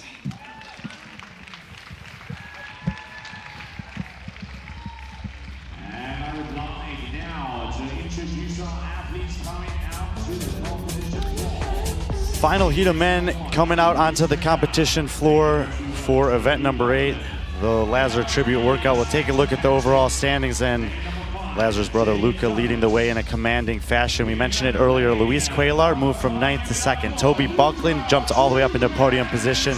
Miko Wesolowski bumped up a few spots. Anestis was in 2nd, he dropped down to 5th. Braun is lurking, Douglas slid from 3 to 7. It's just wild on the men's side inside the top 10.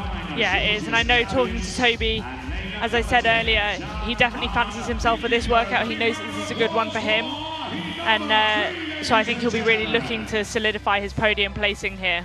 Let's take a look at the lane assignments as the men adjust their damper settings and bike seats. Luis Cuellar will be in 1, Toby Buckland in lane 2, Spencer Panchik in 3, Jake Douglas in 4, Luka Jukic lane 5, Anestis Artemis will be in 6, Branislav Lenkovic in 7, Michal Wesolowski in 8, Yorgos Karovis in lane 9, Jan Arndt Finkenberg will round out the top 10.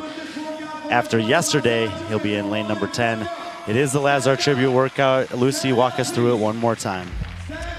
So we've got a 28-calorie ski, 8 snatches at 85 kilos, 8 overhead squats, 24-calorie assault bike, 30-meter handstand walk, 6 rope climbs for the men, then back to the handstand walk, 24-calorie assault bike, 8 overhead squats first, and then our 8 snatches and 28-calorie ski. The fans are on their feet here saluting the men in this one. And I'm sure in everyone's mind and hearts as well is the 5-time Dubai Fitness Championship competitor, 2-time podium finisher for here, and the embodiment of what the Dubai Fitness Championship is all about. Lazar Jukic, we all miss you. And we're doing this one with you in mind.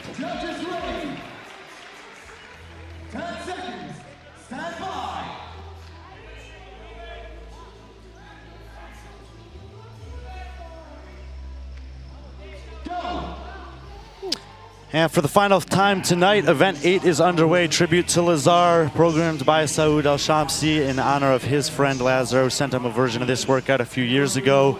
Starts on the ski erg. We've seen it throughout the event. You can come off the ski erg and hold the pace. You can also come off the ski erg and have kind of dug yourself a little bit of a hole. So we'll see what kind of strategies the men take here in the final heat. Yeah, I think as well, you know, keeping that composure, if you are one of the last athletes off the ski erg, it's not the end of the world. You know, if you can hold that strong pace on the barbell, you're going to catch people who have maybe just got carried away with the adrenaline.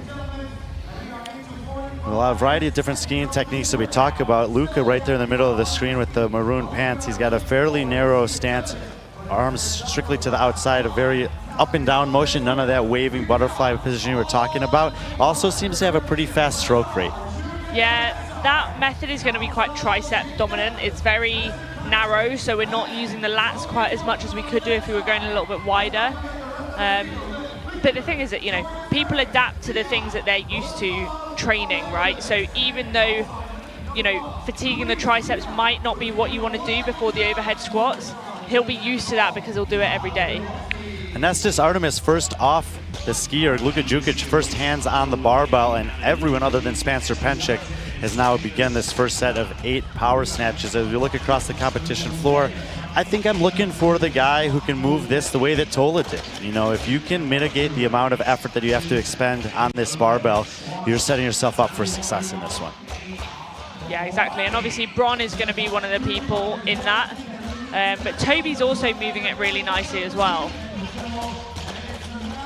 Yeah, you mentioned that Toby would be looking to have a nice event earlier today. He absolutely did. He also has told us that he was looking forward to this one. So see how he chooses to attack it. Luka Jukic and Jan Finkenberg, Yorgos Karavis, Toby Buckland, Luis Cuellar, and Jake Douglas all already working on the snatches. Michael Wojciechowski as well. And now Anastas Artemis, who's actually even behind Braun and Spencer Pactus. So Artemis was first off the ski, last done with the 8 power snatch. Okay, Douglas, Jukic, Buckland, Cuellar. Here comes Braun, here comes Karavis and Wojciechowski, all gonna be on the bikes within a calorie of each other. This is gonna be a very tight race. We'll see obviously as things start to separate through the middle portion of the workout, but I would love for it to stay this close the whole time.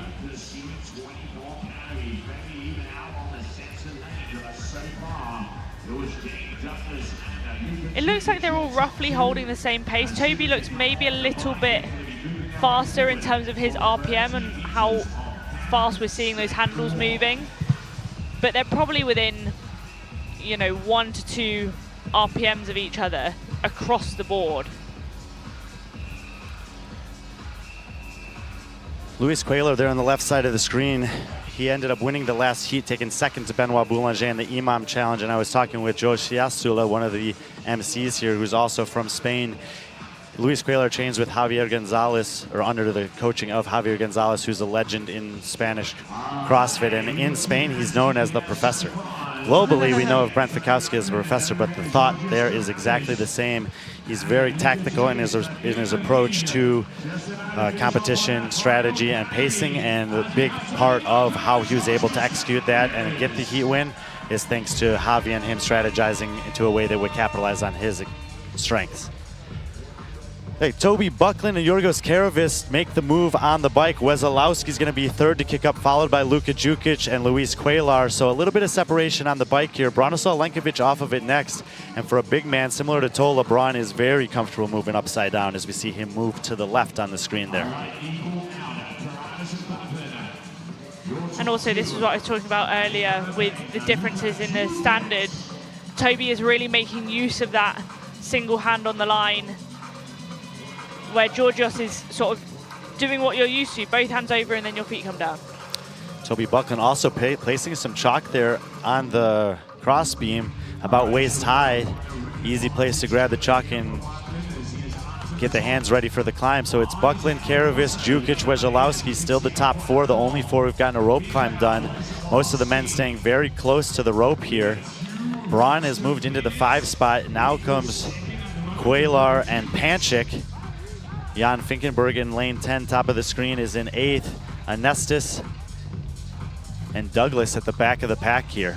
Anestis, Artemis and Douglas were in the podium positions to start the day, and after great days yesterday, they've been taking a bit of a hit relative to these other men in this heat today. And the thing is, it sounds harsh, but for all the other athletes, they're going to be looking at those two and thinking, this is what we want to see. They want to see them at the back of the pack and know that they're not someone that they need to worry about now. 100%, and I think if the judges' hands are accurate there, Luka's got 1 rep to go, and maybe Michał Wesolowski as well. So it was Toby and Yorgos who got to the rope first, but I think Luka may end up being the first one off of it. And, well, Toby Buckland and now Luka Jukic. 2 training partners, 2 good friends. And here comes Big Braun, a savvy veteran. And if there was a man who can move a barbell like Tola Morakinio can in this heat, we know that it's Branislav. That was fun to look at. Luka and Toby both came down and came facing each other. Luka sort of just made eye contact, looked at Toby, kicked straight back up, and Toby took a little bit longer break. So for the first time, Luka has now taken the lead in the event. He's almost done with the 3rd implement, as you'll see right here, and Toby just now kicking up. So it's about a 7-meter lead over Buckland, but Big Braun only 2 meters back. They're going to get on at the same time, and Luka looked to the right. I didn't see him look to the left. I think he'll probably see Braun in his, there we go. Definitely sees him now. See Braun in his periphery, I was going to say. But, you know, Braun was someone that I was talking about on the way down who was looking, as we know for Big Braun, he's very comfortable with the barbell. And so it'll be interesting to see here how that plays out coming into the last barbell section and then onto the ski against Luka. So we have Luka, Braun, Buckland. It's then Wesolowski, Spencer Panchik, Jan Finkenberg in lane 10 kind of lurking around out there, which is not going to necessarily factor in for the podium players, other than the fact that he could put some points between some of those guys like Douglas and Anasis that we were talking about. Luis Cuellar now back to the bike as well. And here comes Yorgos Karovis, who is also kind of faded back in the middle portion of this one. Yeah, he looks like he's struggling a little bit there. Yeah, absolutely. Douglas making his way forward, and Anestis Artemis at the back of the pack in event number 8 for the men in the final heat. As they're getting towards the end of this one, Tola 11:15 was the fastest time that we saw, so we'll keep that in mind. I mean, interestingly, if the judges' hands are right, yeah. So Toby's made a big move on the assault bike there. Looks like Braun is going to be the one who comes off first, so he's going to take the lead to the barbell, which is the place where you would actually favor him the most. Toby will also pass Luka, so those two exchanging some positions on the last couple of moves. Branislav, easy squat snatch. He's going to be done with these 8 overhead squats in about 10 seconds. Toby Buckland straight into it. Luka Jukic tightening up the belt. And of these guys, Luka's probably not going to be too concerned with Braun. He knows that Toby's a lot closer to him on the leaderboard, and even though it's still a big gap, it's probably the guy that he's more aware of. Michał Wesolowski now in the 4th spot, and Spencer Panchik just kind of hanging around here. Yeah. Him and his brother's always phenomenal with the barbell. Back in 2017 on the wet deck of Bayside, I watched all 3 of them back-to-back snatch 275 pounds. I don't know what that is in kilos, I'll be honest. That is 2 blues and a green on each side. All right, so roughly what we're going to say, that would be 120, but it's probably 130-ish. Someone could do the math. Power snatches for the leaders here. Braun Buckland taking a big break there. Luka stepping back from the barbell. Branislav Lenkovic moves to the ski erg, so very similar to Tola Morakinio in the previous heat, making the move on that last barbell at about the 9:20 mark. He got to the ski. Again, 11:15 the time he's kissing. Braun is putting some power into those pulls on the skier. Whoa, god damn. I would love to see what he's pulling on that ski erg right now. Yeah, this is the thing as well. He's got so much time before anyone else is on there. Yeah, I mean, just demolishing the back third of this one. Hand up for Buckland, hand up for Jukic. Oh! Looks like Jukic is going to come off the barbell first, so Luka in the 2 spot here. Buckland finishes his last snatch, and we're going to have a battle on the ski erg. Luka will definitely have the advantage. Toby Buckland, as you mentioned earlier, is savage on the machines. We'll see if he'll have enough to chase him down. Keep in mind that time from Tola at 11:15. Spencer Panchik passes Wesolowski on the barbell. He'll get to the ski erg first. Here comes Wesolowski, so top 5 men into the last implement, but Bronislaw already with the hand in the air. Bronislaw Alenkovic poised to take an event win here on event number 8. He's had a 3rd, a 4th, a 7th, and a 9th. Add a 1st to that, Bronislaw Alenkovic will win the tribute to Lazar here in Dubai. Now we'll focus in on Jukic and Buckland, who will be batting for the 2nd position. Keeping Tola's time in the back of our mind. Jan Finkenberg has also gotten to the ski erg far left side of your screen, and Luis Cuellar opposite side in lane 1 as well. No hands up yet. 15 seconds from Tola's time. Luka looking to his right, trying to see where Toby's at. His cadence has got to be like 60 strokes per minute. Toby's rate is so much higher than Luka's, but it looks like Luka's just been pulling that little bit harder. I believe Tola's going to take 2nd on this one. Hand up for both Buckland and Jukic. Jukic should get in 3rd overall, 2nd in the heat. Times from Fowler Clements are both going to factor in here relative to Buckland. That's going to be close, so it should be at least a top 6 for Buckland, maybe a little bit better than that. Hand goes up for Spencer, but Wesolowski gets in. He should have a top 10 finish. Gregor Schmeda got in around the same time as him. Nika Maizaradze is going to be the next finisher around 11:47. It looks like Panchik's going to be just after that. So Panchik potentially 10th or 11th there. I'd say pretty good workout for a smaller athlete in the field when there's 2 different machines and a moderate barbell on the floor. Panchik obviously just having tremendous fitness. Jan Finkenberg with a hand up on the right side of the floor. Got a few other times the previous heat starting to factor in, but Finkenberg will have a nice performance there. He had dropped outside of the top 10 all the way down to 14th after taking 24th. Should be more like 12th to 14th on this one, so a good little bounce back for Jan. Hand up for Cuellar, 2nd place on the EMOM. Probably more like 16th or something on this one. He was in 2nd place coming into this. Obviously, that's going to change. Toby Buckland likely to move into the 2nd place spot now. Bronislaw is going to make a big jump up. He'll almost definitely pass Artemis. So it looks like it's going to be Jukic, Buckland, Wesolowski, and Bronislaw likely in the top 4 going to the final. Obviously, Luka will be significantly ahead of those other 3 guys.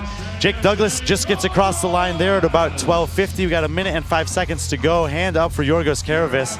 And Anestis Artemis for the 2nd time today. Looks like he's going to take last in his heat. That's a hard last day when you come in 2nd. We talked about it at the start of the day yesterday because we had some people, here comes Karavis, about 13:10, talking about how the first events were very aerobic, and we were kind of just saying, you know, just be patient. Let the full 3 days and 9 events take its course. Let people get a full opportunity to display their different skills on the different events. And that's sometimes why, you know, as an athlete, you don't want to spend too much time looking at the leaderboard, because you don't want to, if you know that you're an athlete who favors the later events, you don't want to get disheartened by where you are in the first couple of days. And there's just a litany of examples throughout the history of this sport of athletes making up significant ground in final days. Anestis Artemis will get in under the time cap. One of the classic examples in 2015 was Spencer Hendel, who surged up to 5th in his best career finish at the games. Dallin Pepper did it a couple years when he ended up finishing in 5th place. We talked about Andreas Solberg last year at a phenomenal day to take 2nd, and there's a couple athletes who have been doing that today. Solberg amongst them, Bronislaw and Buckland also doing quite well through 2 events on the final day. It looks like it is going to be Big Braun, deservedly so, who's going to head over to the interview station with Mike Bourne. Excited to see what Braun has to say about this workout and about maybe potentially doing it in honor of the man he was also close with in Lazar Jukic. Mike Bourne down on the floor with Bronislaw.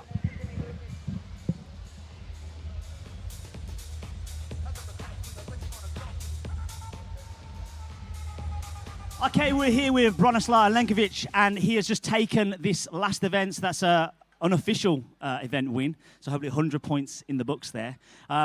Bron, this is a special workout, tribute workout. Does that add any pressure going into it, and how did you feel? How was your confidence levels going into this workout? Hello everyone, thanks for cheering on us. This is an amazing weekend. About this workout, when I just saw it first time, I knew that I will do it pretty well because about the heavy barbell at the end, this is what mattered the most. And the construction of this event is really good, and big applause to Lazar because it was his idea. Amazing event. I have really good time doing this on the competition floor against such good athletes. So, yes, proud of this. Obviously, we've got one more event to go. Are you happy with your performances so far this weekend?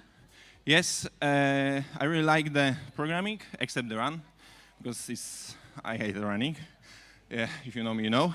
And despite that, I am really happy about my performance. I'm doing best I can. So far, I am in top 6. I hope to advance after this win.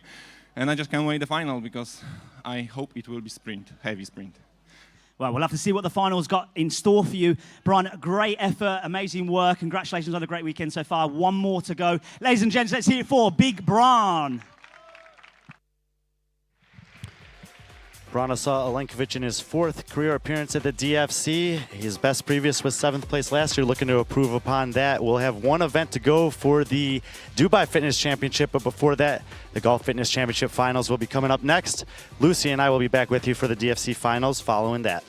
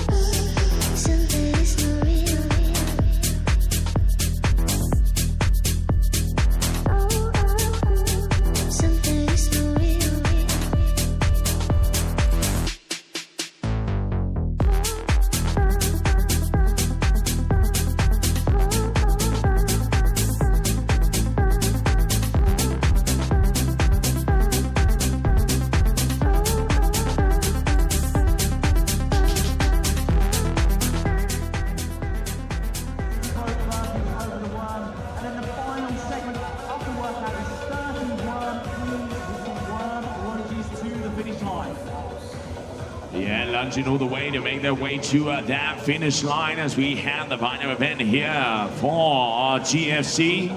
As it looks like at the moment, we have the leaders in the center of the competition floor, your team UAE.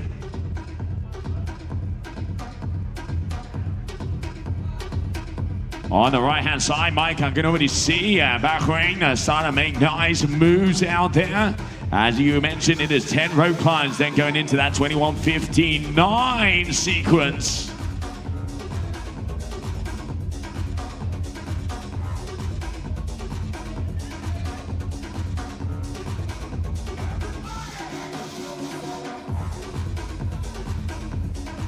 We have an 18-minute time cap here for this final event. And as you can see, center lane, Team UAE already starting off for those 21 muscle-ups.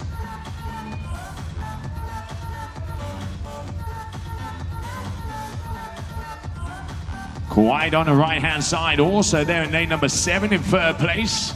And UAB over there in lane number 3.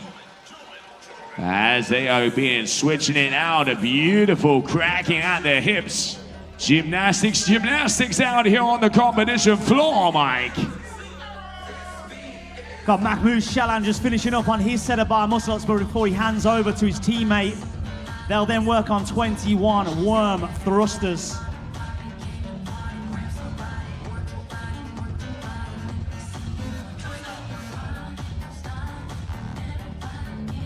This is a big workload for these athletes to be making their way through. As let's not forget, they haven't moved their way, but now center stage. Team UAE are going to be the ones to start on 21 reps of worm thrusters. UAE in the lead in those center lanes at the moment, closely followed by the two teams from Kuwait. Over there on the left, you can also see Kuwait is going to be giving them a run, and here comes Bahrain in lane number 8.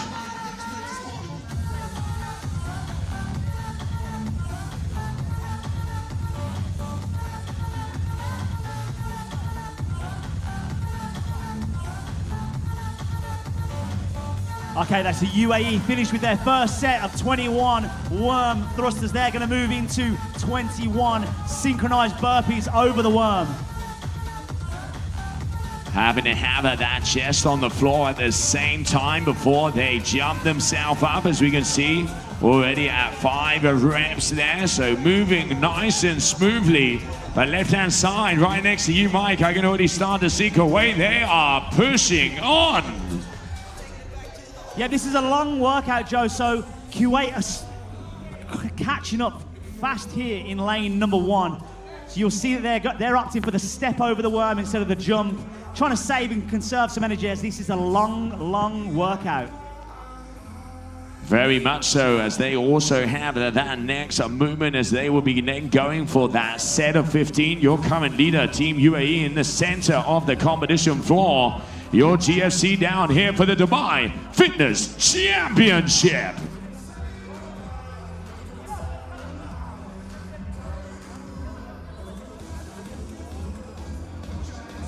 All teams on the floor now onto their first set of burpees over the worm. Once they've completed this set of burpees, they'll move back to the bar and start working on their round of 15 reps of the same movements. Muscle-ups, thrusters, and burpees. We've got Badr Al-Nouri on the bar at the moment working through that set of 15. As they have a 2-rep advantage. You could see it, a little look to the right, eyeing down the competition.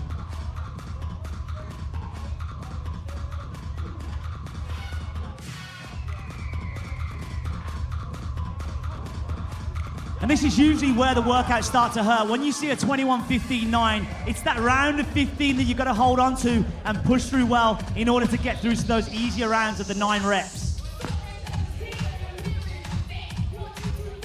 There you go, DJ, there you go. Get that beat going, get it going. As our athletes are moving now into that second set, 15 worm thrusters. As there you can see them going for 3 into 4 and into a 5-rep lead. Your number 1 out there, Team UAE.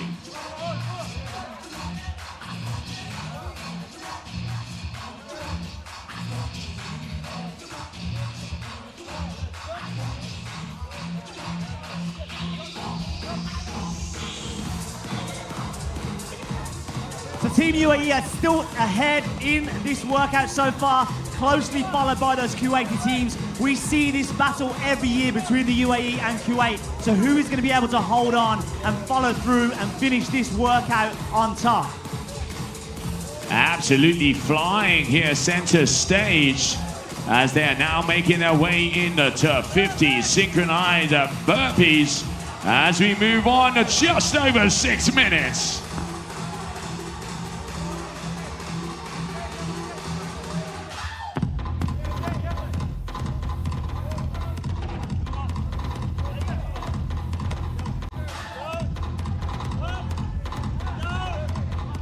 And just about getting ready to close it out here, Team UAE in the center of the competition floor as they will move into their set of 9 muscle-ups, 9 worm thrusters, and 9 synchronized burpees over the worm.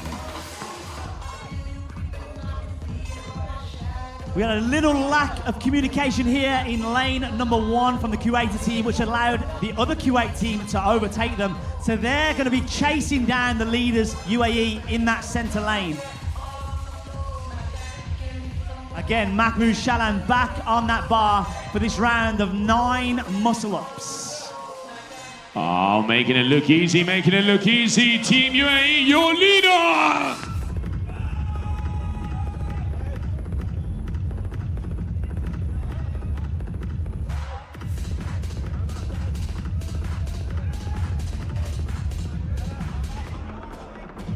Team UAE really starting to stretch that lead now, showing their experience, showing their strength, working on that last set of worm thrusters. They'll then move on to their last set of burpees, in which once they've completed their burpees, they've got a final segment of 30 worm cleans, and then they will lunge with that worm to the finish line. And making their way through, as you said there, Mike.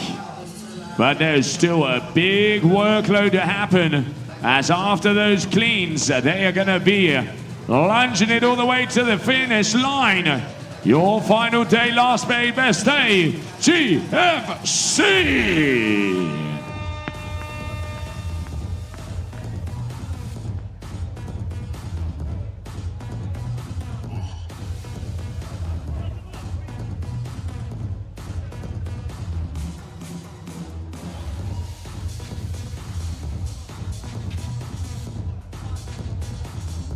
So we can see now Team UAE about to start their work on their 30 worm cleans. Ladies and gentlemen, this is not over just yet. As you can see, a bit of miscommunication there with how they're going to work on that worm. There's still a lot of work to go to finish off this workout. Yeah, you know, communication is key, definitely when it comes to team workout. You have to talk to each other to know what is going to be happening and what is going to be going down. The judges resetting these athletes back at it. 30 repetitions of cleans here with a worm clean for your current leader, Team UAE.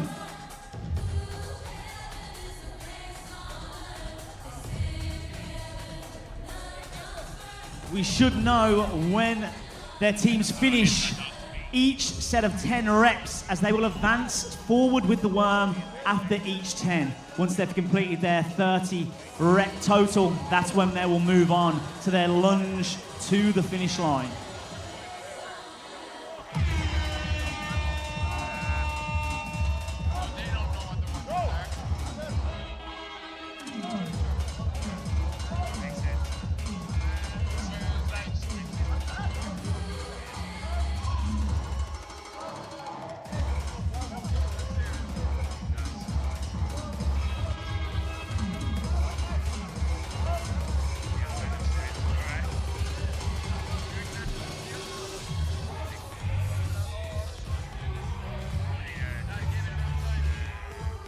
And that's Team UAE advancing forward with their worm. They've completed their first 10 reps, so they still have 20 reps remaining of their 30 total. A little bit of AC/DC coming out in the house. I like it, I like it. Rock and roll, Dubai, rock and roll.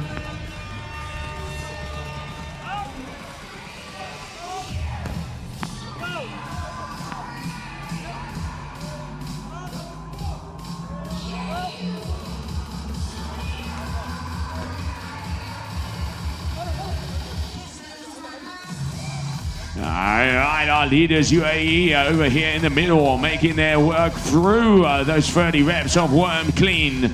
As soon as they are done with that, they're going to put it up on their shoulder one more time. And it is lunges all the way to the end, Mike. One thing to note with this worm, ladies and gents, it is pretty heavy, and usually this kind of worm you're using 4 members of a team to lift. So these guys are really taking some weight here, having only 3 members on the team.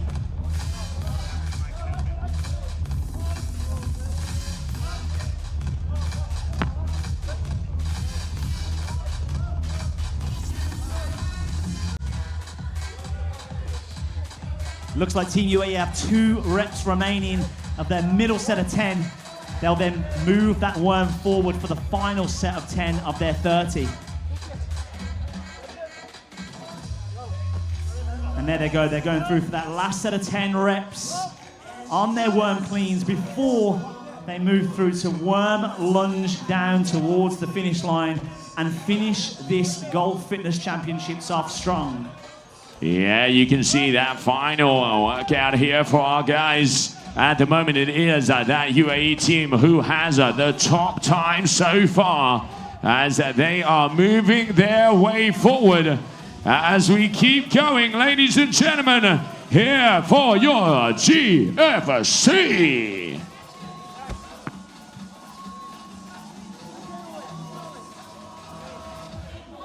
We've got a close battle between the 2 teams of Kuwait. They're working on their set of worm cleans as well. And they're fighting for that pride. Who's going to take the second place in this workout between those 2 Kuwaiti teams?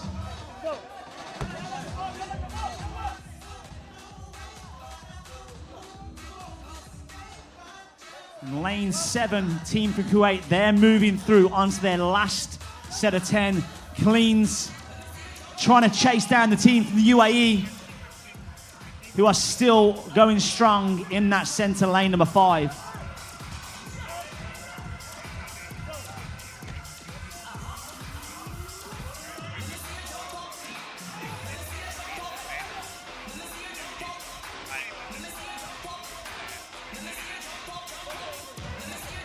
All right, we're just coming up a little bit more than 4 minutes as their athletes are starting to work their way through. I mean, Mike, those cleans are starting to look heavy, and you can see the fatigue. As here we have it, they're going to be starting off with the lunges. Tennis Stadium, give it up for Team UAE. So Team UAE have still got to hold composure here in this workout because these lunges get really tough towards the end. There's a lot of toll gone through the legs this whole weekend. They're not far from the finish. They're nearly there. Nice and synchronized, looking good. Working their way towards that finish line to round off an amazing weekend for them here at the Golf Fitness Championships.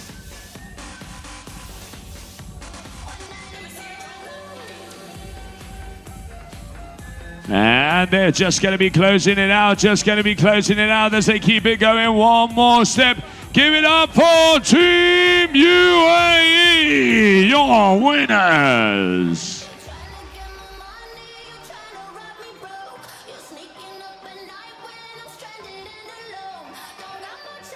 Team UAE taking the victory there in this last workout. You can see them walking down the floor. They're going to show support to their fellow teammates and the fellow teams on the floor, help them through to the finish line.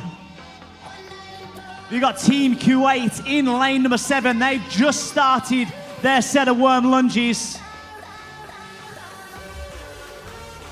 As they're just coming towards us, they're going to be hitting this inside that time cap. Nice and easy, calm and collected. as they walk their way towards that finish line.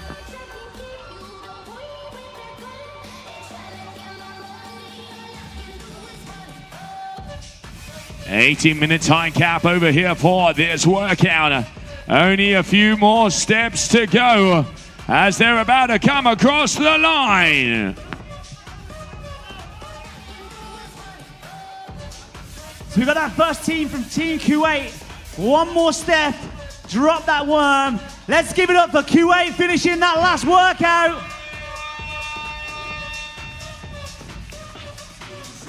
Just under 2 minutes remaining here for the time cap in this last workout. We've got the second team from the UAE working through their last set of 10 worm cleans, as well as the second team from Kuwait. Bahrain still working hard over there in lanes 9 and 10.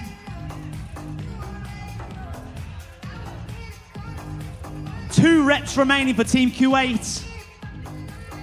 1 rep remaining. They'll then move on to their lunges. They've got just under 90 seconds to complete their worm lunges. Ladies and gents, come on, let's get behind these teams as they work through this last workout of the GFC. Yeah, and we are just about to be approaching as they have a little bit more to go. And they're going to be signing off their lunches and have 1 minute to make it happen. Dubai, let's get behind them as they are going to be making this one through.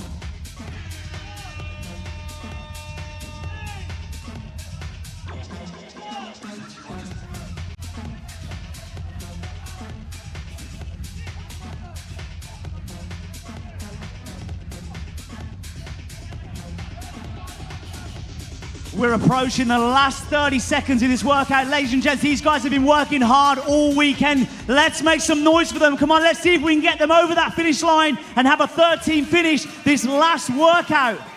20 seconds remaining. They've got about 4 meters to go.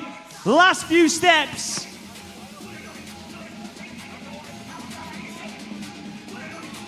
Ten seconds.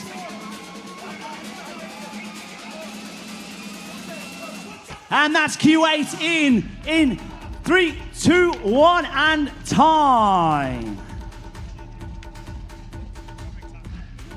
An amazing performance out here for the GSC and your heat winners, Team UAE.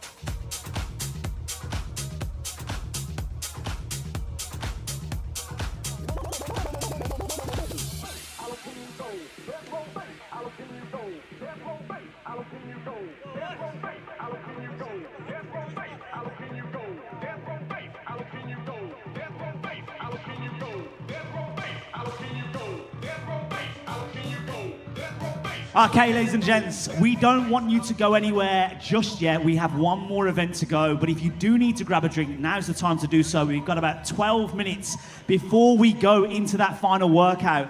The final workout has been announced. It is 4-time 20 bar muscle-ups, 15 hang, clean and jerks at 85 and 60 kilos, and then a single arm dumbbell overhead walking lunge to the finish line. 30 and 22.5 kilo dumbbells. So we've got a bit of a sprint finish for you guys in store. So stick around, don't go anywhere, and wait for some electric fun as we go through this final workout at the Dubai Fitness Championships 2024.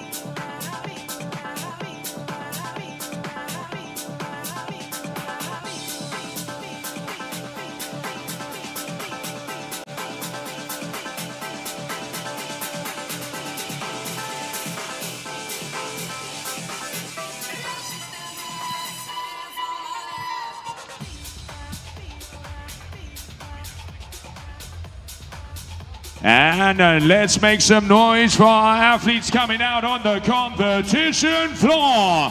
Your top 20 here for the Dubai Fitness Championship. For the final time in 2024 at the Dubai Fitness Championship, we are inside the Dubai Duty-Free Tennis Stadium for the finals. We've cut the field down from 30 to 20 after 8 events, and the final was announced a few minutes ago. We'll take a look at the leaderboard coming in. After a tie going into the previous event, Karen Frey has opened up a commanding lead in her pursuit of her 3rd consecutive title here. Jamie Simmons and Matilda Garnis hold down the podium spots. And we'll take a look at the bottom of the leaderboard, where it was a 1-point difference between 3 women fighting for this last spot to get in. Ultimately, in the 19th spot was Hannah Hardy, who we were watching. Emily DeRoy, based on a tiebreak, got in for the 20th spot over Brittany Weiss, and she'll be in this heat. I'm going to take a look. You see it there, 310, 309. Brittany Weiss was on 309, so she misses out on the tie break there. So these are the 10 women we'll see on the floor for this one. We'll take a look at the lane assignments before we show you guys the final workout for these women here. The left side of your floor in lane number 1, we're going to have Hannah Hardy. Lane 2 will be Gemma Hauk. Margot Massette will be in lane 3. Annika Greer will be in lane 4. Elisa Fuliano will be in 5. Aline Wirtz in 6. Sylvia Garcia, lane 7, Voa Thurman-Moe in 8, Laura Clifton in 9, and Emily DeRoy in 10. As we mentioned, final was just announced, and it's a fast one, Lucy. Oh yeah, we've got 20 bar muscle-ups to begin with, 15 hang clean and jerks at It's actually 80 and 60. for men and 80 and 60. 80 and 60. Single arm, overhead walking lunge with a 30 kilo dumbbell, 22 for the women to finish. Time cap shouldn't be an issue here for these athletes. We're within 10 seconds of the start. Elisa Fuliano, the highest seeded athlete in this field. She's dropped out of the top 10 for the first time today, so she'll be in the middle of the lane. And Lucy, 20 bar muscle up, 15 hang clean and jerk. Clearly the grip is going to be a factor here. I think there's a little bit of a chance for you to say, okay, I'm either really good at this or I'm really good at this, and I might kind of take the other one a little easy to capitalize on my strength. Yeah, and you know, we've already had quite a few grippy workouts this weekend already, so if they're carrying any fatigue from any of those events over, they'll definitely feel it here, because the temptation will be that, you know, if you are potentially a gymnastic athlete, do you go unbroken on these first sets of bar muscle-ups? You know, we've got some really good gymnasts in here with Elisa Fuliano and Annika Greer and people like that. And Fuliano, middle of the screen there, there's high uprights. I think she did do 20 unbroken. She also happens to be pretty technical with the barbell. Yeah, exactly, and that's the thing. And obviously got good grip endurance, as we saw her win the obstacle course. I would say her first rep there, and the way that she's cycling these, she's almost not using the bounce on the rebound. She's bringing it into the hip, and she's hinging the hip and getting the extension, but she's not rebounding the barbell in the same way that we can see Aline doing in the lane next to her. Yeah, both Annika and Elisa going unbroken on those 20 bar muscle-ups, but choosing to break on the barbell. I'm curious if some of the athletes who broke on the bar muscle-ups will go for 15 unbroken clean and jerks at this weight and potentially even the playing field going into that lunge. Yeah, just looking here, I really like the way that Annika is moving that barbell. That's what I mean by that kind of rebound movement, where we see the, I guess, spring off the legs,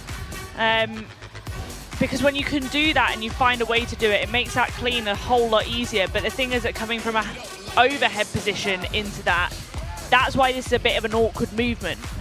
It is going to be Annika Greer stepping over a barbell first, just about a step ahead of Elisa Fuliano. So first 2 off of the pull-up bar, first 2 off of the barbell, and this overhead lunge is not too difficult for these women. It's one 22.5 kilo dumbbell. There's no mandatory sections here. They got to get past the second dotted line. So this is basically a race in doing this as fast as you can while hopefully not getting any no reps. Yeah, and you want to see what's happening here with Elisa stepping through, not using that check step that we tend to see, which is what Annika's doing behind her. She'll have to place the dumbbell down to get across. 235 for Fuliano. Will take the heat. 240 for Greer. So pretty fast times relative to their heat here. Will be interesting to see how those factor in when we have the close podium races that we're talking about later on. Several other women approaching the end. Looks like Laura Clifton over there in lane 9. Again, it's the second dotted line. Typical standard, you got to get both feet across, so she has one more step. They need to set the dumbbell down. She's lunging way further than she needs to. She'll get in at about 302, but she didn't need to do those last couple lunges there. Aline just dropped the dumbbell on her own head on the last Wirtz rep. is in 311. Hardy's in about 313. Sylvia Garcia is also lunging further than required, so that'll probably be around 315. It's only the second dotted line that they have to get past. That's because the timer is actually in front of the last solid line, so they would technically still be lunging and have already completed the workout otherwise. Margot Masset here on the screen out of France. Has had a couple great performances this weekend, including a PR on the heavy complex at 111 kilos that put her third on that event. That should require one more lunge as her heels were still on the line. Stop. It looks like she's also not understanding what's going on. She needs to, you're done. She's done with the workout. She is done with the workout. I'm going to say that should have been at 352. And clearly several of the athletes in this heat not quite understanding where the finish line is. What is going on?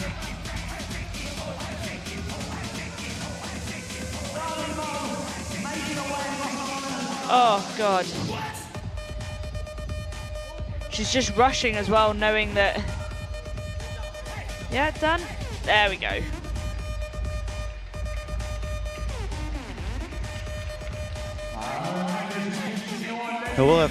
We need to obviously clear that up.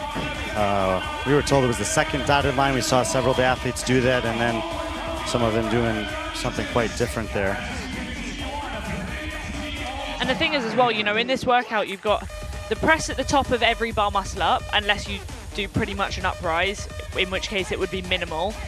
You've got the press on each rep of that overhead movement, but then also controlling the first bit down from that jerk so that then you can use that rebound if that's how you do it, or so that you can at least barbell circle that bar smoothly.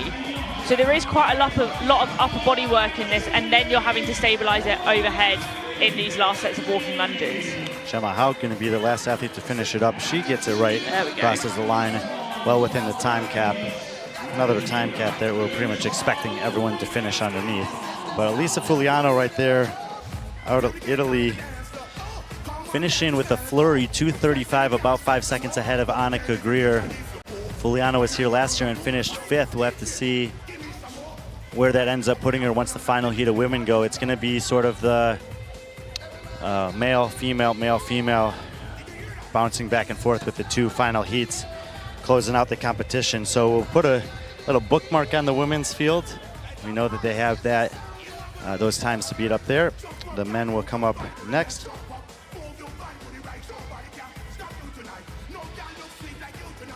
Men will come up next, and the first heat of the bottom 10 guys will be there. I think Mike Bourne has Elisa Fuliano down on the competition floor. We'll send it down to hear from her after an event win here in the final.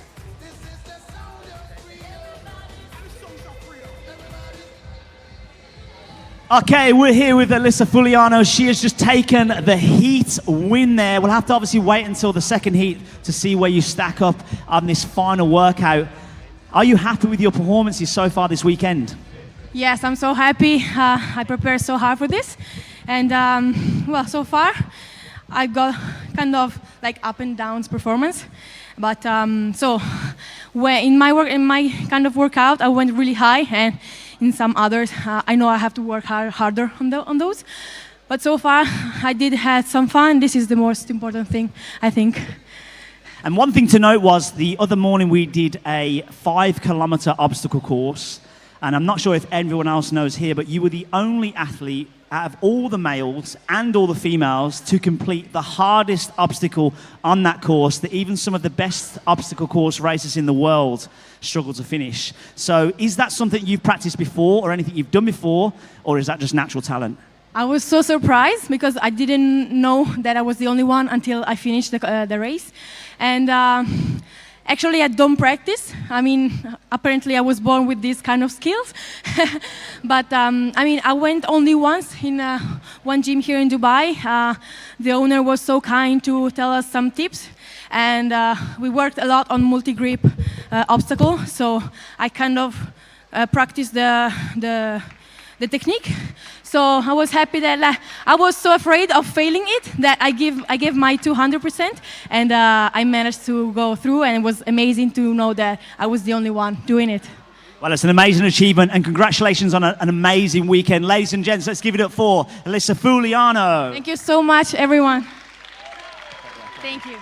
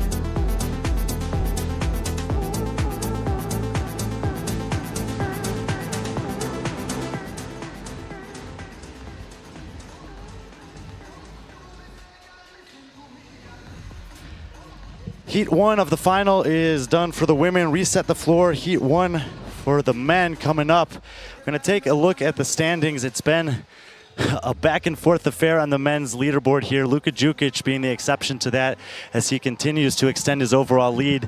His friend and training partner Toby Buckland has clawed his way into the 2 spot. It's a battle between the Polishmen, Michal Wesolowski and Branislav Alenkovic for 3 and 4. Luis Cuellar and Calvin Clements out of Spain still with a fighting chance. And you see Jake Douglas clinging to that top 10. If we focus in on the guys that are going to be in this heat, Anestis Artemis has tumbled from the top 2 all the way down to 11th, and Thiago Lucis, as we talked about at the start of the day, did just enough to fight his way into the 20 spot and earn a spot in this final. So those are the top 20 following 8 events. Let's take a look at the 10 men who will be in the first heat here.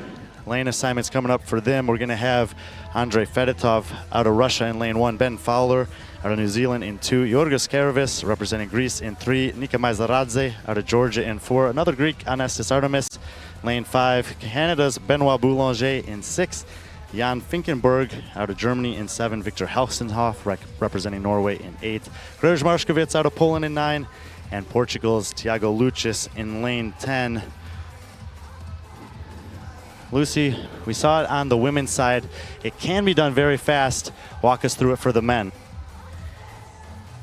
Yeah, so we are starting off with 20 bar muscle ups, 15 clean and jerks. It is at 85 kilos. Single arm dumbbell overhead walking lunge to finish at 30 kilos in load. Currently holding the athletes in the tunnel for a minute. When the athletes take the floor, we'll be back to bring you guys the action for the final in Heat 1 of the men.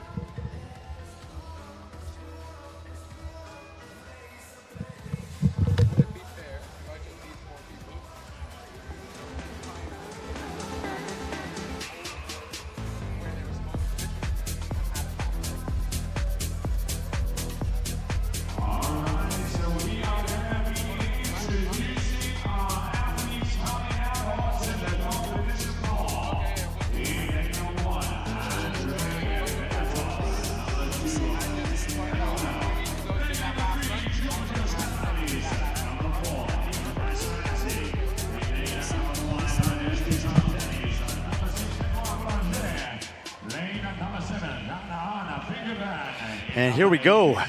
Men ranked 11 through 20 after 8 events are out on the competition floor getting ready for the final. They found out about this one less than an hour ago. I was standing back there in the briefing and a couple of them are like, wait, that's it?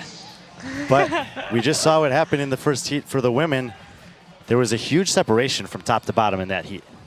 Yeah, exactly. And it's going to be about who can handle this shoulder fatigue from the barbell, who can cycle the barbell the fastest as well, because that seemed to be the sticking point for a lot of athletes here.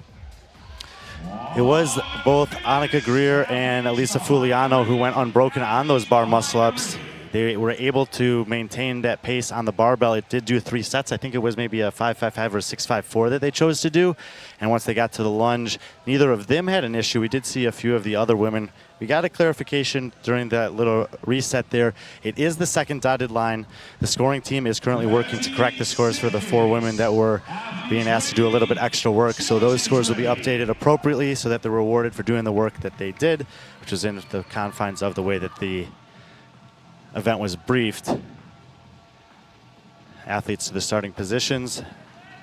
And for these 10 men, this will be their final opportunity to get some points on the board here at DFC 2024.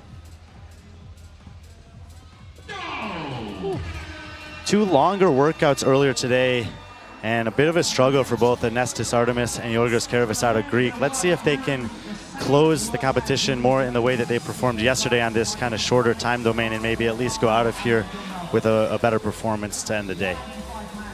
Yeah, I think these guys will have no problem doing these bar muscle-ups unbroken, so it'll be interesting to see how they... Ben Fowler has a very interesting technique in terms of coming down on these bar muscle-ups.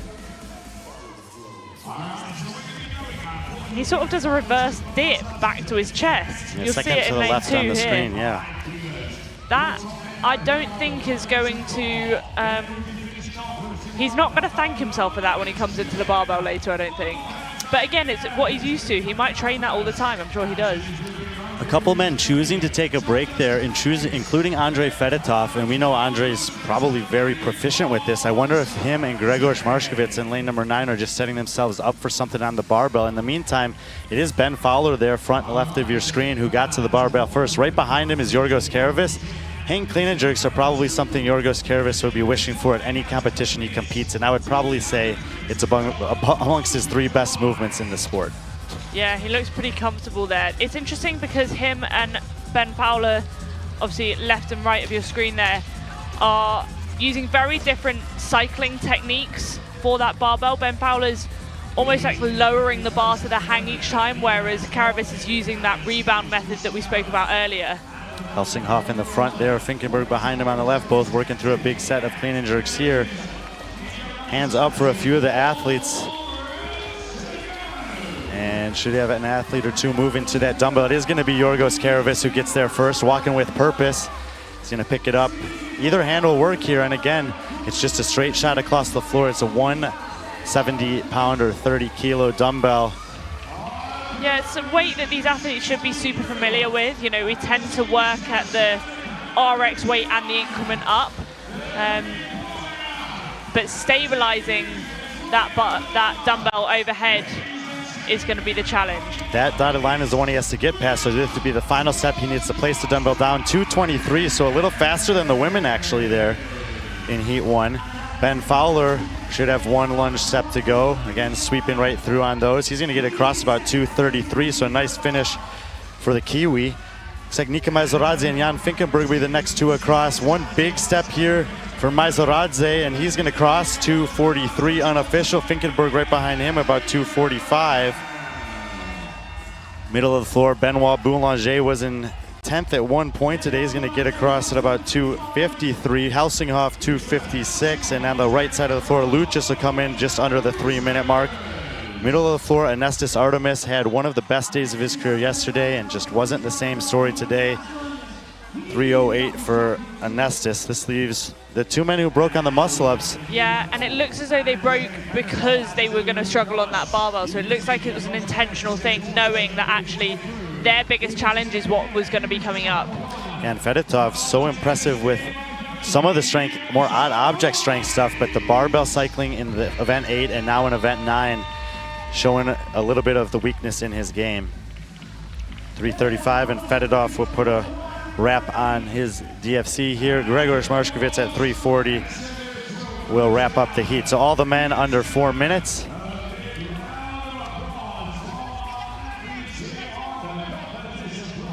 And we'll change the weights out again. I believe for the women. Traditional format that they have here in Dubai. Female, male, female, male final. And good to see Anestis in good spirits there. Him and Jan exchanging a hug and some pleasantries at the end of a hard-fought battle this weekend. Sometimes, Lucy, it's easy to take for granted how much work these athletes have done over 3 days. Yeah, exactly. And, you know, I think one of the things that I love to see at the end of competitions is it's like you battle on the floor and then you come away, and these are ultimately people that you spend a lot of time with. You know, Brent said it in his, I guess what would now be considered his retirement speech, that it's the men and women behind the scenes where you're spending that time in the warm-up area. You really get to know them and you appreciate the work that they put in to get here. Okay, I'm here with Ben Fowler. Now, I promised Ben an interview if he'd finish in the top 2 again. Had to turn him down yesterday, so you can see how happy he is that he's now getting a chance on the mic. Ben, it's your first time here in Dubai. How happy are you with your performance this weekend? When I came in, I had kind of goals of getting in the top 10. After the first day, I realized I was not as good of a runner as what I thought I was, so goals kind of shifted, and I've just had so much fun on the floor. Just tried to, I guess, empty the tank every workout and just be proud of myself, taking every workout one at a time rather than looking at the overall placings at the end of the weekend. And as we know, with the DFC Championships, there's always a lot of volume. There's a lot of random movements, random workouts. Is there anything you've learned about yourself this weekend? Like I said, I'm not as good of a runner as I thought I was. I think just drilling kind of those single modality things like the bike test, like the running, strength test, not so much, but still same sort of realm, like drilling, making sure I'm good at singular movements rather than, I guess, classic CrossFit stuff, just everything kind of on top of each other. Well, we're glad you've enjoyed your first rookie appearance here at the DFC Championships. We'll have to see if you're back here next year. Congratulations on a great weekend. Ladies and gents, Ben Fowler. Ben Fowler telling us his goal was to be in the top 10, but he readjusted his sights and just wanted to make himself proud in every workout. Certainly did that in the final there. Great to have him coming all the way from New Zealand to compete here in the multi-international field that we have. Barbells are reset on the floor. The women for the final heat are in the tunnel. And maybe we can take a look at the leaderboard again and set up the final podium race here. It's been a tussle really in both divisions. And at the end of event 8, Karen Frey finally put her foot down. She came in as the favorite, came in as the 2-time defending champion. Jamie Simmons has been, I don't want to call her an underdog. She's never had anything but a top 5 finish, but I don't know if everyone was really aware of how fit she actually was. And despite a tough event 8, she's still holding to that 2 spot. Matilda Garnes has climbed onto the podium. Those are the points for Fuliano that are already entered for her previous score, so that's not going to factor in here. And Kristen Holta is on the outside looking in at the moment.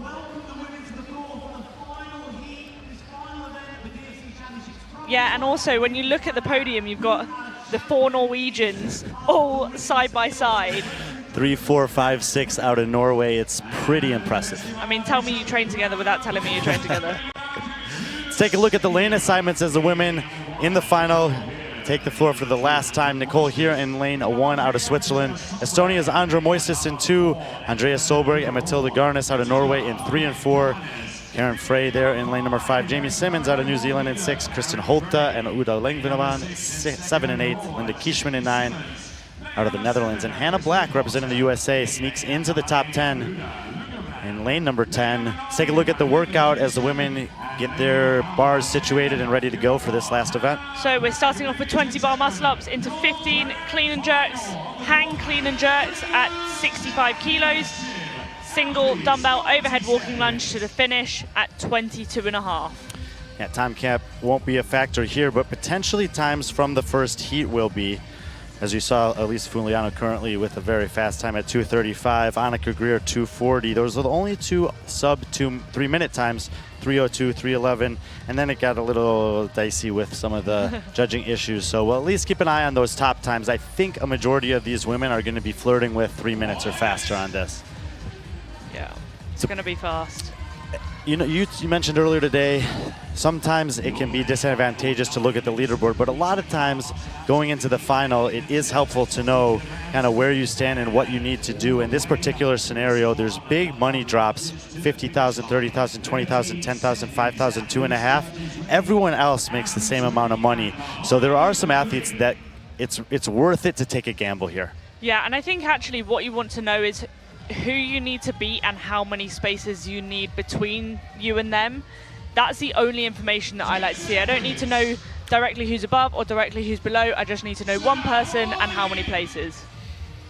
We can be a little bit more insightful about that because we don't have as much on the line as some of the women do, but they are off 20 bar muscle ups, 15 hang clean and jerks, and a lunge to the finish, all that awaits them.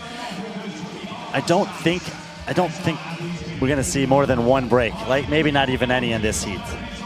On the barbell or on the bar? On the muscle ups. I feel like most of the women are gonna wanna get to the barbell relatively close to their competition.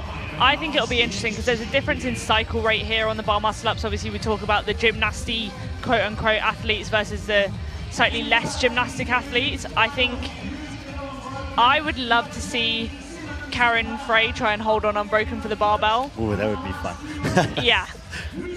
I think again, you know, you see Jamie Simmons here, she's got a really fast cycle rate on the bar muscle ups, but I don't think she'll be as strong as Karen on the bar, and I say that as she picks up the bar, and we'll see the first few reps. Jamie Simmons was first off the bar. We did have two athletes choose to break it. It was Kristen Holta and Uda in lane 7 and 8, but Jamie, Matilda, first off, Solberg, Nicole here, and Karen Frey shortly after them. All the women done with the muscle-ups now, and Karen Frey.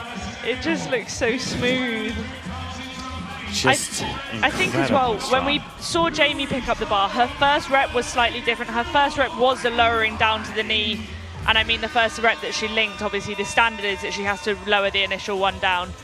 But then it was like, she remembered the rebound technique, and then that was the one that she went with.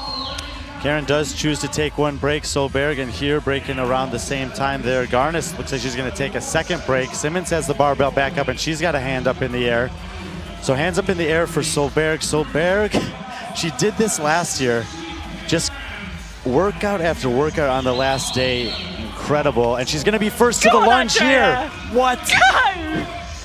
Now, Solberg fits in 5th place. She's 44 points off the podium, but my goodness, what an incredible day for Andrea Solberg. 2nd, 5th, and I don't think anyone's catching her here. It's Garnis in 2nd, Frey in 3rd in this heat. We'll watch the time from the previous heat, but Andrea Solberg is gonna go 2:51 to close the day. And Sunday in Dubai is for Andrea Solberg. Matilda Garnis will get across. That'll secure her a spot on the podium. We'll keep an eye on Simmons and see how far back she finishes. Times from the previous heat are coming in. There comes Fuliano. At 2:40 will come in Greer. Karen Frey is in. It looks like Simmons is still going to be behind Hannah Black in the outside lane, so Black will get across. Holter's doing singles. Simmons should have one more step after this. She needs to get this step. That should be a no rep. She never finished that lunge. She never finished that lunge. Wow, that is absolutely massive. That is wild. That's a huge, huge factor.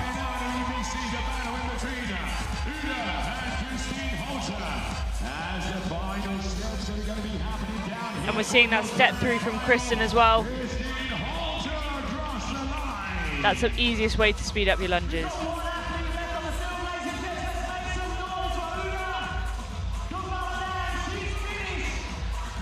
And you mentioned Holta, she got across there. What an incredible return to competition for her.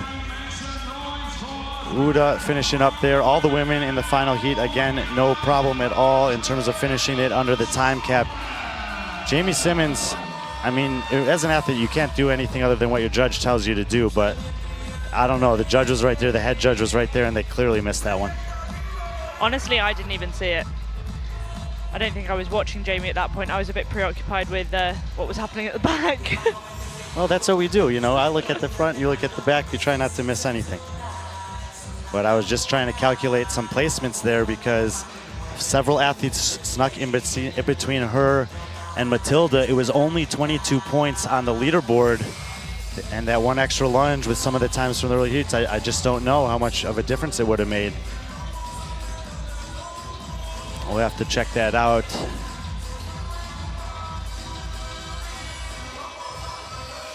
It looks like Mike Bourne is gonna have Jamie Simmons down on the competition floor.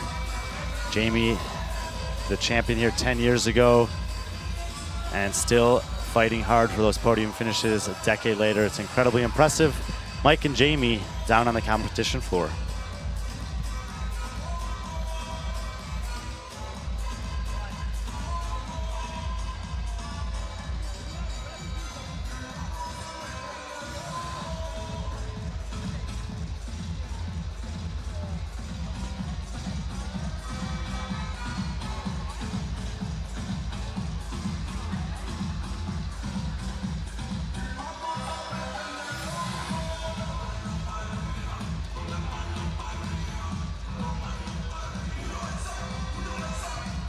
Okay, I am here with Jamie Simmons, local fan favourite. We've lost count how many times you've been to this event. You think it's 7. We'll try and clarify that.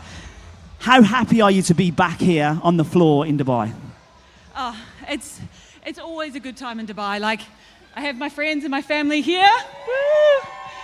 And yeah, the events that are thrown at us and the weekend that you get to do so many things that you wouldn't normally do. It's, yeah, my all-time favourite competition. And also it's good to have your husband in the crowd as well, because he was telling me that he's so happy that he can sit back and let you bring home the bread. Exactly. We do sort of like year on, year off, but I doubt, I don't think he'll be back next year. Maybe I will again. But yeah, it's fun. We're a team and yeah, we have our turns. There we go. Ladies and gents, let's give it for Jamie Simmons on a great weekend.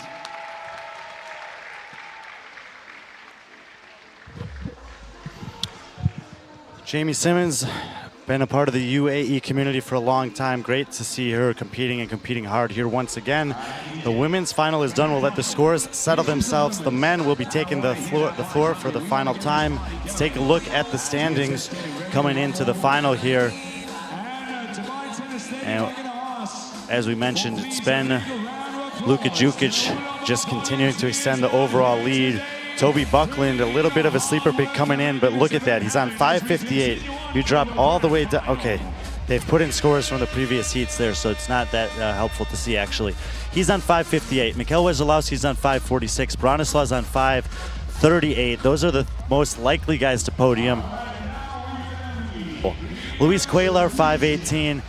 And Callum Clements, 507. Tola even in 7th at 502. Those are some guys, especially Tola Morakino. He's been surging today.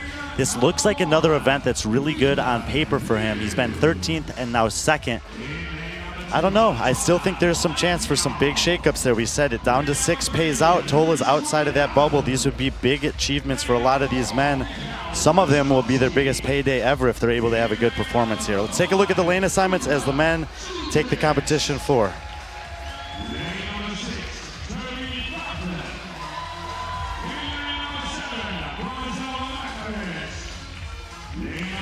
Lane 1, Lucas Huza. Lane 2, Tola Morakino.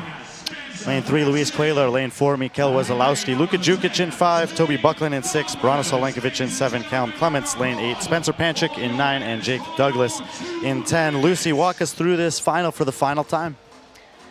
So we've got 20 bar muscle ups into 15 hang, clean and jerks at 85 for the men, finishing off with a single arm dumbbell overhead walking lunge at 30 kilos. It's been fast, it's been furious. And on the men's side of things, we actually had even faster times than the women earlier. 223, 233, 243, the top 3 times that we'll be looking at as these men continue to battle for these podium spots. And before we get into the start of this, you know, I had a chance to spend some time with Luka Jukic back in September.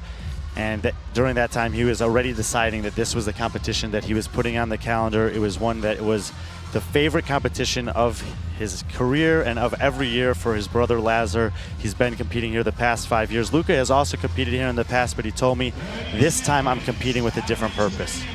I used to just go there and compete, and I was okay with those 7ths and those nice place finishes. He said in September to me, I'm going there with one goal in mind, and I'd rather finish last than second. So far, everything that he's done up to this point has put himself in the position that he's in with one short event to go before he achieves that goal. Oh, Toby Toby! Buckland off the line a little early there. And we know Toby has been eager from the jump today. He actually messaged me early this morning before I was even awake and said, big points on the line today in all capital letters. So he's been just... I mean, there's eager, but keep your hand on the rig. Yeah, and you know, he hasn't really done a live competition all year. Last time I saw him compete was in Saudi Arabia at Sand Clash, and we've been mentioning that he's dropped a bunch of weight, he's refocused his energy, he's working with the training think tank guys. Kyle Ruth is flown out here to spend some time with them, and all the work and all the changes that he's made in his lifestyle have definitely paid off in this competition. Yeah, for sure. I think if you know Toby, you've seen in the past that he's got some really good of each of the individual modalities, and you've not necessarily seen it come together in a CrossFit format.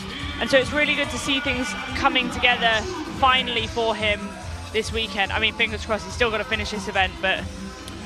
Toby Buckland, Jake Douglas, Spencer Panchik, the first 3 men to get the barbell off the ground, but pretty much all of them, minus lane number 1, moving in unison here. So Lucas Huza kind of bringing up the rear there. Jake Douglas is push pressing it. Jake Douglas, top of the screen there, and we have some incredibly strong men here. Luka Jukic is at the barbell down. This reminds me of Matt Fraser circa 2017. He's soaking this moment in. Mathematically, the job is done, same as it was for him back then. Tola Morakinyo, though, not the job done yet.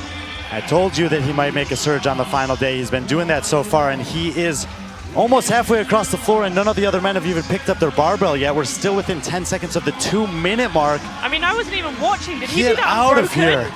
He must have done that unbroken. We had this camera on the whole time. Tola Morakinyo, 1 step to go. He's going to get an event win, 100 points. 201 for Morakinyo. Now he sits and waits. And the best news for Morakinyo is that Spencer Panchik and Jake Douglas are going to be the next 2 guys across. 1 more for Panchik, and he's just going to lunge it all the way in. Douglas will be right behind him. Those will be 2 and 3. Here comes Braun. Looks like he'll take 4th. 2:23 the next time on the clock. And Callum Clements fighting for this position here. No, that should be a no rep too.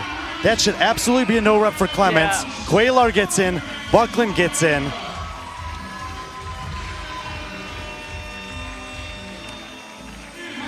Wesolowski, and victory lap here for Luka Jukic. He already had an over 100-point lead.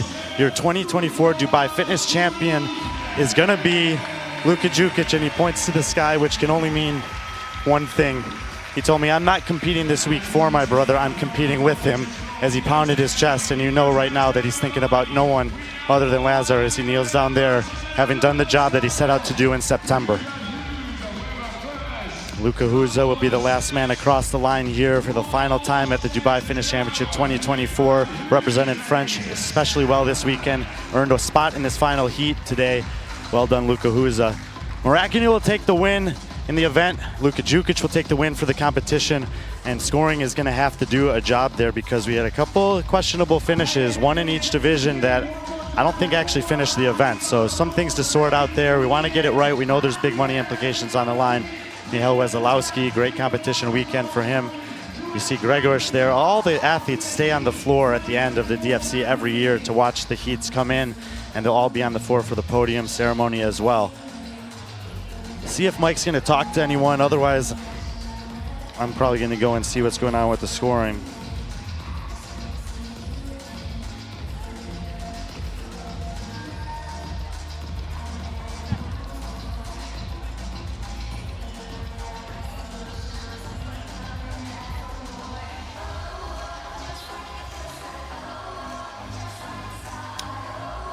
Looks like Mike Bourne has Spencer Panchik on the competition floor. I know Mike's been eager to talk to Spencer. Great finish there, a great opportunity. Let's hear what the young man from USA has to say. Mike and Spencer down on the floor.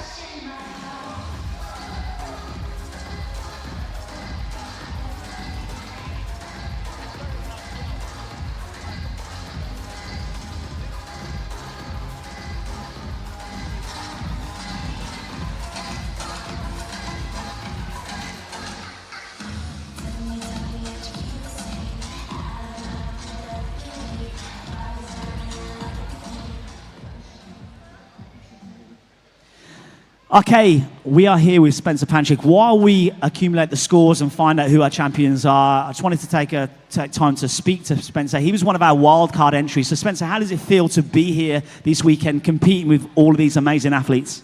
Yeah, I'm just really blessed to be here. I think Dubai does something very special. There's very few competitions that I'm able to step into and really feel like there's just a spectacle, and I'll take it away and remember it forever, and that's what I love about Dubai. You said there is a lot to take part in. There's all the off-site events, there's all the random events that we do, and special sort of like modalities that we work through. How happy are you with your performance this weekend?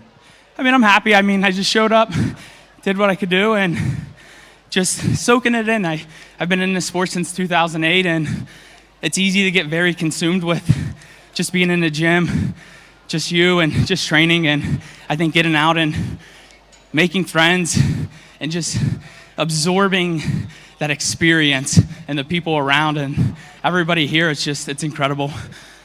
Well, you're still young, but you're certainly one of the veterans of the sport, so we hope to see you competing here again and competing in future. So congratulations on a great weekend. Ladies and gents, Spencer Panchik.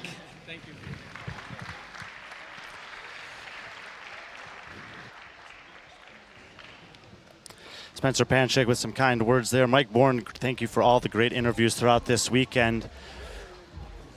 Podium ceremony will be coming up as it always does in Dubai. Well, we're going to wrap it up here, I think. Karen Frey becomes the first three-time champion in the history of the DFC. Luka Jukic set out to do one thing this offseason. He's accomplished that mission in his fourth consecutive trip to the Dubai Fitness Championship. He will stand atop the podium victorious this weekend in the men's field.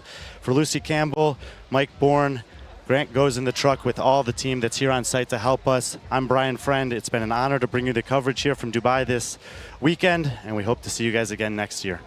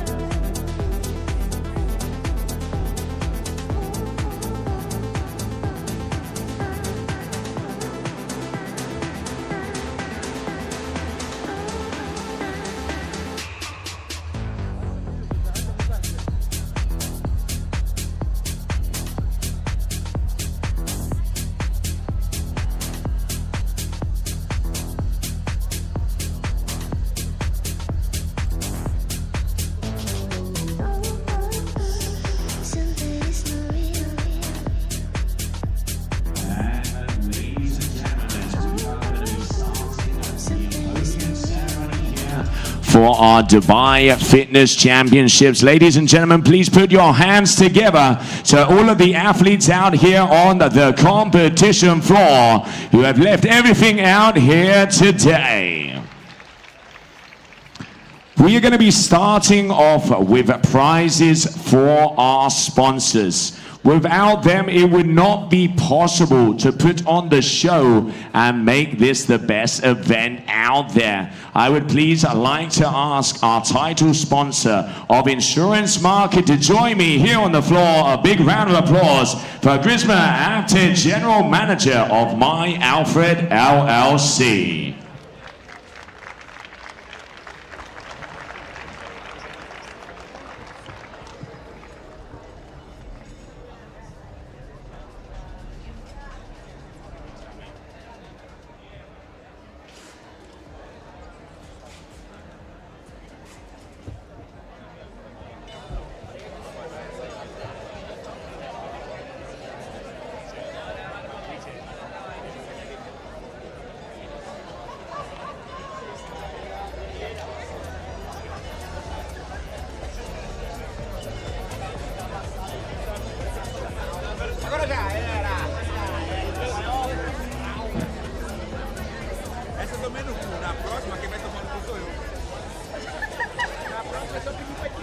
And please, once again, a big round of applause for our title sponsor, Insurance Market, and Grisma Apted, General Manager of My Alfred LLC.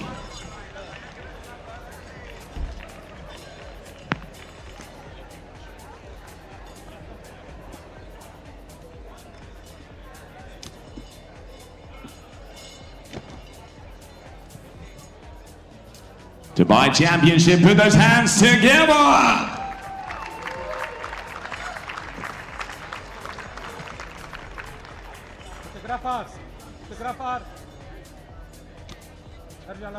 Thank you very much, and we continue on to our gold sponsors. I would please like to ask to the floor the representatives of Squat Wolf.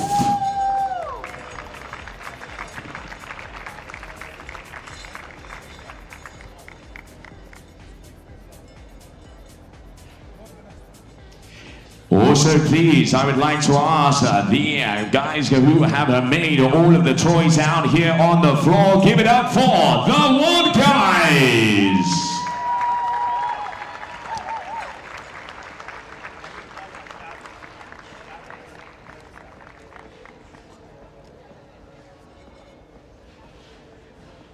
One more time, Dubai, make some noise!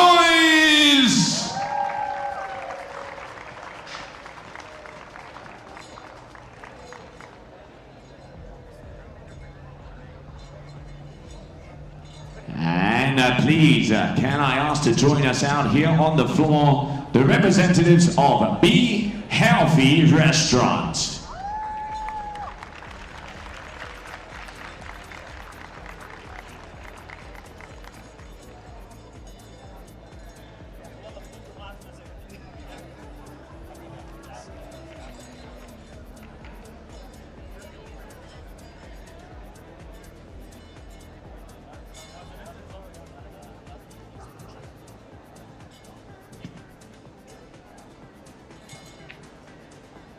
Ladies and gentlemen, put your hands together one more time. The representatives of Be Healthy Restaurant.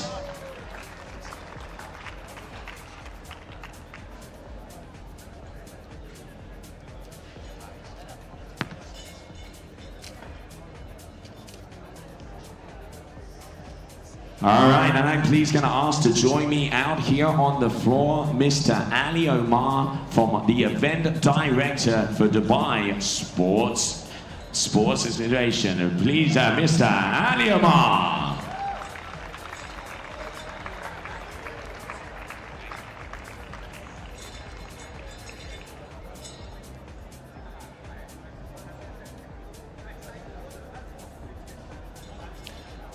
Once again, please make some noise, Mr. Ali Omar, as we are going to be starting off into the GFC podiums. In third position, Make some noise for UAE B team.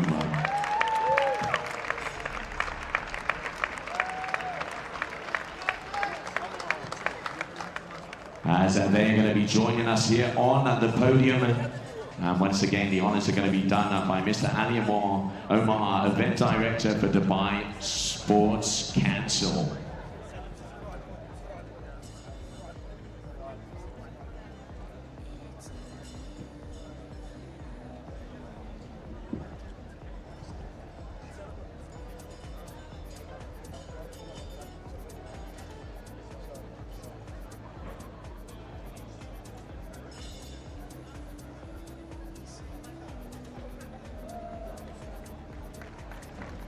A big round of applause for UAE B team.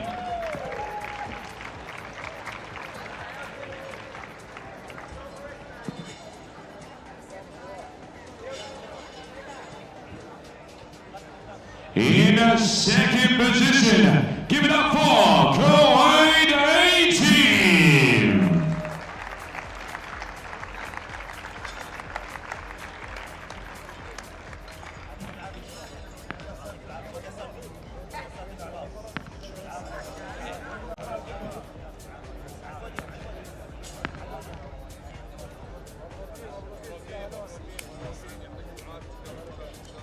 Again, Mr. Ali Omar will be doing the honors of giving the prizes here to our second team, Kuwait A.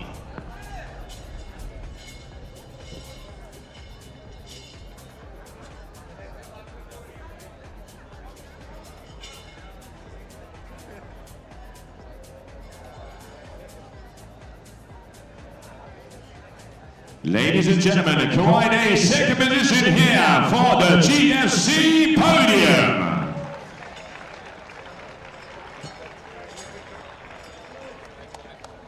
And now for the winners of the GFC 2024, make some noise for UAE A team.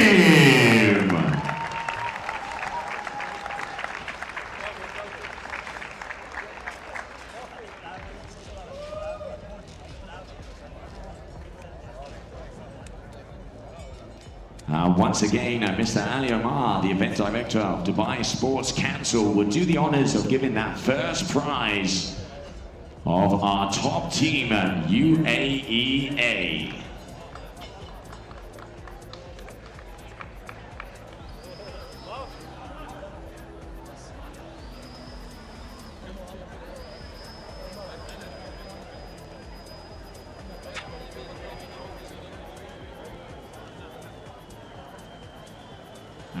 And ladies and gentlemen, in a 3, in a 2, in a 1, make some noise, put those trophies in the sky. I give you your GFC podium.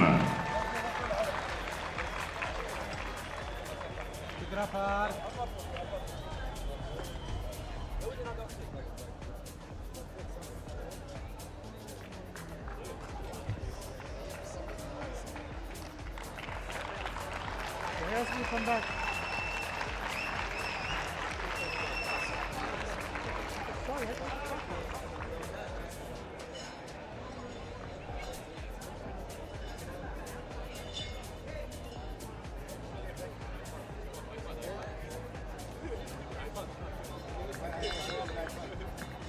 Thank you very much, athletes, and thank you very much, Mr. Ali Omar, for your support. Without you guys, it would not be possible. As what an amazing event we have had here for the GFC.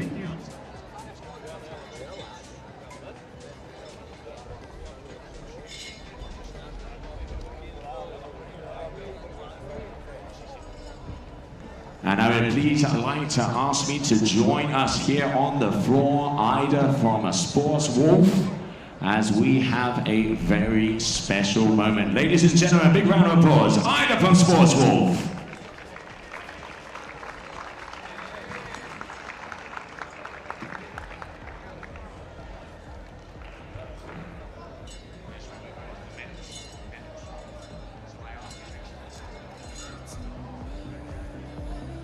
And I I would please like to ask to join us here on the floor, His Excellency Nasser Al Rahman, Assistant Secretary General of Dubai Sports Council, to join us as we are now going to be proceeding with the medals for all of our athletes.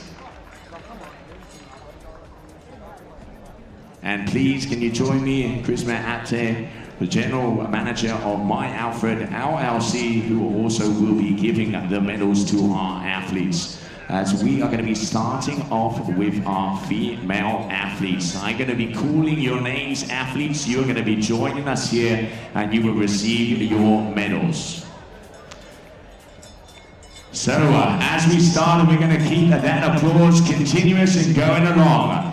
Maria Langford, Valentina Magalotti, Susanna Trebner, Maribel Gallardo, Diana Pinchuk, Erika Ekelund, Julia Blazarowska, Julia Cato, Elena Caratana, Brittany Wise, Emily DeRoy, Hannah Hardy, Gemma Hawke, Vor Thurman Moy, Laura Clifton, Margot Masset, Sylvia Garcia, Alina Wirtz, Annika Greer, Linda Caseman, Hannah Black, Elisa Fuliano, Nicole Here, Oda Lundgren, Andrea Moistus, Christine Holter, Andrea Solberg, Jamie Simmons, Karen Frey, and Matilda Owen Garnes. A big round of applause for our female athletes here for your Dubai Fitness Championship.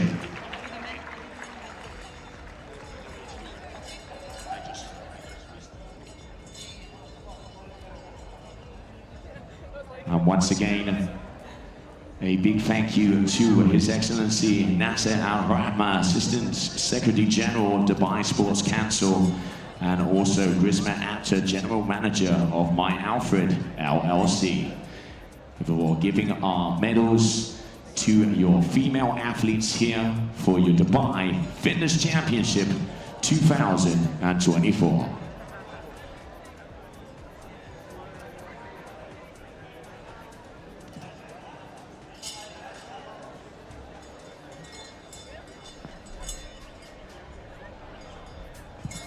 And we are now going to be continuing on with our male athletes. And once again, ladies and gentlemen, put those hands together as we're going to be calling out our male athletes. Moritz Fiebig, Gabby Castro, Anthony Chevalier, Alejandro de la Guardia, Raudano Galdini, Rodislav Ingli, Nicolas Arielatis, Pedro Martins, Yuri Marinchenko, Mika Liliog, Andrei Fedorov, Tiago Lucis, Gregos Moraskovic, Victor Helsinghoff, Ben Fowler, Donald Finkenberg, Anestis Artemis, Benoit Boulanger, Nikolai Saranzi, Lucas Hughes, Georgios Karabis, Jake Douglas, Callum Clements, Luis Cuellar, Spencer Panchek, Tola Aquino, Mikhail Wesolowski, Toby Bucklam, Luka Jukic, Bronislaw Olenkovic. A big round of applause to Dubai!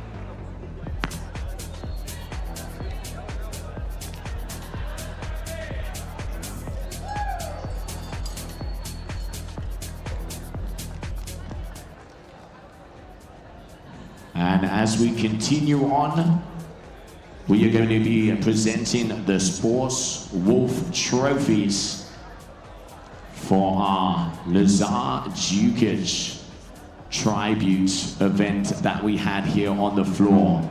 It is a very special moment. What an incredible event it has been. And we are going to be giving a trophy to each one of those athletes. And I'd please like to ask Annie from Squad Wolf to come out here on the floor and please put your hands together for the two winners of the Lazar Jukic Tribute Workouts, Karen Frey and Bronislav Olenkovic.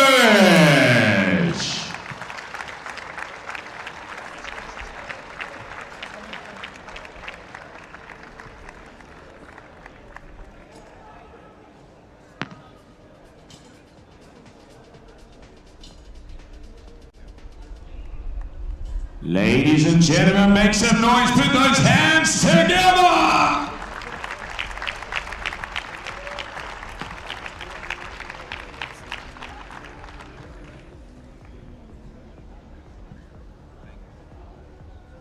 As we now continue on to our female podium here of your Dubai Fitness Championship. In third position, make some noise for Jamie Simmons! And the prize will be given by Krishna Amni, representing insurancemarket.ae.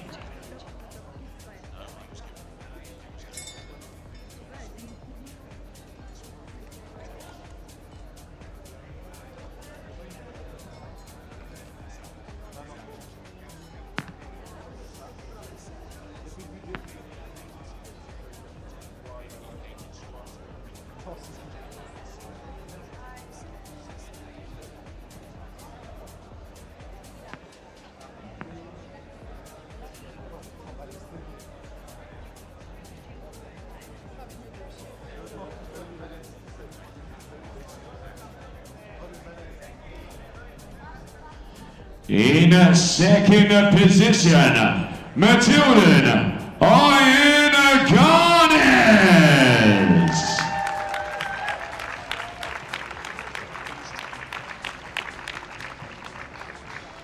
And once again, representative at Grisma Apter, the general manager of My Alfred LLC and representative of insurancemarket.ae will be giving that second position prize.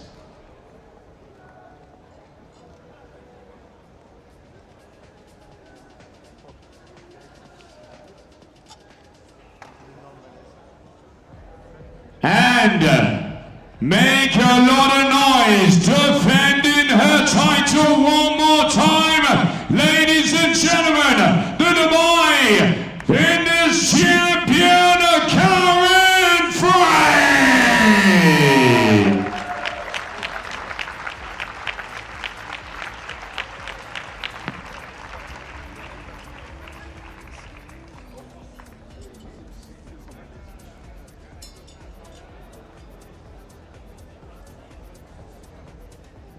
And here we have His Excellency once again. Thank you very much, Nasser Al-Rama, giving that first prize for our champion, Karen Frey. Ladies and gentlemen, I give you your women's podium for the Dubai Fitness Championship.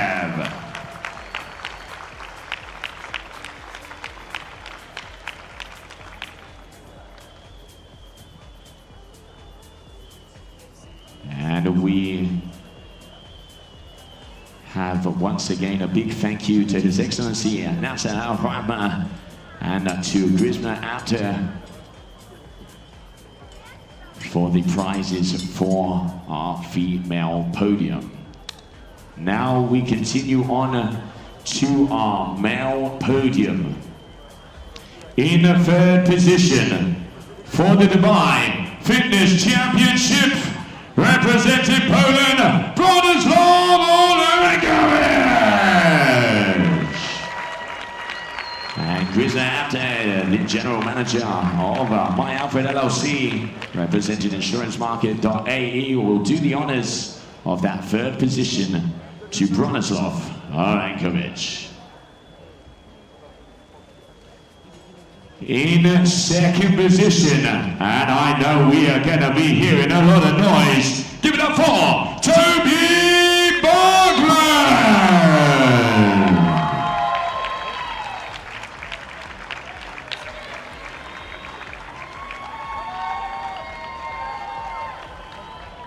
The second position here at your Dubai Fitness Championship, representing Elevate CrossFit, Toby Bogland.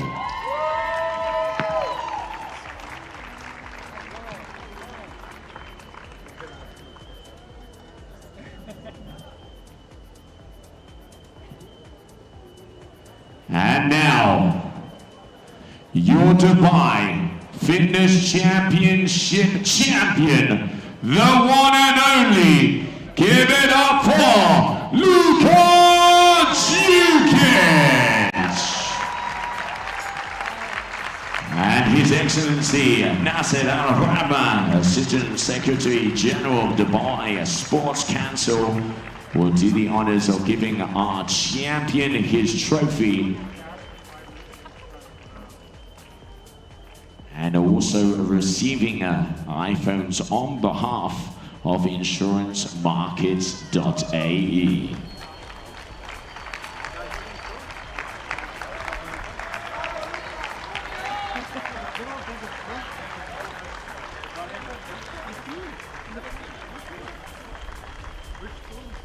Ladies and gentlemen, for the final time of the night, give it up for Bronislaw Olerenkowicz, Toby Bogland, and Luka Jukic!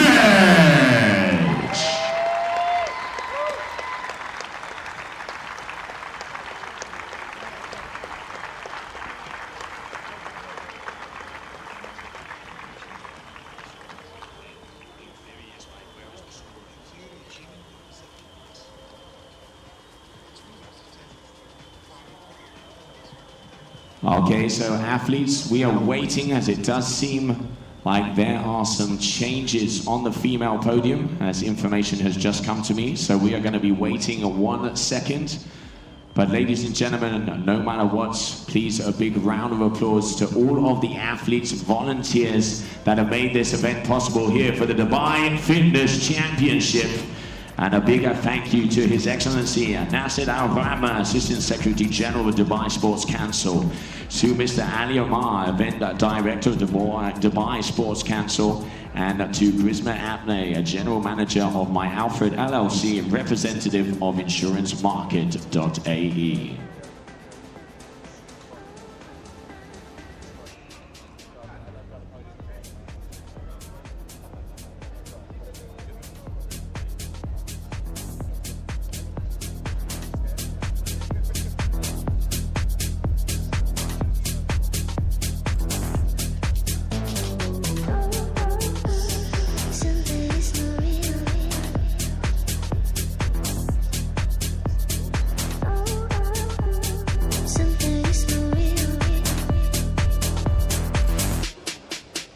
As we are just waiting for those changes, if they are happening.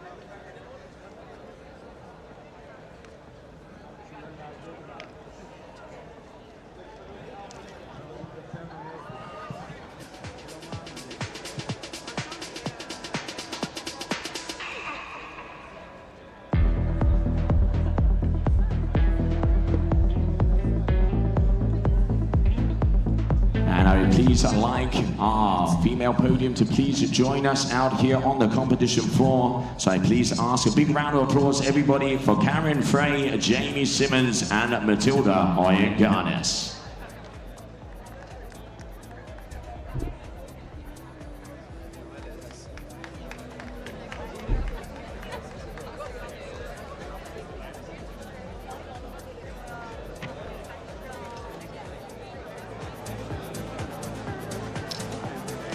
And Matilda, please can you join us out here on the competition floor?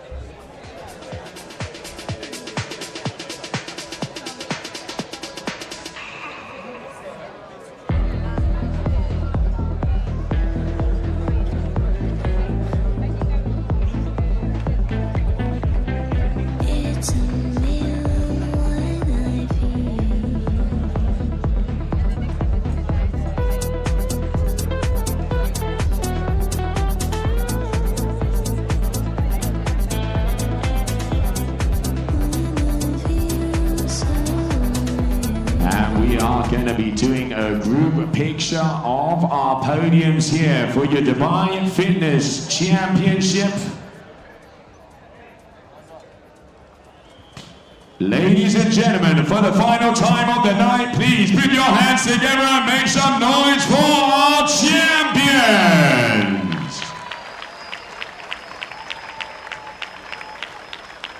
Congratulations, athletes.